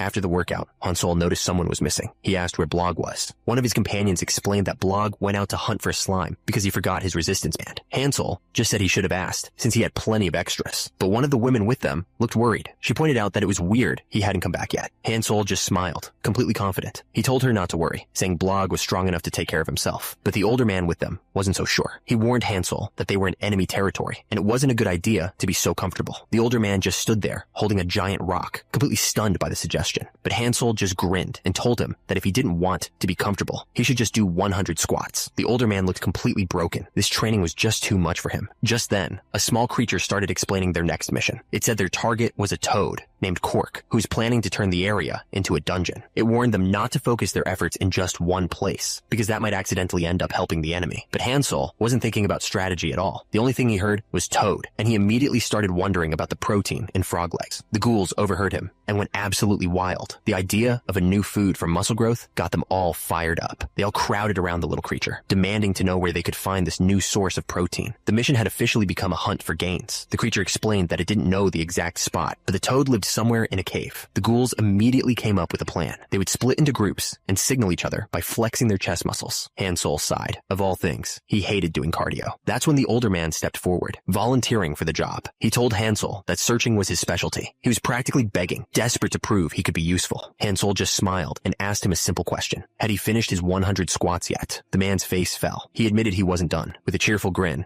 Hansol told him to finish his workout first. No excuses. The old ghoul closed his eyes and agreed. He was ready to do whatever it took. Miles away, one of the toads was dragging a heavy sack through a dark cave, singing to himself. He finally reached his destination, a hidden base deep underground. He went straight to his boss to report that the job was done. The boss pointed to a strange orb that looked like it held a galaxy inside and ordered him to put the captive in. The toad grinned, telling the person in the sack that they'd be meeting a lot of new friends very soon. Then he dropped the sack into a glowing pit, explaining that the captive would become food for the dungeon. Deep inside the prison, another captive felt the new arrival. He trembled in fear, whispering that the Reaper had come. Down in the pit, strange, worm-like creatures crawled through the darkness. Their red eyes glowed, searching for their next meal. Above them, 2 more captives were being slowly dissolved by some kind of green acid. The worms just waited patiently below. One of them opened its mouth wide, ready to eat whatever fell. It wasn't just the worms. Other prisoners had already started eating each other to survive. Meanwhile, far away from the dungeon, Hansol and his followers were resting by a fire. One of the ghouls turned to him, looking worried. He pointed out that Blog hadn't taken any chicken breast and asked if he'd be okay without his routine. Hansol just smiled. He told the ghoul not to to worry about Blog, explaining that his body was blessed. The ghoul looked confused. He asked if that meant Blog was just born naturally strong. Hansol shook his head. He explained that Blog's blessing was that he had the worst sense of taste imaginable. Then he added with a grin that this was actually a bad thing. He explained that having a bad sense of taste just meant that Blog wasn't a picky eater. Then he started shouting with this crazy energy. He yelled that there was nothing Blog couldn't eat, except maybe his parents. To drive the point home, he slapped one of the ghouls right across the face. The ghoul just took the hit, drool dripping from his mouth. He looked up, ready for the next person in line. Far away from Hansol's campfire, deep inside that dungeon pit, the newest captive was in a bad spot. He was stuck to a cliff by some kind of green slime, with a swarm of strange worm creatures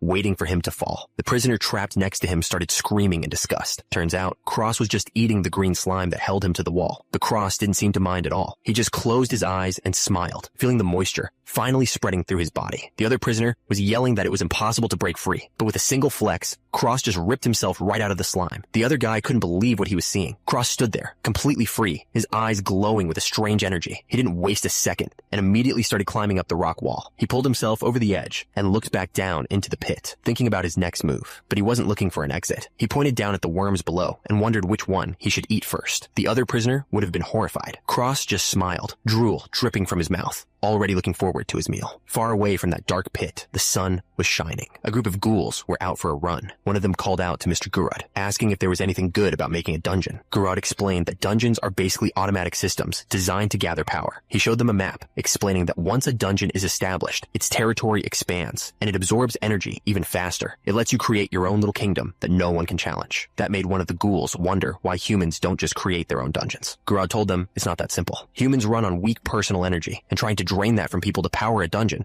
would cause a massive rebellion. He shook his head, adding that it's impossible to create one with a small population anyway, and even if you could, just maintaining it is a total nightmare. One of the women, Molly, pointed out that the place was damp and smelly, a spot where humans and even monsters barely lived. She couldn't understand why anyone would want to build a dungeon there. The little creature on her head, Al, piped up, telling Molly the answer was obvious. He explained that if a place looks like it can't provide any energy, there are only two possible reasons why. The first is to keep the area small on purpose, to avoid getting invaded. The second is when the creator has a goal that's different from just making a dungeon. He pointed out that both situations make it incredibly hard to succeed. Then he asked how they were planning to pull it off. Miles away, in a totally different place, a toad in a suit was singing as someone poured a drink straight into his mouth. Another toad, this one wearing a monocle, leaned in with a smile. He asked his friend if he knew why alcohol was so great. The first toad guessed it was because you can make friends easily. The fancy toad confirmed he was right, explaining that because of alcohol, they could all come together. The fancy toad explained that because of alcohol, they could make all sorts of different friends. Then, he pulled out a long contract. He asked his new friend if he'd thought about signing it. The guy with the goggles looked nervous. He stammered for a second, then just suggested they keep drinking instead. With that settled, someone announced it was time to go to the factory and make more alcohol. The whole group started heading out. They all walked together in a line, looking a little out of it. Suddenly, one of the horned guys started screaming. He was completely losing it, demanding more alcohol and threatening to destroy everything. The fancy toad didn't even hesitate. He knocked the guy out with a single punch. He calmly stood over the body. He said the guy was broken and ordered him to be sent to the toad prison. The lead toad announced it was time to go mince some meat. He explained that they needed to make sandwiches so their friends could work comfortably. Then the scene changes completely. Now, one of the toads was outside, showing another how to dig. He told him to put his weight into it. The toad kept digging while the others chanted his name. In the background, a ridiculously muscular guy walked by, carrying a huge sack on his back. The muscular man dropped his sack and walked over to join them. He grabbed a shovel and started digging with insane speed, working right alongside the toads. He suddenly stopped and pointed. He asked the toad who was approaching, mentioning that his back muscles were getting a great workout. One of the toads wondered if it was a friend. The other just stared blankly and agreed, not looking too sure. The muscular guy just grinned. He announced that break time was over and it was time for the next set. Then he grabbed two of the toads by their heads, ready to start his exercise. The toads dug with everything they had, chanting their own name like a war cry. Hansol wasn't digging with them. He was coaching, yelling at them to keep a rhythm and feel the contraction in their chests. And somehow, it was working. They started digging even faster. He shouted more instructions, telling them to relax their triceps and imagine the shovel was a dumbbell. The workout was so intense, one of the toads started sweating, which shouldn't even be possible. Finally, two of the toads just stopped. They were exhausted and asked why they should even be listening to him. Hansol's response was strange. He got on the ground and told them they should never neglect their exercise equipment. Then he stood up with a huge grin, cheerfully announcing that they were going to start over from the beginning. The toads were horrified. The toads finally had enough. They yelled that Hansol wasn't their friend at all, just some crazy person who had lost his mind. Hansol looked completely lost. He asked what they were talking about, reminding them they had agreed to be workout buddies, but they weren't listening. Screaming Knowing that he wasn't their friend, they charged forward and swung their shovels right at him. The shovel slammed into his chest and shattered on impact. He didn't even move. Hansel just looked down at them and calmly said they shouldn't be swinging exercise equipment at people. The toads stared at their broken shovels, totally stunned. One of the toads just smirked. He said there was no way a skinny twig like Hansel could have taken their attack. That's when Hansel's body lit up. A huge wave of power exploded from him, and his muscles started to swell to an insane size. His eyes glowed with red energy. He looked down, a single, dangerous thought forming in his mind. He towered over them, a mountain of pure muscle. He wondered if he'd actually heard them right. There was no way they just called him a skinny twig, but Hansel didn't punch them. He grabbed two of the toads by their heads and started to lecture them about muscle growth. He told them that proper weight training was important, but it wasn't the only thing that mattered. Then he pulled them apart like a giant resistance band, explaining how important it was to stretch. One of the toads collapsed, completely exhausted, but Hansel just kept going, warning them that stretching too much could actually make them weaker. He told them they needed to use just the right amount of stretching to make their muscles longer. He explained that exercising with better form was the most important thing, especially, he said, if they didn't want to stay skinny twigs forever. With a terrifying look in his eyes, he screamed that they absolutely needed to stretch. The toad instantly broke down, tears streaming from his eyes. He stammered an apology, promising he wasn't a skinny twig. Turns out, Hansel had tied another toad to a tree. He was using the poor creature as an anchor for his resistance band training. The toad screamed for help, completely unable to escape. Meanwhile, in a hidden room somewhere else, a group of toads in fancy suits were holding a meeting. The one in charge seemed very pleased with some news he'd received. He realized that with Hansel and his new trainees, they could create a dungeon on their own without needing help from someone called Oculus. He declared it was a day for celebration and raised his bottle for a toast. Jumping onto a table, he yelled for all the drunks to gather around and get the party started.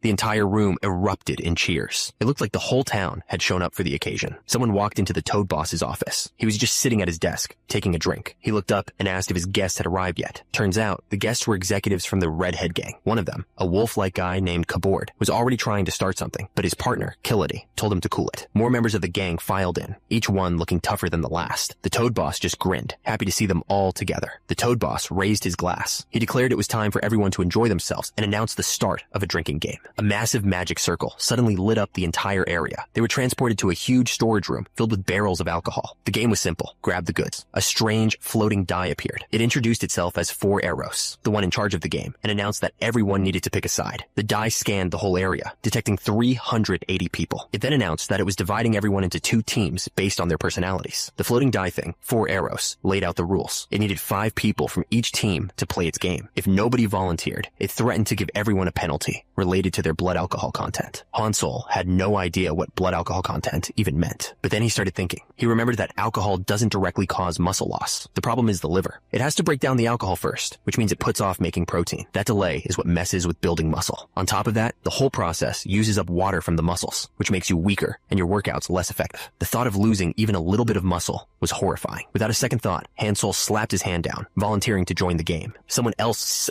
was about to join too, but his teammates suddenly rushed in, yelling at him to stop. The man warned him that this was enemy magic and could easily be a trap. He argued it was smarter to hang back and see what happens instead of jumping in blindly. Gurad thought it was fine to just press the glowing button, but his teammate Weirdo screamed at him not to touch it. Too late. The system announced that Weirdo was now a participant, and he let out a terrified scream. Gurad figured if they didn't join, the enemy would think they were weak, so he slapped his hand down and entered the game too. That's when a small, cat-like creature started explaining the situation. It told them this was a special kind of enemy magic. It warned them that this type of spell doesn't have an immediate effect. Instead, it sets up conditions that could lead to much worse penalties later on. Hearing this, 2 others decided it was better for the 5 strongest to participate. They both pressed the screen, volunteering to join the game. With the last 2 spots filled, the clown's face lit up. It announced that all the players had been decided. It then revealed the lineup for Team A: Yu, Hansel, Gurad, Puri, Weirdo, Line, and Reyna. The clown then announced the members of Team B: Cork, Randiv, Kabord, Killid, and Tailcack. They looked like a pretty serious group. With both teams decided, the clown announced it was time to pick the game. A glowing golden envelope appeared out of nowhere and floated down. The envelope transformed into a golden pyramid. The name of the game was Bunny Bunny. The clown explained that the rules were simple. All the players would become rabbits, but one person on each team would secretly be a carrot. The goal was pretty straightforward. Each team had to protect their own carrot while trying to catch the other teams, and the penalty was serious. If a team's carrot got caught, their entire team's blood alcohol level would instantly go up by 0.1 0.1%, which was like chugging a whole bottle of soju. Catching the carrot was way more important than catching the other rabbits. Then he announced that even the people watching could join in on the fun. With a huge, creepy smile, the clown yelled for the drinking game to begin. One of the toads on Team A looked incredibly smug. He was sure they were in luck, but then he realized he had no idea who their team's carrot was supposed to be. Just then, a massive explosion ripped through the nearby forest. A moment later, one of his teammates came running up in a panic. He yelled that they needed support right away. The teammate pointed out that over 10 people had already rushed past him. He suspiciously asked if he was even the carrot. The toad just flashed a huge, crazy grin. He admitted he didn't know who the carrot was, but it didn't matter because they had Hansel. He was already going wild, and the toad knew their secret weapon was just too strong for anyone to handle. Turns out, Hansel wasn't fighting to win the game. He was screaming because there was absolutely no way he would accept muscle loss from the alcohol penalty. Hansel and his team were sprinting through the forest, but they weren't alone. From the shadows, figures with glowing red eyes were closing in fast. He completely lost his cool, screaming for his teammates to protect him at all costs. It turns out he was the team's carrot, the one person everyone was trying to catch. One of the ghouls, built like a tank, was leading the escape. They sprinted through the trees as fast as they could, but then Gurod stopped. He looked back, wondering why the enemy wasn't chasing him anymore. Guyod, one of the ghouls, explained that Gurod was sending a Morse code signal. The message claimed that Gurod was the carrot. He realized that's why the enemies had gone to catch the fake target. But Gurod was confused about how the enemy knew not to chase him. Guyod explained that he was just going around shouting it. Gurod completely panicked. He screamed at Guyod, asking why in the world he would shout that. With the plan ruined, the ghouls took off running again. They yelled for someone to stop the dangerous guy up ahead. Suddenly, a new enemy burst out of the trees. He was moving at an insane speed, his eyes glowing red as he charged right at them. The ghouls thought he looked weak, with skinny legs that looked like they'd break easily. But he was way more agile than they expected, dodging their clumsy attack with a perfect side lunge. He easily jumped right over them, calling them slowpokes. The ghouls could only watch in shock, completely unable to keep up. One of the ghouls decided he'd had enough. He started gathering energy for a massive attack, combining his kettlebell swing and heavy blunt skills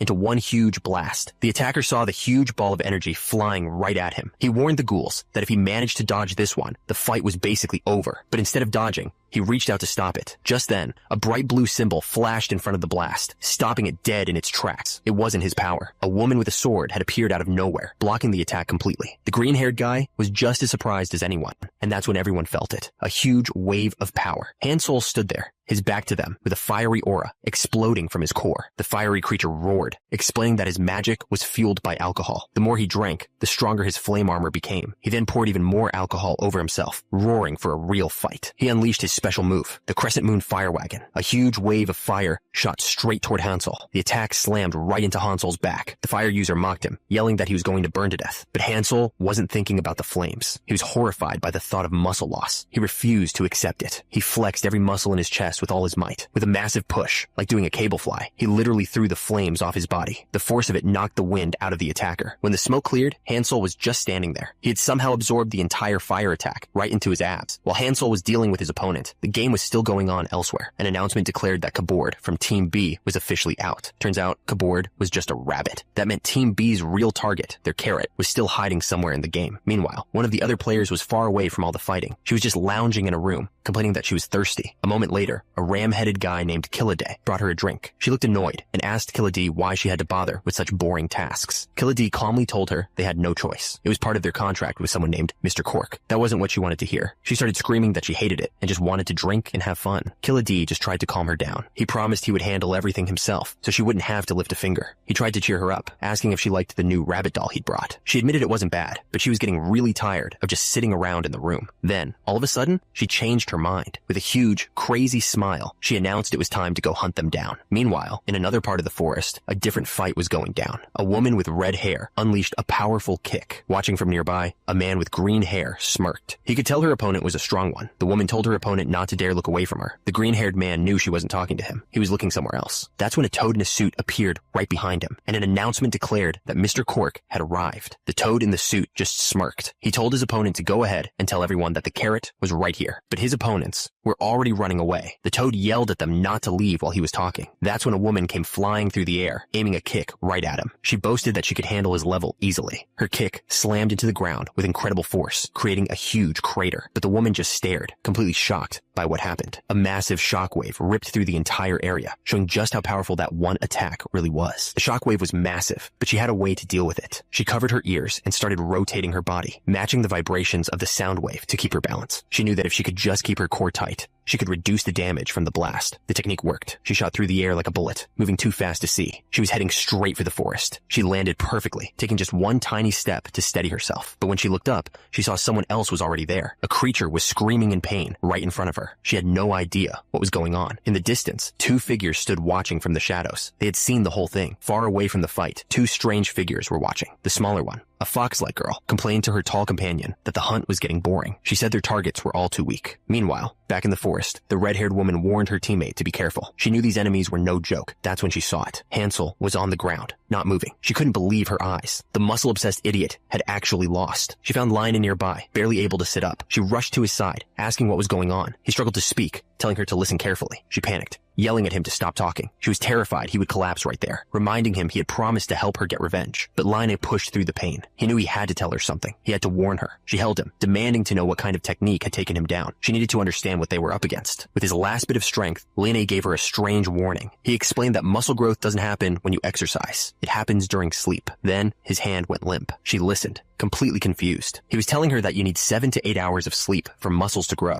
He then added that alcohol stops muscle growth and begged her to do something about the drinking game. It was the last thing he begged of her. She was furious. With all that was happening, this was his big warning. She stomped on his face, calling him a crazy idiot. She stood over him, trying to make sense of it. She asked if he was seriously just telling her to go take a nap, but she quickly moved on. It didn't matter. They still had no idea who the real target was. No matter who they managed to catch, it was still just a coin flip. Elsewhere, the ram-headed man was done waiting around. He told his lady that he would take care of things himself. Kiladi stumbled forward, dropping an empty bottle. He explained that the more he drank, the faster his magic became. His eyes glowed red with rage. He screamed that his opponents would pay for upsetting his lady. He then launched himself forward in a devastating attack. But the attack missed by a mile. The woman stared in disbelief as the target stood untouched, far away from the massive crater. A small cat-like person started yelling at Kiladi for messing up so badly. He could only apologize to his lady for his failure. Kiladi admitted that he can't handle his alcohol, so the more he drinks, the worse his aim gets. The cat person was furious, yelling at him for revealing his weakness to the enemy. Looking down at the group of enemies, the woman realized something. These new opponents were on a completely different level than the ones they'd faced before, and there was a reason for that. One of them was known as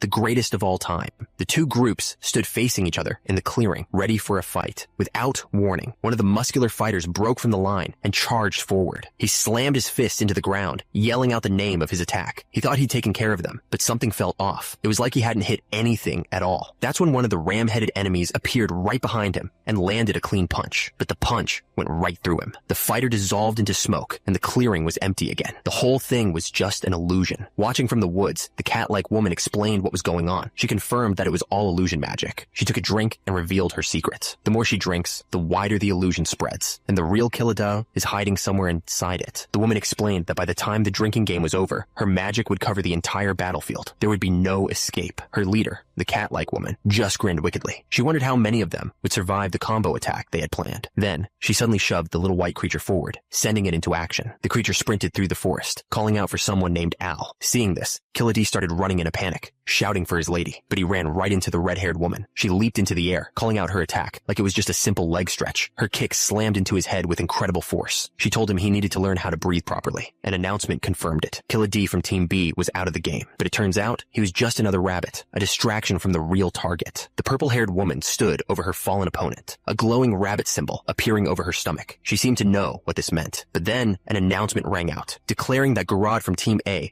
was unable to continue. She looked up, completely surprised. The announcement clarified that Garad was just a rabbit, a decoy. The green-haired man and the toad in the suit watched as the body dissolved into a glowing coin. In another part of the forest, the real target was taken down. An announcement declared that Tailsack from Team B was out, and that he was the carrot. With their main target gone, all of Team B received a penalty. Their blood alcohol content was forced to increase. Meanwhile, two other players were completely exhausted on a cliff edge. A man named Weirdo looked down on them with a grin, revealing he was Team A's real carrot all along. A final announcement echoed through the forest. The drinking game was now over, but for the toad in the suit, things were just getting started. He gripped his bottle, his voice low and angry. He explained that the alcohol was finally hitting him. With a confident smirk, he gave a thumbs up. He mocked the idea that he was done for. He declared that the entire forest was their territory. All the energy from the fighting they'd done until now had a purpose. It was all being used as the foundation to create a dungeon. With a huge grin, he summoned a dark energy from above. He was creating his own personal dungeon, Toad's house. A massive, glowing red circle appeared on the ground. The spell was complete.